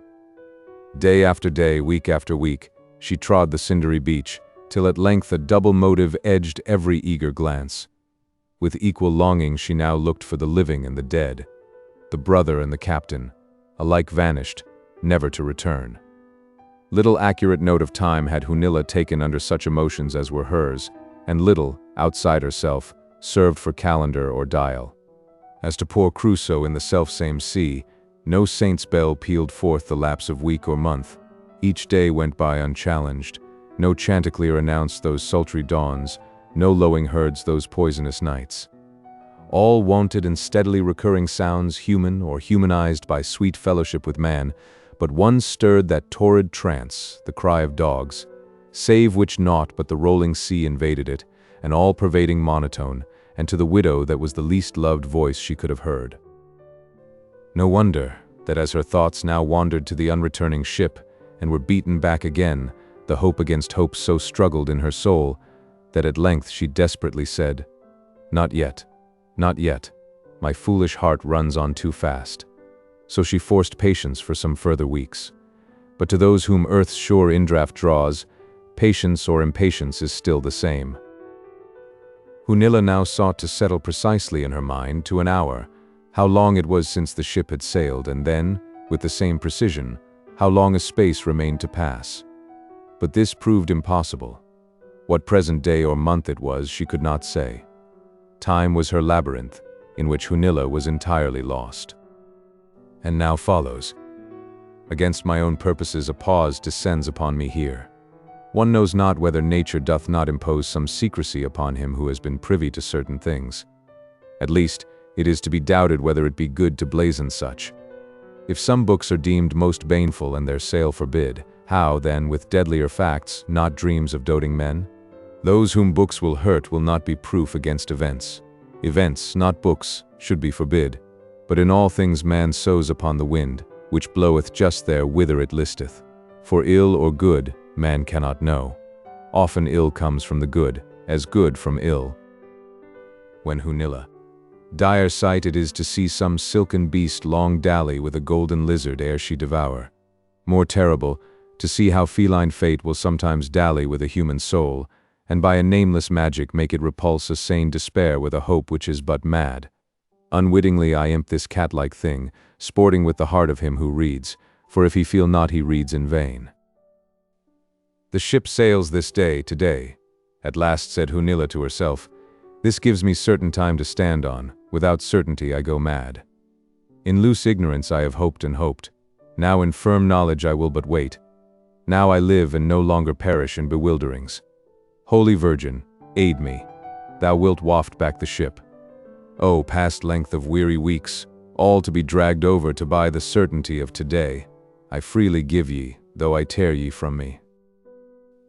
As mariners, tossed in tempest on some desolate ledge, patch them a boat out of the remnants of their vessel's wreck, and launch it in the self-same waves, see here Hunilla, this lone shipwrecked soul, out of treachery invoking trust. Humanity, thou strong thing, I worship thee, not in the laureled victor, but in this vanquished one. Truly Hunilla leaned upon a reed, a real one, no metaphor, a real eastern reed. A piece of hollow cane drifted from unknown isles, and found upon the beach, its once jagged ends rubbed smoothly even as by sandpaper, its golden glazing gone. Long ground between the sea and land, upper and nether stone, the unvarnished substance was filed bare, and wore another polish now, one with itself, the polish of its agony. Circular lines at intervals cut all round this surface, divided it into 6 panels of unequal length. In the first were scored the days, each 10th one marked by a longer and deeper notch. The second was scored for the number of seafowl eggs for sustenance, picked out from the rocky nests. The third, how many fish had been caught from the shore. The fourth, how many small tortoises found inland. The fifth, how many days of sun. The sixth of clouds, which last, of the two, was the greater one. Long night of busy numbering, misery's mathematics, to weary her too wakeful soul to sleep, yet sleep for that was none. The panel of the days was deeply worn, the long 10th notches half effaced, as alphabets of the blind. 10,000 times the longing widow had traced her finger over the bamboo, dull flute, which played on, gave no sound, as if counting birds flown by in air would hasten tortoises creeping through the woods. After the 180th day no further mark was seen. That last one was the faintest, as the first the deepest. "There were more days," said our captain. "Many, many more. Why did you not go on and notch them too, Hunilla?" "Señor, ask me not. And meantime, did no other vessel pass the isle?" "Nay, señor, but—" "You do not speak. But what, Hunilla?" "Ask me not, señor. You saw ships pass, far away. You waved to them. They passed on. Was that it, Hunilla?" "Señor, be it as you say." Braced against her woe, Hunilla would not, durst not trust the weakness of her tongue. Then when our captain asked whether any whaleboats had, "But no, I will not file this thing complete for scoffing souls to quote, and call it firm proof upon their side. The half shall here remain untold. Those two unnamed events which befell Hunilla on this isle, let them abide between her and her God. In nature, as in law, it may be libelous to speak some truths. Still, how it was that, although our vessel had lain 3 days anchored nigh the isle, its one human tenant should not have discovered us till just upon the point of sailing, never to revisit so lone and far a spot, this needs explaining ere the sequel come. The place where the French captain had landed the little party was on the further and opposite end of the isle. There, too, it was that they had afterwards built their hut. Nor did the widow in her solitude desert the spot where her loved ones had dwelt with her, and where the dearest of the twain now slept his last long sleep, and all her plaints awaked him not, and he of husbands the most faithful during life. Now high, broken land rises between the opposite extremities of the isle. A ship anchored at one side is invisible from the other. Neither is the isle so small, but a considerable company might wander for days through the wilderness of one side, and never be seen, or their halloos heard by any stranger holding aloof on the other. Hence Hunilla, who naturally associated the possible coming of ships with her own part of the isle, might to the end have remained quite ignorant of the presence of our vessel, were it not for a mysterious presentiment, borne to her, so our mariners averred, by this isle's enchanted air. Nor did the widow's answer undo the thought. "How did you come to cross the isle this morning then, Hunilla?" said our captain. "Señor, something came flitting by me. It touched my cheek, my heart. Señor." "What do you say, Hunilla?" "I have said, señor, something came through the air. It was a narrow chance. For when in crossing the isle Hunilla gained the high land in the center, she must then for the first have perceived our masts, and also marked that their sails were being loosed, perhaps even heard the echoing chorus of the windless song. The strange ship was about to sail, and she behind. With all haste she now descends the height on the hither side, but soon loses sight of the ship among the sunken jungles at the mountain's base. She struggles on through the withered branches, which seek at every step to bar her path, till she comes to the isolated rock, still some way from the water. This she climbs, to reassure herself. The ship is still in plainest sight. But now, worn out with overtension, Hunilla all but faints. She fears to step down from her giddy perch. She is fain to pause, there where she is, and as a last resort catches the turban from her head, unfurls and waves it over the jungles towards us. During the telling of her story, the mariners formed a voiceless circle round Hunilla and the captain, and when at length the word was given to man the fastest boat, and pull round to the isle's thither side, to bring away Hunilla's chest and the tortoise oil, such alacrity of both cheery and sad obedience seldom before was seen. Little ado was made. Already the anchor had been recommitted to the bottom, and the ship swung calmly to it. But Hunilla insisted upon accompanying the boat as indispensable pilot to her hidden hut. So being refreshed with the best the steward could supply, she started with us. Nor did ever any wife of the most famous admiral, in her husband's barge, receive more silent reverence of respect than poor Hunilla from this boat's crew. Rounding many a vitreous cape and bluff, in 2 hours' time we shot inside the fatal reef, wound into a secret cove, looked up along a green many-gabled lava wall, and saw the island's solitary dwelling. It hung upon an impending cliff, sheltered on 2 sides by tangled thickets, and half-screened from view in front by juttings of the rude stairway, which climbed the precipice from the sea. Built of canes, it was thatched with long, mildewed grass.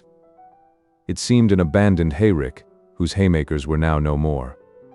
The roof inclined but one way, the eaves coming to within 2 feet of the ground. And here was a simple apparatus to collect the dews, or rather doubly distilled and finest winnowed rains which, in mercy or in mockery, the night skies sometimes drop upon these blighted encantadas. All along beneath the eaves, a spotted sheet, quite weather-stained, was spread, pinned to short, upright stakes, set in the shallow sand. A small clinker, thrown into the cloth, weighed its middle down, thereby straining all moisture into a calabash placed below. This vessel supplied each drop of water ever drunk upon the isle by the cholos. Hunilla told us the calabash would sometimes, but not often, be half filled overnight. It held 6 quarts, perhaps. But, said she, we were used to thirst. At Sandy Peta, where I live, no shower from heaven ever fell. All the water there is brought on mules from the inland vales. Tied among the thickets were some 20 moaning tortoises, supplying Hunilla's lonely larder, while hundreds of vast tabulate black bucklers, like displaced, shattered tombstones of dark slate, were also scattered round. These were the skeleton backs of those great tortoises from which Felipe and Truxell had made their precious oil. Several large calabashes and 2 goodly kegs were filled with it. In a pot nearby were the caked crusts of a quantity which had been permitted to evaporate. They meant to have strained it off next day, said Hunilla as she turned aside. I forgot to mention the most singular sight of all, though the first that greeted us after landing. Some 10 small, soft-haired, ringleted dogs of a beautiful breed, peculiar to Peru, set up a concert of glad welcomings when we gained the beach, which was responded to by Hunilla.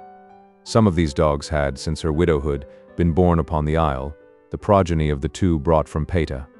Owing to the jagged steeps and pitfalls, tortuous thickets, sunken clefts and perilous intricacies of all sorts in the interior, Hunilla, admonished by the loss of one favorite among them, never allowed these delicate creatures to follow her in her occasional birds' nests climbs and other wanderings, so that, through long habituation, they offered not to follow. When that morning she crossed the land, and her own soul was then too full of other things to heed their lingering behind. Yet all along she had so clung to them that, besides what moisture they lapped up at early daybreak from the small scoop holes among the adjacent rocks, she had shared the dew of her calabash among them, never laying by any considerable store against those prolonged and utter droughts which, in some disastrous seasons, warp these isles.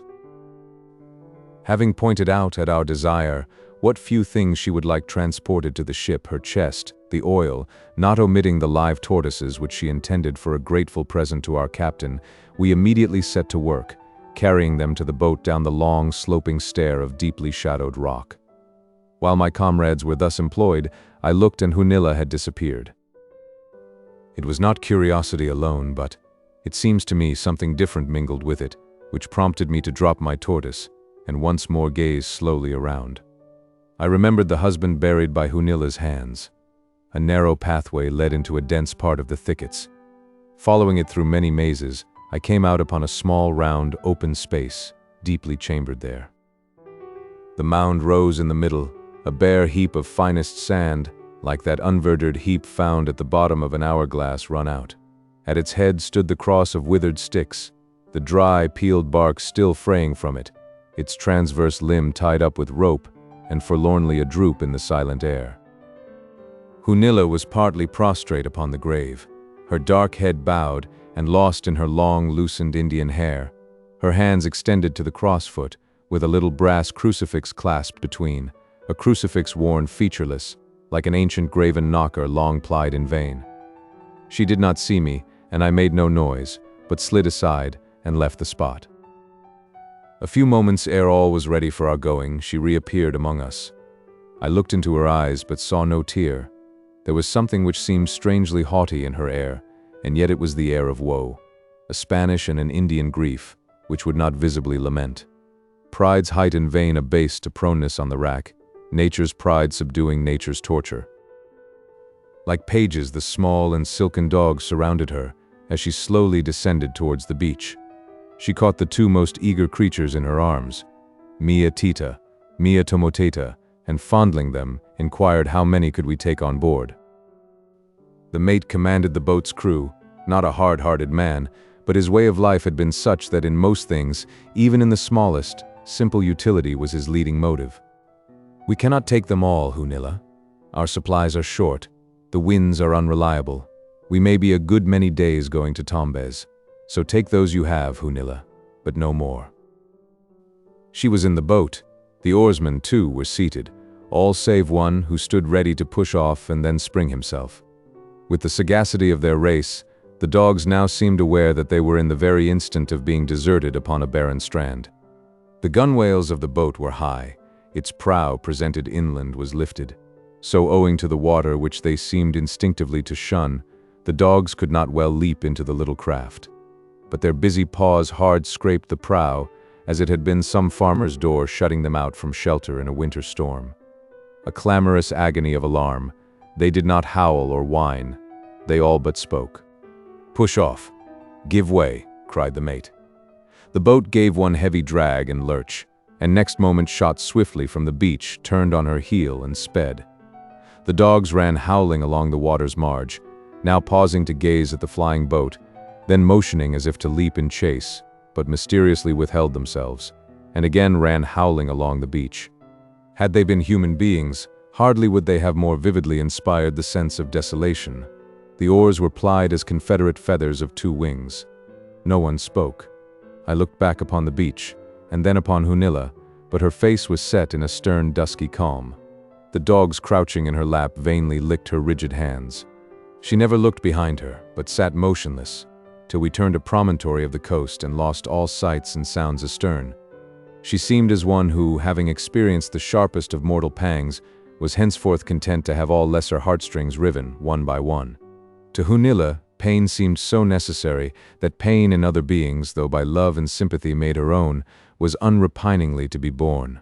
A heart of yearning in a frame of steel, a heart of earthly yearning, frozen by the frost which falleth from the sky. The sequel is soon told. After a long passage, vexed by calms and baffling winds, we made the little port of Tombez in Peru, there to recruit the ship. Payta was not very distant. Our captain sold the tortoise oil to a Tombez merchant, and adding to the silver a contribution from all hands, gave it to our silent passenger, who knew not what the mariners had done. The last scene of lone Hunilla, she was passing into Payta town, riding upon a small gray ass, and before her on the ass's shoulders, she eyed the jointed workings of the beast's armorial cross. Sketch 9th. Hood's Isle and the Hermit Oberlus.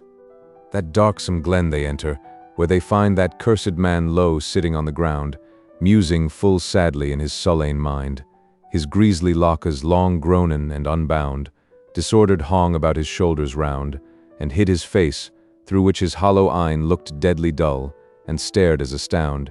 His raw-boned cheekes, through penury and pine, were shronky into the jaws, as he did never dine, his garments naught but many ragged clouts, with thorns together pined and patched reeds, the which his naked sides he wrapped abouts.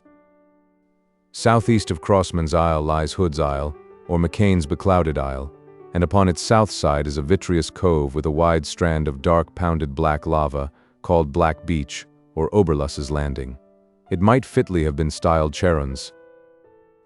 It received its name from a wild white creature who spent many years here, in the person of a European, bringing into this savage region qualities more diabolical than are to be found among any of the surrounding cannibals.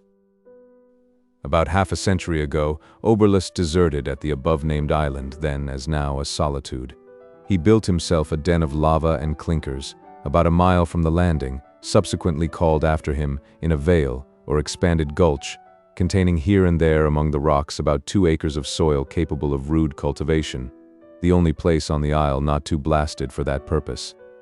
Here he succeeded in raising a sort of degenerate potatoes and pumpkins, which from time to time he exchanged with needy whalemen passing, for spirits or dollars.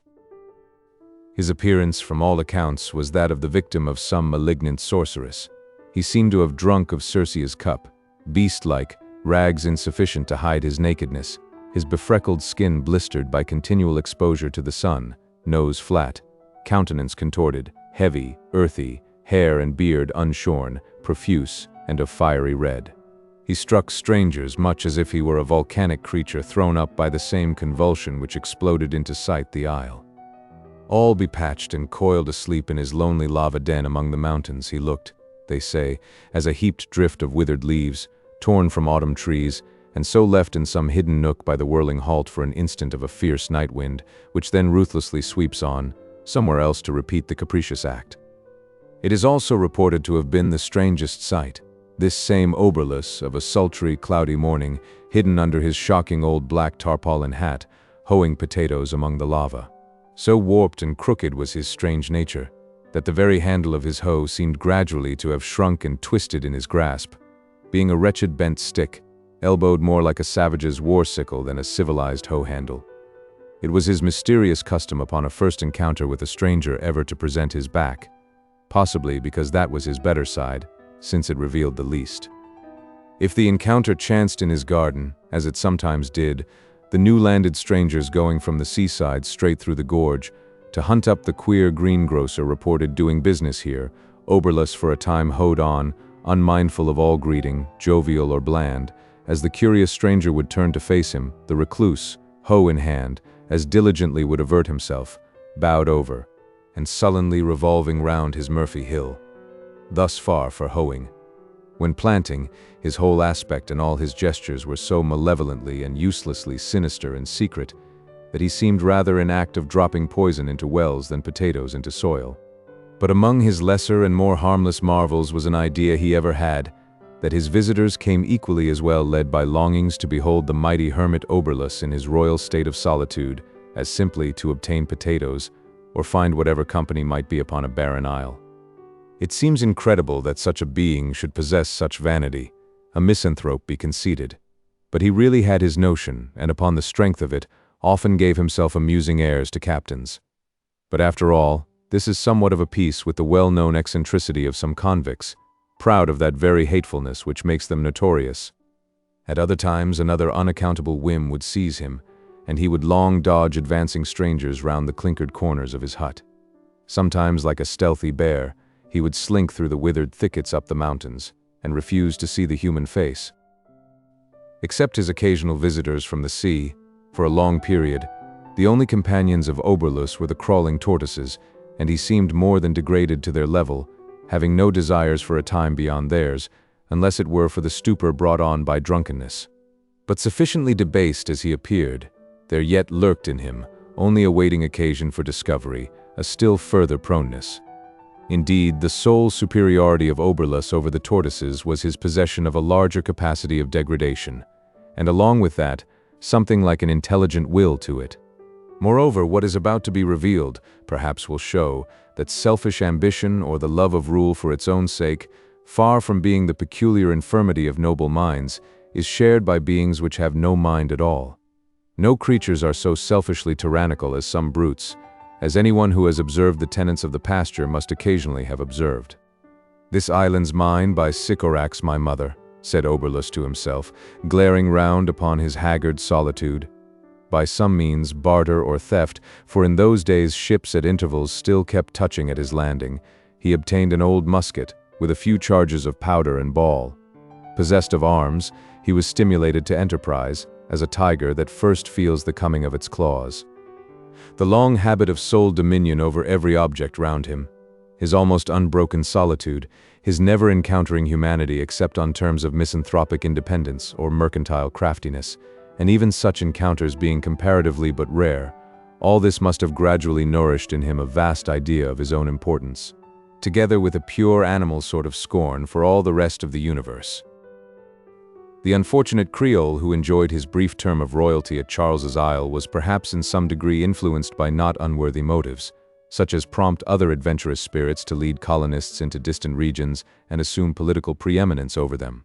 His summary execution of many of his Peruvians is quite pardonable, considering the desperate characters he had to deal with, while his offering canine battle to the banded rebels seems under the circumstances altogether just.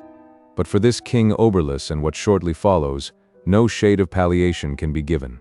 He acted out of mere delight in tyranny and cruelty, by virtue of a quality in him inherited from Sycorax his mother. Armed now with that shocking blunderbuss, strong in the thought of being master of that horrid isle, he panted for a chance to prove his potency upon the first specimen of humanity which should fall unbefriended into his hands. Nor was he long without it. One day he spied a boat upon the beach, with one man, a Negro, standing by it. Some distance off was a ship, and Oberlus immediately knew how matters stood.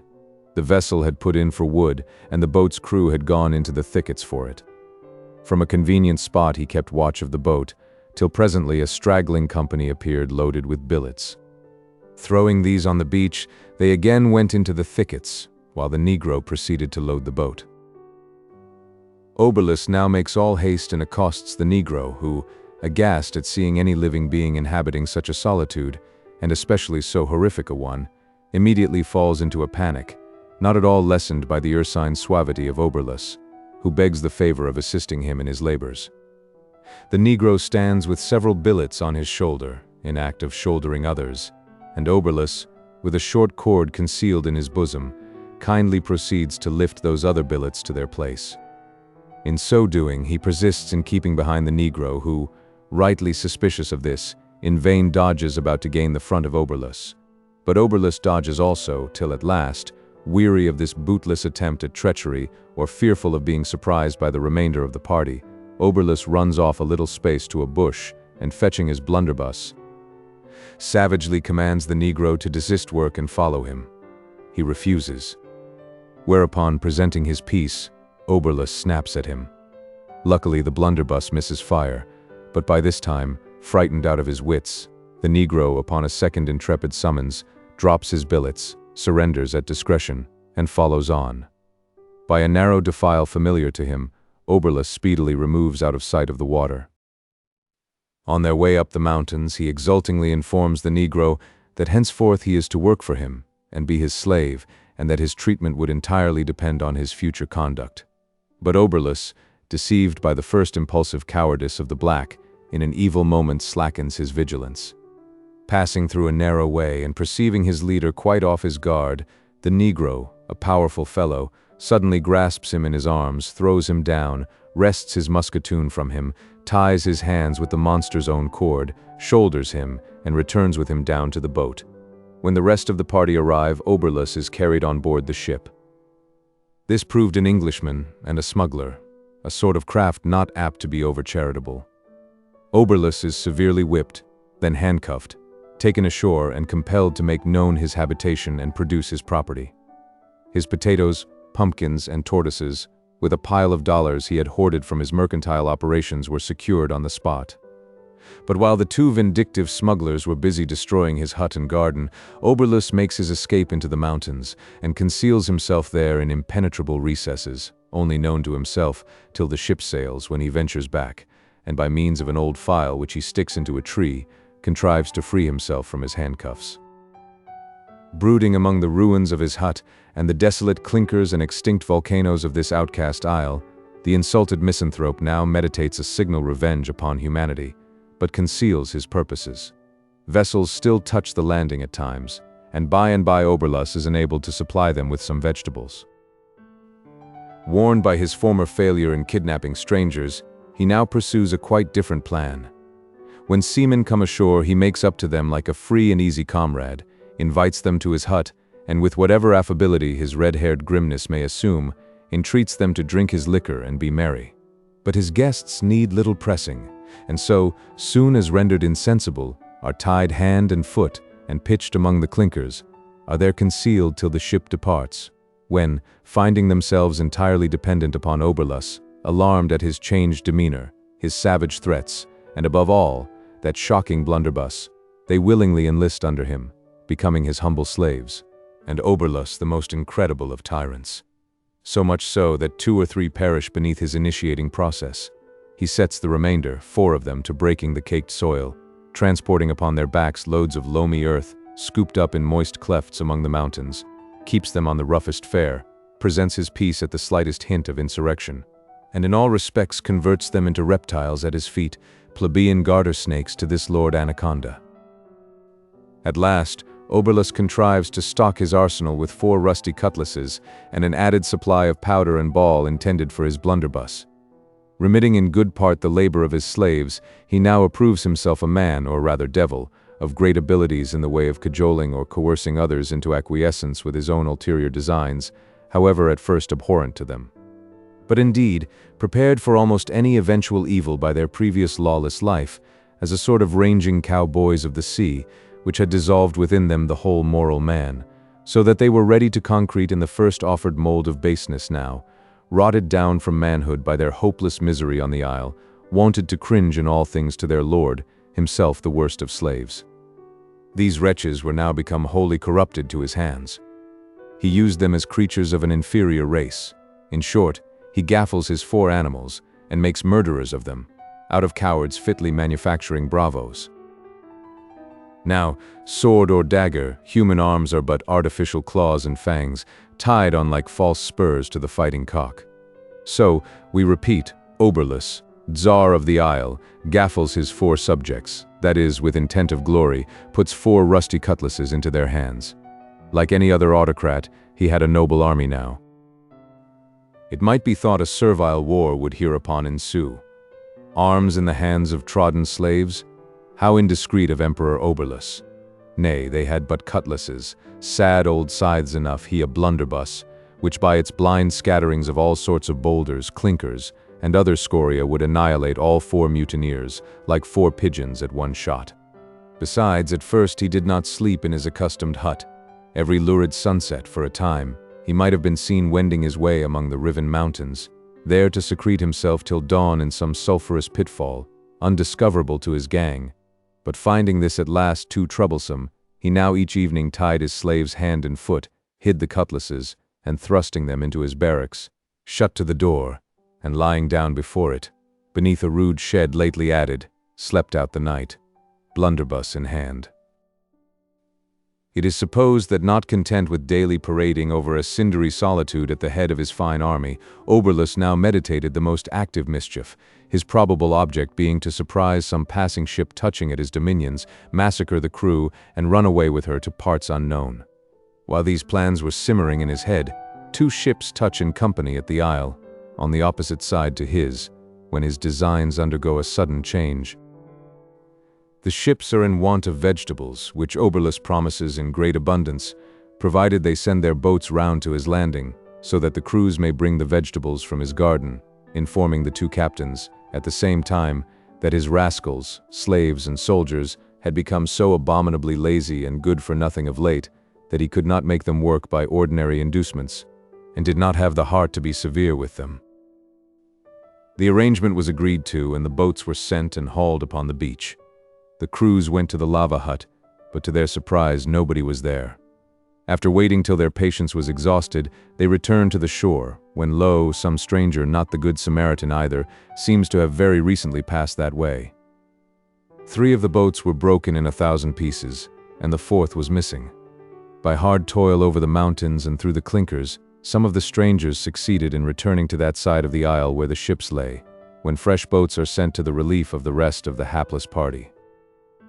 However amazed at the treachery of Oberlus, the 2 captains, afraid of new and still more mysterious atrocities, and indeed half imputing such strange events to the enchantments associated with these isles, perceived no security but an instant flight, leaving Oberlus and his army in quiet possession of the stolen boat. On the eve of sailing, they put a letter in a keg, giving the Pacific Ocean intelligence of the affair, and moored the keg in the bay. Some time subsequent, the keg was opened by another captain chancing to anchor there, but not until after he had dispatched a boat round to Oberlus's landing. As may be readily surmised, he felt no little inquietude till the boat's return, when another letter was handed him, giving Oberlus's version of the affair. This precious document had been found pinned half-mildewed to the clinker wall of the sulphurous and deserted hut. It ran as follows, showing that Oberlus was at least an accomplished writer and no mere boor, and what is more, was capable of the most tristful eloquence. Sir, I am the most unfortunate, ill-treated gentleman that lives. I am a patriot, exiled from my country by the cruel hand of tyranny. Banished to these enchanted isles, I have again and again besought captains of ships to sell me a boat, but always have been refused, though I offered the handsomest prices in Mexican dollars. At length an opportunity presented of possessing myself of one, and I did not let it slip. I have been long endeavoring, by hard labor and much solitary suffering, to accumulate something to make myself comfortable in a virtuous though unhappy old age, but at various times have been robbed and beaten by men professing to be Christians. Today I sail from the enchanted group in the good boat Charity bound to the Fiji Isles. Fatherless Oberlus. Postscript behind the clinkers, nigh the oven, you will find the old fowl. Do not kill it, be patient, I leave it setting. If it shall have any chicks, I hereby bequeath them to you, whoever you may be. But don't count your chicks before they are hatched. The fowl proved a starveling rooster, reduced to a sitting posture by sheer debility. Oberlus declares that he was bound to the Fiji Isles, but this was only to throw pursuers on a false scent, for after a long time he arrived alone in his open boat at Guayaquil. As his miscreants were never again beheld on Hood's Isle, It is supposed either that they perished for want of water on the passage to Guayaquil, or, what is quite as probable, were thrown overboard by Oberlus when he found the water growing scarce. From Guayaquil, Oberlus proceeded to Payta, and there, with that nameless witchery peculiar to some of the ugliest animals, wound himself into the affections of a tawny damsel, prevailing upon her to accompany him back to his enchanted isle, which doubtless he painted as a paradise of flowers, not a Tartarus of clinkers. But unfortunately for the colonization of Hood's Isle with a choice variety of animated nature, the extraordinary and devilish aspect of Oberlus made him to be regarded in Payta as a highly suspicious character, so that being found concealed one night, with matches in his pocket, under the hull of a small vessel just ready to be launched, he was seized and thrown into jail. The jails in most South American towns are generally of the least wholesome sort, built of huge cakes of sunburnt brick, and containing but one room, without windows or yard, and but one door heavily grated with wooden bars. They present both within and without the grimmest aspect. As public edifices they conspicuously stand upon the hot and dusty plaza, offering to view, through the gratings, their villainous and hopeless inmates, burrowing in all sorts of tragic squalor. And here, for a long time, Oberlus was seen, the central figure of a mongrel and assassin band, a creature whom it is religion to detest, since it is philanthropy to hate a misanthrope. Note: they who may be disposed to question the possibility of the character above depicted are referred to the second volume of Porter's Voyage into the Pacific, where they will recognize many sentences, for expedition's sake derived verbatim from thence, and incorporated here, the main difference, save a few passing reflections, between the two accounts being that the present writer has added to Porter's facts accessory ones picked up in the Pacific from reliable sources, and where facts conflict, has naturally preferred his own authorities to Porter's. As, for instance, his authorities place Oberlus on Hood's Isle, Porter's on Charles's Isle. The letter found in the hut is also somewhat different, for while at the ENCANTADAS he was informed that not only did it evince a certain clerkliness, but was full of the strangest satiric effrontery which does not adequately appear in Porter's version. I accordingly altered it to suit the general character of its author. Sketch 10th. Runaways, castaways, solitaries, gravestones, etc. And all about old stocks and stubs of trees, whereon nor fruit nor leaf was ever seen, did hang upon ragged knotty knees, on which had many wretches hanged been. Some relics of the hut of Oberlus partially remain to this day at the head of the clinkered valley, nor does the stranger, wandering among other of the enchanted isles, fail to stumble upon still other solitary abodes, long abandoned to the tortoise and the lizard. Probably few parts of earth have, in modern times, sheltered so many solitaries. The reason is that these isles are situated in a distant sea, and the vessels which occasionally visit them are mostly all whalers, or ships bound on dreary and protracted voyages, exempting them in a good degree from both the oversight and the memory of human law. Such is the character of some commanders and some seamen, that under these untoward circumstances, it is quite impossible but that scenes of unpleasantness and discord should occur between them. A sullen hatred of the tyrannic ship will seize the sailor, and he gladly exchanges it for isles which, though blighted as by a continual sirocco and burning breeze, still offer him in their labyrinthine interior a retreat beyond the possibility of capture. To flee the ship in any Peruvian or Chilean port, even the smallest and most rustical, is not unattended with great risk of apprehension, not to speak of jaguars.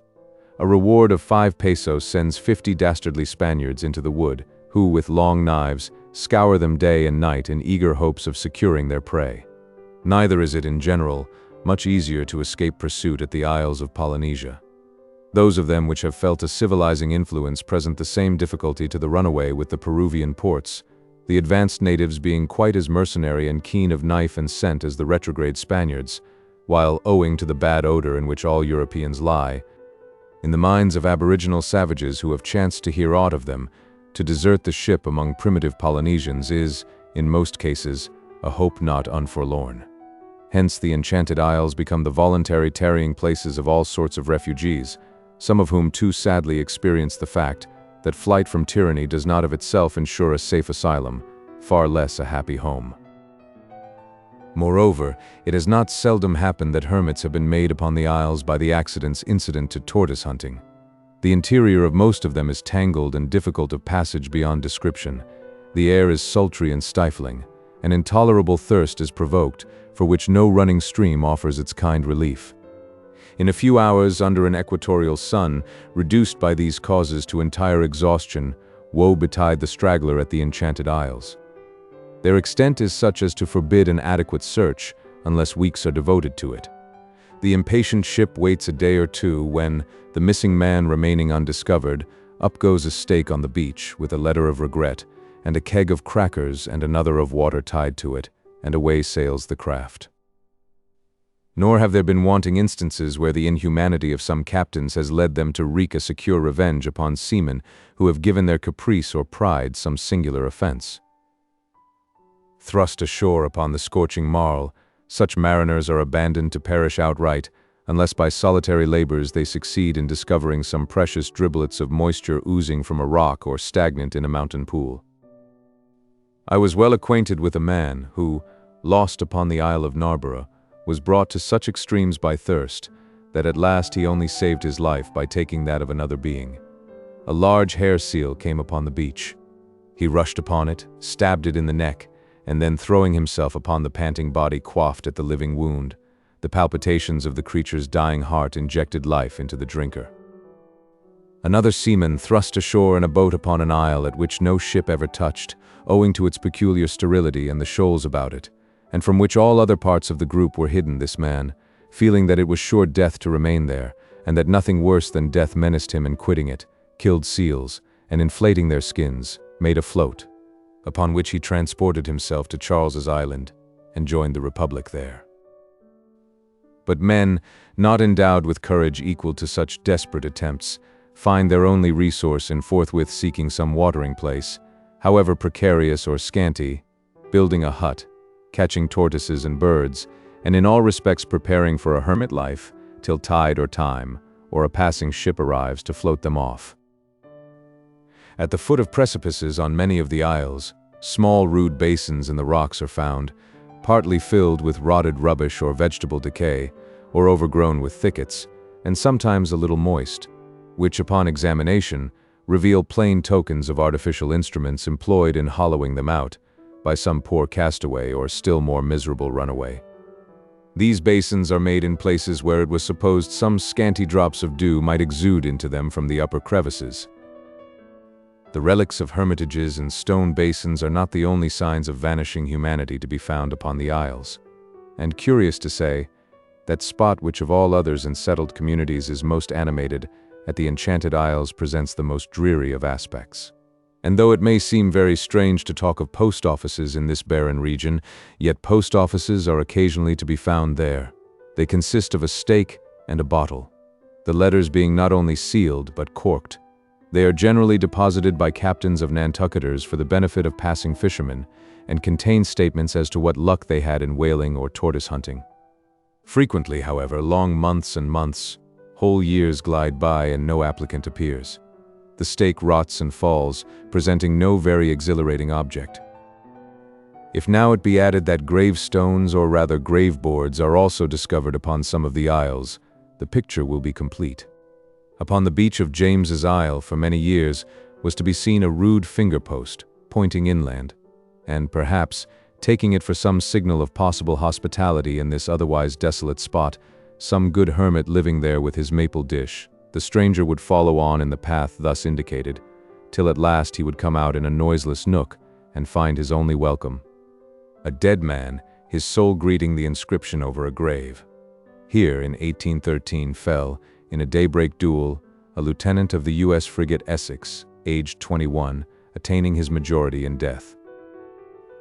It is but fit that, like those old monastic institutions of Europe, whose inmates go not out of their own walls to be inurned, but are entombed there where they die, the ENCANTADAS, too, should bury their own dead, even as the great general monastery of earth does hers.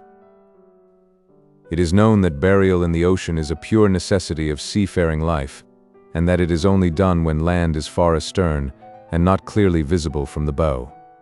Hence, to vessels cruising in the vicinity of the Enchanted Isles, they afford a convenient potter's field. The interment over, some good-natured forecastle poet and artist seizes his paintbrush and inscribes a doggerel epitaph. When, after a long lapse of time, other good-natured seamen chance to come upon the spot, they usually make a table of the mound, and quaff a friendly can to the poor soul's repose. As a specimen of these epitaphs, take the following, found in a bleak gorge of Chatham Isle. "Oh, brother Jack, as you pass by, as you are now, so once was I, just so game, and just so gay, but now, alack, they've stopped my pay. No more I peep out of my blinkers, here I be tucked in with clinkers." The Bell Tower. In the south of Europe, nigh a once frescoed capital, now with dank mold cankering its bloom, central in a plain, stands what, at distance, seems the black mossed stump of some immeasurable pine, fallen in forgotten days, with Anak and the Titan. As all along where the pine tree falls, its dissolution leaves a mossy mound, last-flung shadow of the perished trunk. Never lengthening, never lessening, unsubject to the fleet falsities of the sun, shade immutable and true gauge which cometh by prostration, so westward from what seems the stump, one steadfast spear of lichened ruin veins the plain. From that treetop, what birded chimes of silver throats had rung? A stone pine, a metallic aviary in its crown. The bell tower, built by the great mechanician, the unblessed foundling, Benedona. Like Babel's, its base was laid in a high hour of renovated earth, following the second deluge, when the waters of the dark ages had dried up, and once more the green appeared. No wonder that, after so long and deep submersion, the jubilant expectation of the race should, as with Noah's sons, soar into Shinar aspiration. In firm resolve, no man in Europe at that period went beyond Benedona. Enriched through commerce with the Levant, the state in which he lived voted to have the noblest bell tower in Italy. His repute assigned him to be architect. Stone by stone, month by month, the tower rose. Higher, higher, snail-like in pace, but torch or rocket in its pride. After the masons would depart, the builder, standing alone upon its ever-ascending summit, at close of every day, saw that he overtopped still higher walls and trees. He would tarry till a late hour there, wrapped in schemes of other and still loftier piles. Those who of saints' days thronged the spot hanging to the rude poles of scaffolding, like sailors on yards or bees on boughs, unmindful of lime and dust, and falling chips of stone, their homage not the less inspirited him to self-esteem. At length the holiday of the tower came. To the sound of viols, the climax stone slowly rose in air, and, amid the firing of ordnance, was laid by Benedona's hands upon the final course. Then, mounting it, he stood erect, alone, with folded arms, gazing upon the white summits of blue inland Alps and whiter crests of bluer Alps offshore, sights invisible from the plain. Invisible, too, from thence was that eye he turned below when, like the cannon booms, came up to him the people's combustions of applause. That which stirred them so was, seeing with what serenity the builder stood 300 feet in air upon an unrailed perch. This none but he durst do. But his periodic standing upon the pile, in each stage of its growth, such discipline had its last result. Little remained now but the bells. These, in all respects, must correspond with their receptacle. The minor ones were prosperously cast. A highly enriched one followed, of a singular make, intended for suspension in a manner before unknown. The purpose of this bell, its rotary motion, and connection with the clockwork, also executed at the time, will, in the sequel, receive mention. In the one erection, bell tower and clock tower were united, though before that period such structures had commonly been built distinct, as the campanile and torre dell'orologio of St. Mark to this day attest. But it was upon the great state bell that the founder lavished his more daring skill. In vain did some of the less elated magistrates here caution him, saying that though truly the tower was titanic, yet limit should be set to the dependent weight of its swaying masses. But undeterred, he prepared his mammoth mold, dented with mythological devices, kindled his fires of balsamic firs, melted his tin and copper, and throwing in much plate, contributed by the public spirit of the nobles, let loose the tide. The unleashed metals bayed like hounds. The workmen shrunk. Through their fright, fatal harm to the bell was dreaded. Fearless as Shadrach, Benedona, rushing through the glow, smote the chief culprit with his ponderous ladle. From the smitten part, a splinter was dashed into the seething mass, and at once was melted in. Next day a portion of the work was heedfully uncovered. All seemed right. Upon the third morning, with equal satisfaction, it was bared still lower. At length, like some old Theban king, the whole cooled casting was disinterred. All was fair except in one strange spot. But as he suffered no one to attend him in these inspections, he concealed the blemish by some preparation which none knew better to devise. The casting of such a mass was deemed no small triumph for the caster, one, too, in which the state might not scorn to share. The homicide was overlooked. By the charitable that deed was but imputed to sudden transports of aesthetic passion, not to any flagitious quality. A kick from an Arabian charger, not sign of vice, but blood. His felony remitted by the judge, absolution given him by the priest. What more could even a sickly conscience have desired?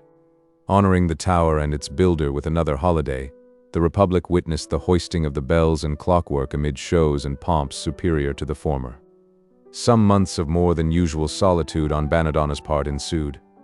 It was not unknown that he was engaged upon something for the belfry, intended to complete it, and surpass all that had gone before. Most people imagined that the design would involve a casting like the bells. But those who thought they had some further insight would shake their heads, with hints, that not for nothing did the mechanician keep so secret.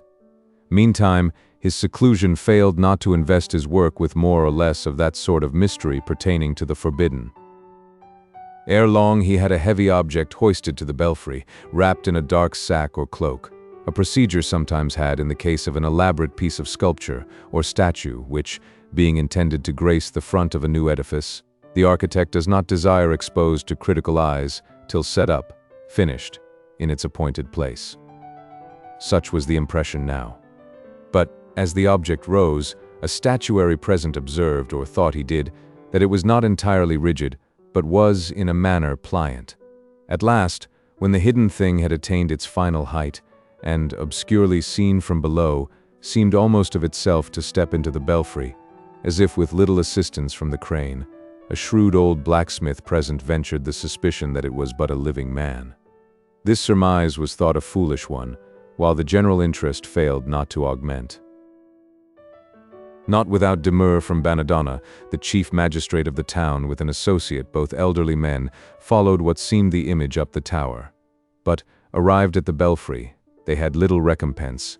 Plausibly entrenching himself behind the conceited mysteries of his art, the mechanician withheld present explanation.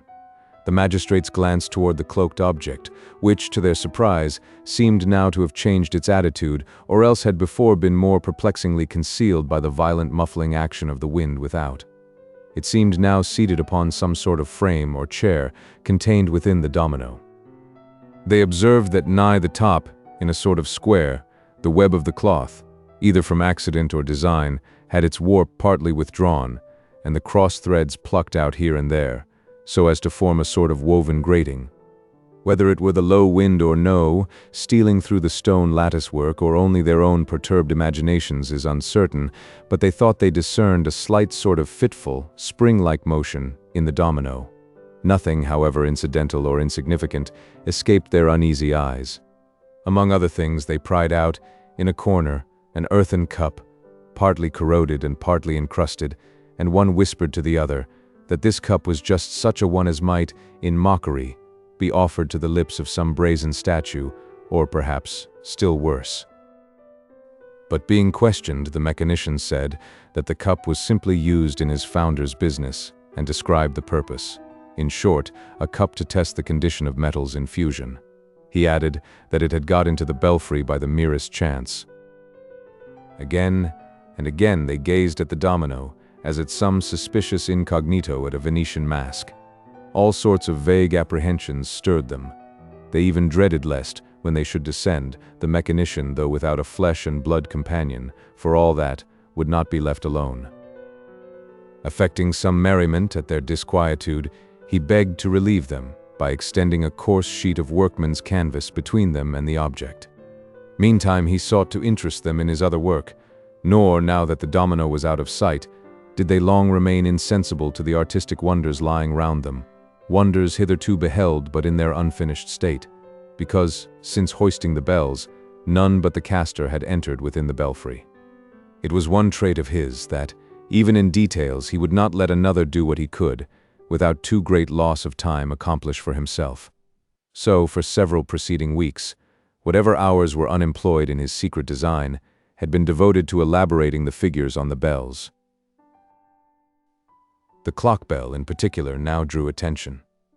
Under a patient chisel, the latent beauty of its enrichments, before obscured by the cloudings incident to casting, that beauty in its shyest grace was now revealed. Round and round the bell, 12 figures of gay girls, garlanded, hand in hand, danced in a choral ring the embodied hours. "Banadonna," said the chief, "this bell excels all else. No added touch could here improve. Hark, hearing a sound, was that the wind?" "The wind, Excellenza," was the light response. "But the figures, they are not yet without their faults. They need some touches yet. When those are given, and the block yonder, pointing towards the canvas screen, when Herman there, as I merrily call him, I mean when Herman is fixed on this, his lofty tree, then, gentlemen, will I be most happy to receive you here again." The equivocal reference to the object caused some return of restlessness. However, on their part, the visitors forbore further allusion to it, unwilling, perhaps, to let the foundling see how easily it lay within his plebeian art to stir the placid dignity of nobles. "Well, Banadonna," said the chief, "how long ere you are ready to set the clock going so that the hour shall be sounded? Our interest in you, not less than in the work itself, makes us anxious to be assured of your success. The people too, why, they are shouting now. Say the exact hour when you will be ready."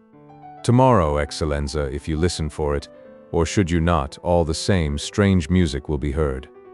The stroke of one shall be the first from yonder bell, pointing to the bell adorned with girls and garlands. That stroke shall fall there, where the hand of Una clasps Dua's. The stroke of one shall sever that loved clasp. Tomorrow then, at 1 o'clock, as struck here, precisely here, advancing and placing his finger upon the clasp, the poor mechanic will be most happy once more to give you liege audience, in this his littered shop. Farewell till then, illustrious magnificos, and hark ye for your vassal's stroke."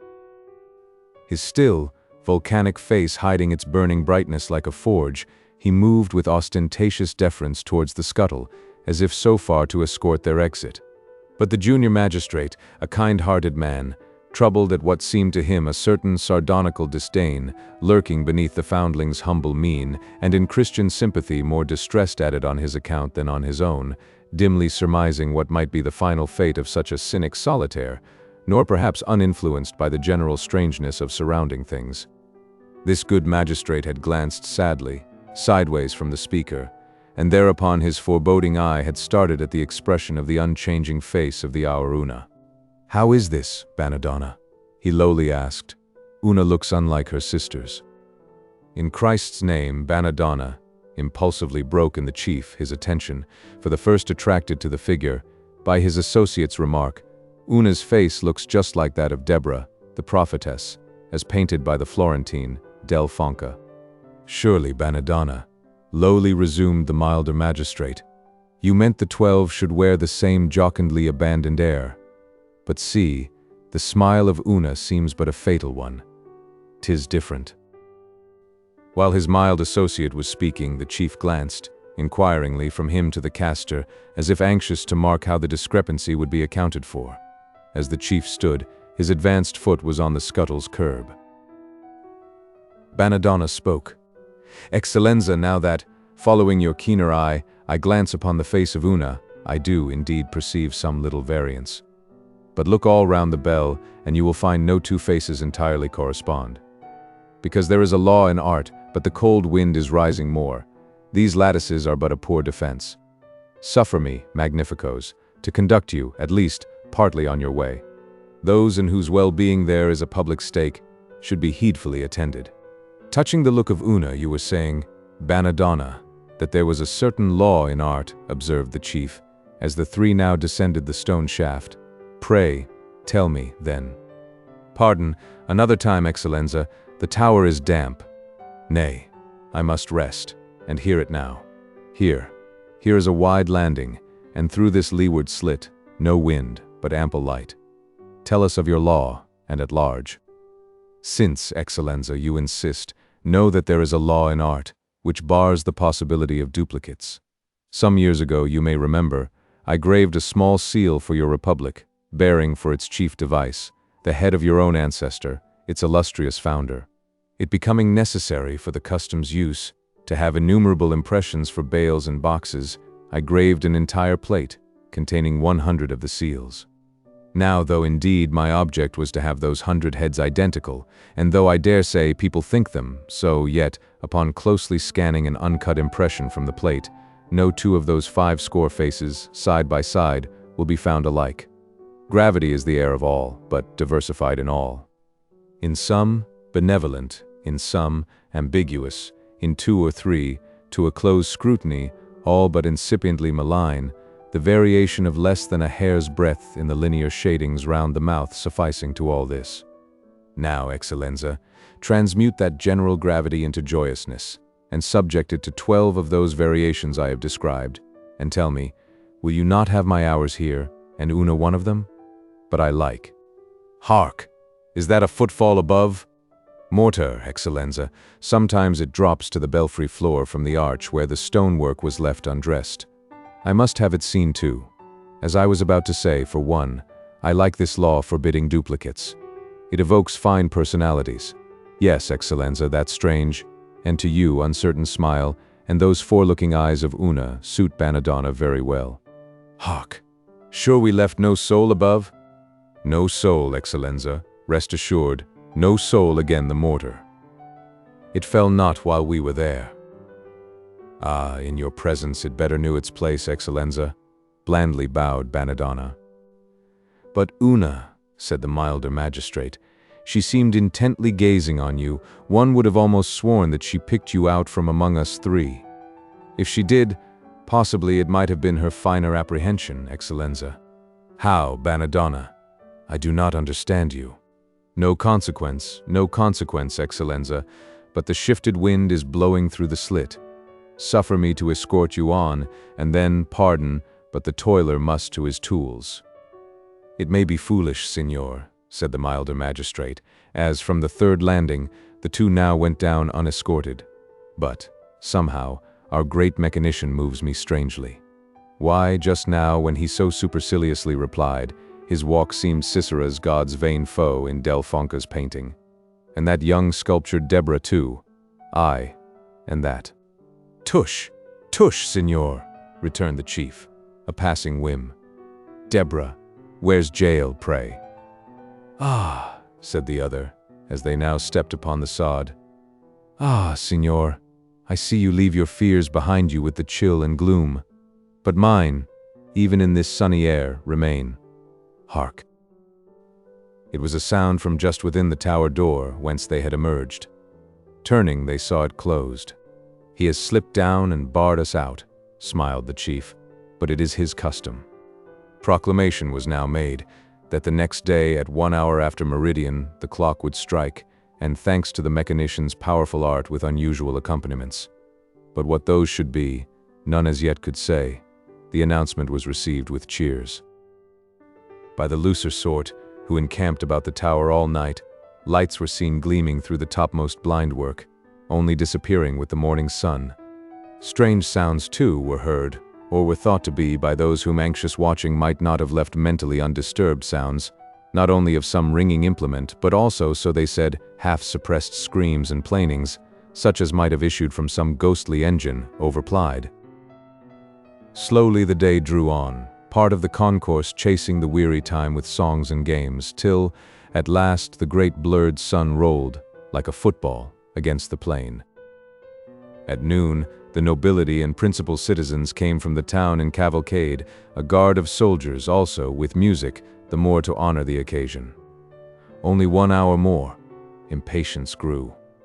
Watches were held in hands of feverish men, who stood, now scrutinizing their small dial plates, and then, with neck thrown back, gazing toward the belfry, as if the eye might foretell that which could only be made sensible to the ear, for, as yet, there was no dial to the tower clock. The hour hands of 1,000 watches now verged within a hair's breadth of the figure one. A silence, as of the expectation of some Shiloh, pervaded the swarming plain. Suddenly a dull, mangled sound, naught ringing in it, scarcely audible indeed to the outer circles of the people, that dull sound dropped heavily from the belfry. At the same moment, each man stared at his neighbor blankly. All watches were upheld.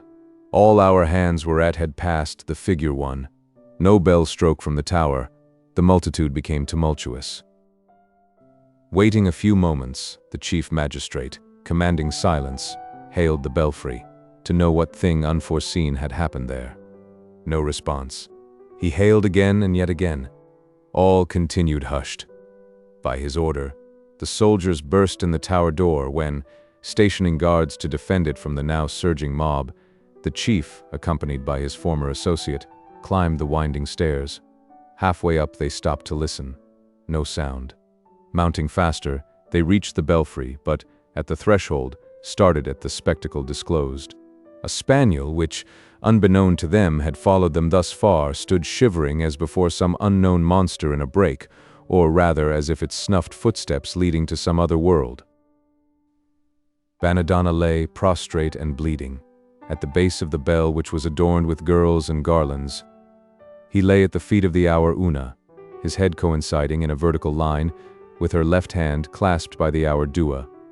With downcast face impending over him, like Jael over nailed Sisera in the tent, was the domino, now no more becloaked. It had limbs, and seemed clad in a scaly mail, lustrous as a dragon beetle's. It was manacled, and its clubbed arms were uplifted, as if, with its manacles, once more to smite its already smitten victim. One advanced foot of it was inserted beneath the dead body, as if in the act of spurning it. Uncertainty falls on what now followed. It were but natural to suppose that the magistrates would, at first, shrink from immediate personal contact with what they saw. At the least, for a time, they would stand in involuntary doubt. It may be, in more or less of horrified alarm. Certain it is that an arquebus was called for from below. And some add that its report, followed by a fierce whiz, as of the sudden snapping of a mainspring, with a steely din, as if a stack of sword blades should be dashed upon a pavement. These blended sounds came ringing to the plain, attracting every eye far upward to the belfry, whence, through the latticework, thin wreaths of smoke were curling. Some averred that it was the spaniel, gone mad by fear, which was shot. This, others denied. True it was, the spaniel never more was seen, and, probably for some unknown reason, it shared the burial now to be related of the domino. For, whatever the preceding circumstances may have been, the first instinctive panic over, or else all ground of reasonable fear removed, the two magistrates, by themselves, quickly rehooded the figure in the dropped cloak wherein it had been hoisted. The same night, it was secretly lowered to the ground, smuggled to the beach, pulled far out to sea, and sunk. Nor to any after urgency, even in free convivial hours, would the twain ever disclose the full secrets of the belfry. From the mystery unavoidably investing it, the popular solution of the foundling's fate involved more or less of supernatural agency, but some few less unscientific minds pretended to find little difficulty in otherwise accounting for it. In the chain of circumstantial inferences drawn, there may or may not have been some absent or defective links. But as the explanation in question is the only one which tradition has explicitly preserved, in dearth of better, it will here be given. But, in the first place, it is requisite to present the supposition entertained as to the entire motive and mode, with their origin, of the secret design of Benito, the minds above mentioned assuming to penetrate as well into his soul as into the event. The disclosure will indirectly involve reference to peculiar matters, none of, the clearest, beyond the immediate subject. At that period no large bell was made to sound otherwise than as at present, by agitation of a tongue within, by means of ropes, or percussion from without, either from cumbrous machinery, or stalwart watchmen, armed with heavy hammers, stationed in the belfry, or in sentry boxes on the open roof, according as the bell was sheltered or exposed. It was from observing these exposed bells, with their watchmen, that the foundling, as was opined, derived the first suggestion of his scheme. Perched on a great mast or spire, the human figure, viewed from below, undergoes such a reduction in its apparent size as to obliterate its intelligent features. It evinces no personality. Instead of bespeaking volition, its gestures rather resemble the automatic ones of the arms of a telegraph. Musing, therefore, upon the purely Punchinello aspect of the human figure thus beheld, it had indirectly occurred to Benedona to devise some metallic agent, which should strike the hour with its mechanic hand, with even greater precision than the vital one. And moreover, as the vital watchman on the roof, sallying from his retreat at the given periods, walked to the bell with uplifted mace, to smite it, Benedona had resolved that his invention should likewise possess the power of locomotion, and, along with that, the appearance, at least, of intelligence and will. If the conjectures of those who claimed acquaintance with the intent of Benedona be thus far correct, no unenterprising spirit could have been his. But they stopped not here, intimating that though indeed his design had, in the first place, been prompted by the sight of the watchman, and confined to the devising of a subtle substitute for him, yet, as is not seldom the case with projectors, by insensible gradations, proceeding from comparatively pygmy aims to titanic ones, the original scheme had, in its anticipated eventualities, at last, attained to an unheard-of degree of daring. He still bent his efforts upon the locomotive figure for the belfry, but only as a partial type of an ulterior creature, a sort of elephantine helot, adapted to further, in a degree scarcely to be imagined, the universal conveniences and glories of humanity, supplying nothing less than a supplement to the 6 days' work, stocking the earth with a new serf, more useful than the ox, swifter than the dolphin, stronger than the lion, more cunning than the ape, for industry an ant, more fiery than serpents, and yet, in patience, another ass. All excellences of all God-made creatures which served man were here to receive advancement, and then to be combined in one. Talus was to have been the all-accomplished helot's name. Talus, iron slave to Benedona, and through him to man. Here it might well be thought that, were these last conjectures as to the foundling's secrets not erroneous, then must he have been hopelessly infected with the craziest chimeras of his age, far outgoing Albert Magus and Cornelius Agrippa. But the contrary was averred. However marvelous his design, however apparently transcending not alone the bounds of human invention, but those of divine creation, yet the proposed means to be employed were alleged to have been confined within the sober forms of sober reason. It was affirmed that, to a degree of more than skeptic scorn, Benedona had been without sympathy for any of the vain-glorious irrationalities of his time.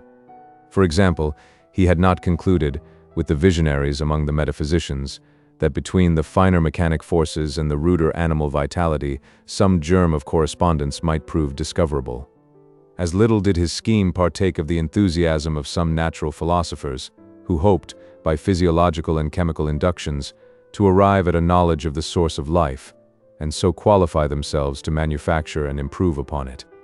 Much less had he aught in common with the tribe of alchemists, who sought, by a species of incantations, to evoke some surprising vitality from the laboratory. Neither had he imagined with certain sanguine theosophists that by faithful adoration of the highest unheard-of powers would be vouchsafed to man. A practical materialist, what Benedona had aimed at was to have been reached, not by logic, not by crucible, not by conjuration, not by altars, but by plain vice-bench and hammer. In short, to solve nature, to steal into her, to intrigue beyond her, to procure someone else to bind her to his hand. These, one and all, had not been his objects, but asking no favors from any element or any being of himself, to rival her, outstrip her, and rule her. He stooped to conquer. With him, common sense was theurgy, machinery, miracle, Prometheus, the heroic name for machinist, man, the true god. Nevertheless, in his initial step, so far as the experimental automaton for the belfry was concerned, he allowed fancy some little play, or perhaps what seemed his fancifulness was but his utilitarian ambition collaterally extended. In figure, the creature for the belfry should not be likened after the human pattern, nor any animal one, nor after the ideals, however wild, of ancient fable, but equally in aspect as an organism be an original production, the more terrible to behold, the better. Such, then, were the suppositions as to the present scheme and the reserved intent. How, at the very threshold, so unlooked for a catastrophe overturned all, or rather, what was the conjecture here, is now to be set forth. It was thought that on the day preceding the fatality, his visitors having left him, Benedona had unpacked the belfry image, adjusted it, and placed it in the retreat provided a sort of sentry box in one corner of the belfry. In short, throughout the night, and for some part of the ensuing morning, he had been engaged in arranging everything connected with the domino. The issuing from the sentry box each 60 minutes, sliding along a grooved way like a railway, advancing to the clock bell with uplifted manacles, striking it at one of the 12 junctions of the 4 and 20 hands, then wheeling, circling the bell, and retiring to its post, there to bide for another 60 minutes, when the same process was to be repeated, the bell by a cunning mechanism, meantime turning on its vertical axis, so as to present, to the descending mace, the clasped hands of the next 2 figures, when it would strike 2, 3, and so on, to the end. The musical metal in this time bell being so managed in the fusion by some art, perishing with its originator, that each of the clasps of the 4 and 20 hands should give forth its own peculiar resonance when parted. But on the magic metal, the magic and metallic stranger never struck but that one stroke, drove but that one nail, served but that one clasp, by which Benedona clung to his ambitious life. For, after winding up the creature in the sentry box so that, for the present, skipping the intervening hours, it should not emerge till the hour of 1, but should then infallibly emerge, and after deftly oiling the grooves whereon it was to slide, it was surmised that the mechanician must then have hurried to the bell to give his final touches to its sculpture. True artist, he here became absorbed, and absorption still further intensified, it may be, by his striving to abate that strange look of Una, which though, before others, he had treated with such unconcern, might not, in secret, have been without its thorn. And so, for the interval, he was oblivious of his creature, which, not oblivious of him, and true to its creation, and true to its heedful winding up, left its post precisely at the given moment, along its well-oiled route, slid noiselessly towards its mark, and aiming at the hand of Una, to ring one clangorous note, dully smote the intervening brain of Benedona, turned backwards to it. The manacled arms then instantly upspringing to their hovering poise. The falling body clogged the thing's return, so there it stood, still impending over Benedona, as if whispering some post-mortem terror. The chisel lay dropped from the hand, but beside the hand, the oil flask spilled across the iron track. In his unhappy end, not unmindful of the rare genius of the mechanician, the Republic decreed him a stately funeral. It was resolved that the great bell, the one whose casting had been jeopardized through the timidity of the ill-starred workman, should be rung upon the entrance of the bier into the cathedral. The most robust man of the country round was assigned the office of bell-ringer. But as the pall-bearers entered the cathedral porch, naught but a broken and disastrous sound, like that of some lone alpine landslide, fell from the tower upon their ears, and then all was hushed. Glancing backwards, they saw the groined belfry crashed sideways in. It afterwards appeared that the powerful peasant who had the bell rope in charge, wishing to test at once the full glory of the bell, had swayed down upon the rope with one concentrate jerk. The mass of quaking metal, too ponderous for its frame, and strangely feeble somewhere at its top, loosed from its fastening, tore sideways down, and tumbling in one sheer fall, 300 feet to the soft sward below, buried itself inverted and half out of sight. Upon its disinterment, the main fracture was found to have started from a small spot in the ear, which, being scraped, revealed a defect, deceptively minute in the casting, which defect must subsequently have been pasted over with some unknown compound. The remolten metal soon reassumed its place in the tower's repaired superstructure. For 1 year the metallic choir of birds sang musically in its belfry bow work of sculptured blinds and traceries. But on the first anniversary of the tower's completion at early dawn, before the concourse had surrounded it, an earthquake came. One loud crash was heard. The stone pine, with all its bower of songsters, lay overthrown upon the plain. So the blind slave obeyed its blinder lord, but, in obedience, slew him. So the Creator was killed by the creature. So the bell was too heavy for the tower. So the bell's main weakness was where man's blood had flawed it. And so pride went before the fall. The end.